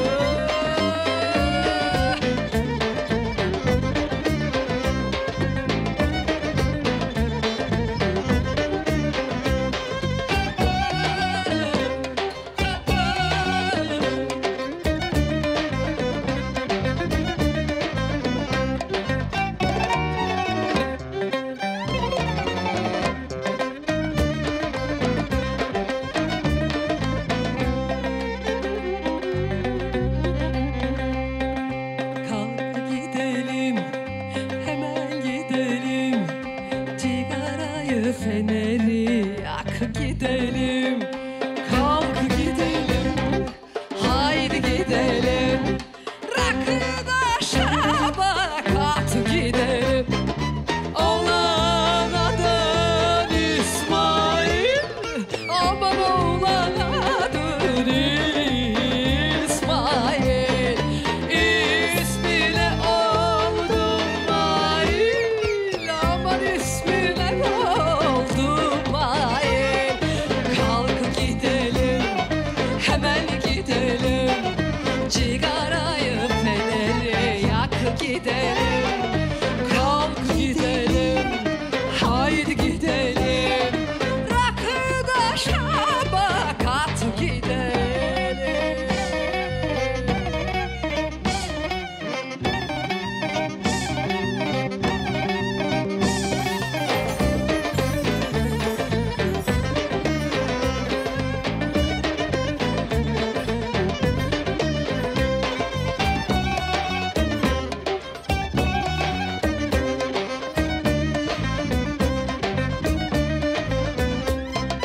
Oğlan adım Mustafa, aman oğlan adım Mustafa. Gir koynuma sür sefa, aman gir koynuma sür sefa. Kalk gidelim, hemen gidelim, cigarayı feneri yak gidelim. Kalk gidelim, haydi gidelim, rakıda şabakat gidelim.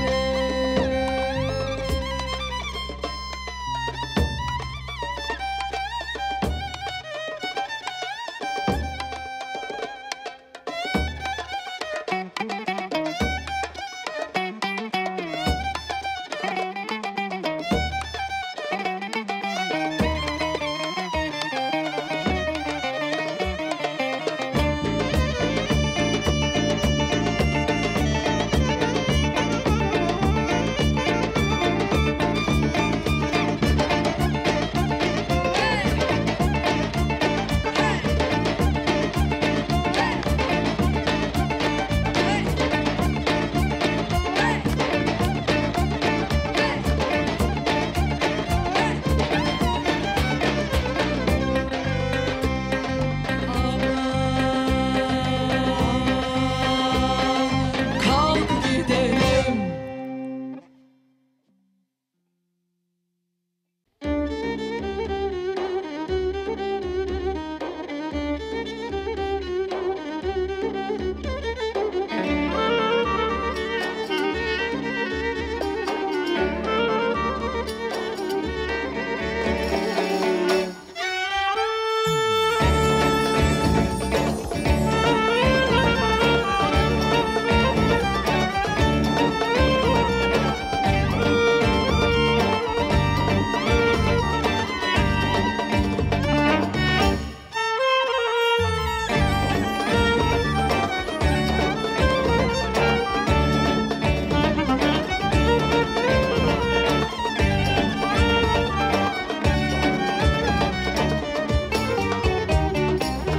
Zepür gıtarına Megmi ganlıma Sareriz içine Mıstam kotıra Sirut zıt var Asbedinıma Turıskıtına Ko aykutıra O kez gıhsegen Kişer utserek Ben akte yarcan Şuday kesgen Vornaya mi eskez Garody sarınem Etko garodin Ah merak merinem Vornaya mi eskez Garody sarınem Etko garodin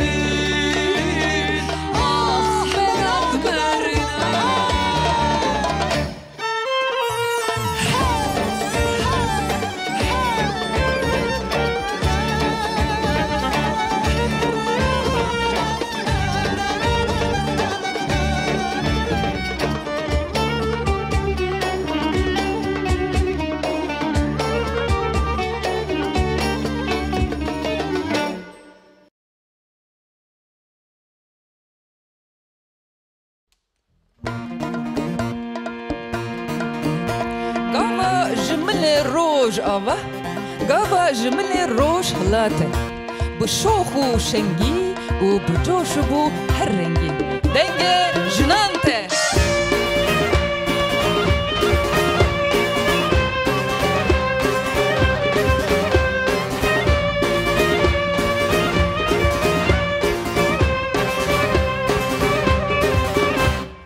Keçe biner çarha cihan zor giredan emmine dur Jemcune peş pırdı xwinin edi kalem ket şuna şu Keçe biner çarha cihan zor giredan emmine dur Jemcune peş pırdı xwinin edi kalem ket şuna şu Keçe dıxwazım bimeraber şevre Dilovim dıxwazım bimerarabım cenge Keçer dıxwazım bimeraber şevre Dilovim dıxwazım bimerarabım cenge Haye haye keçke kurdanım Şevrenim şengenim derya merdanım Haye haye keçke kurdanım Şevrenim şengenim derya merdanım Haye haye bilke kurdanım Şerdene sana merdan bu sen kurdanım Haye haye bilke kurdanım Şerdene sana merdan bu sen kurdanım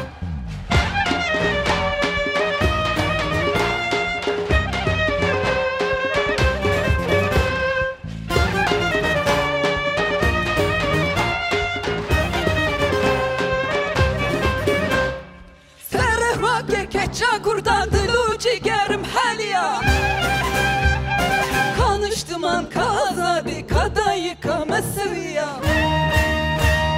Serhvake keça kurdan dilu cigerim heliya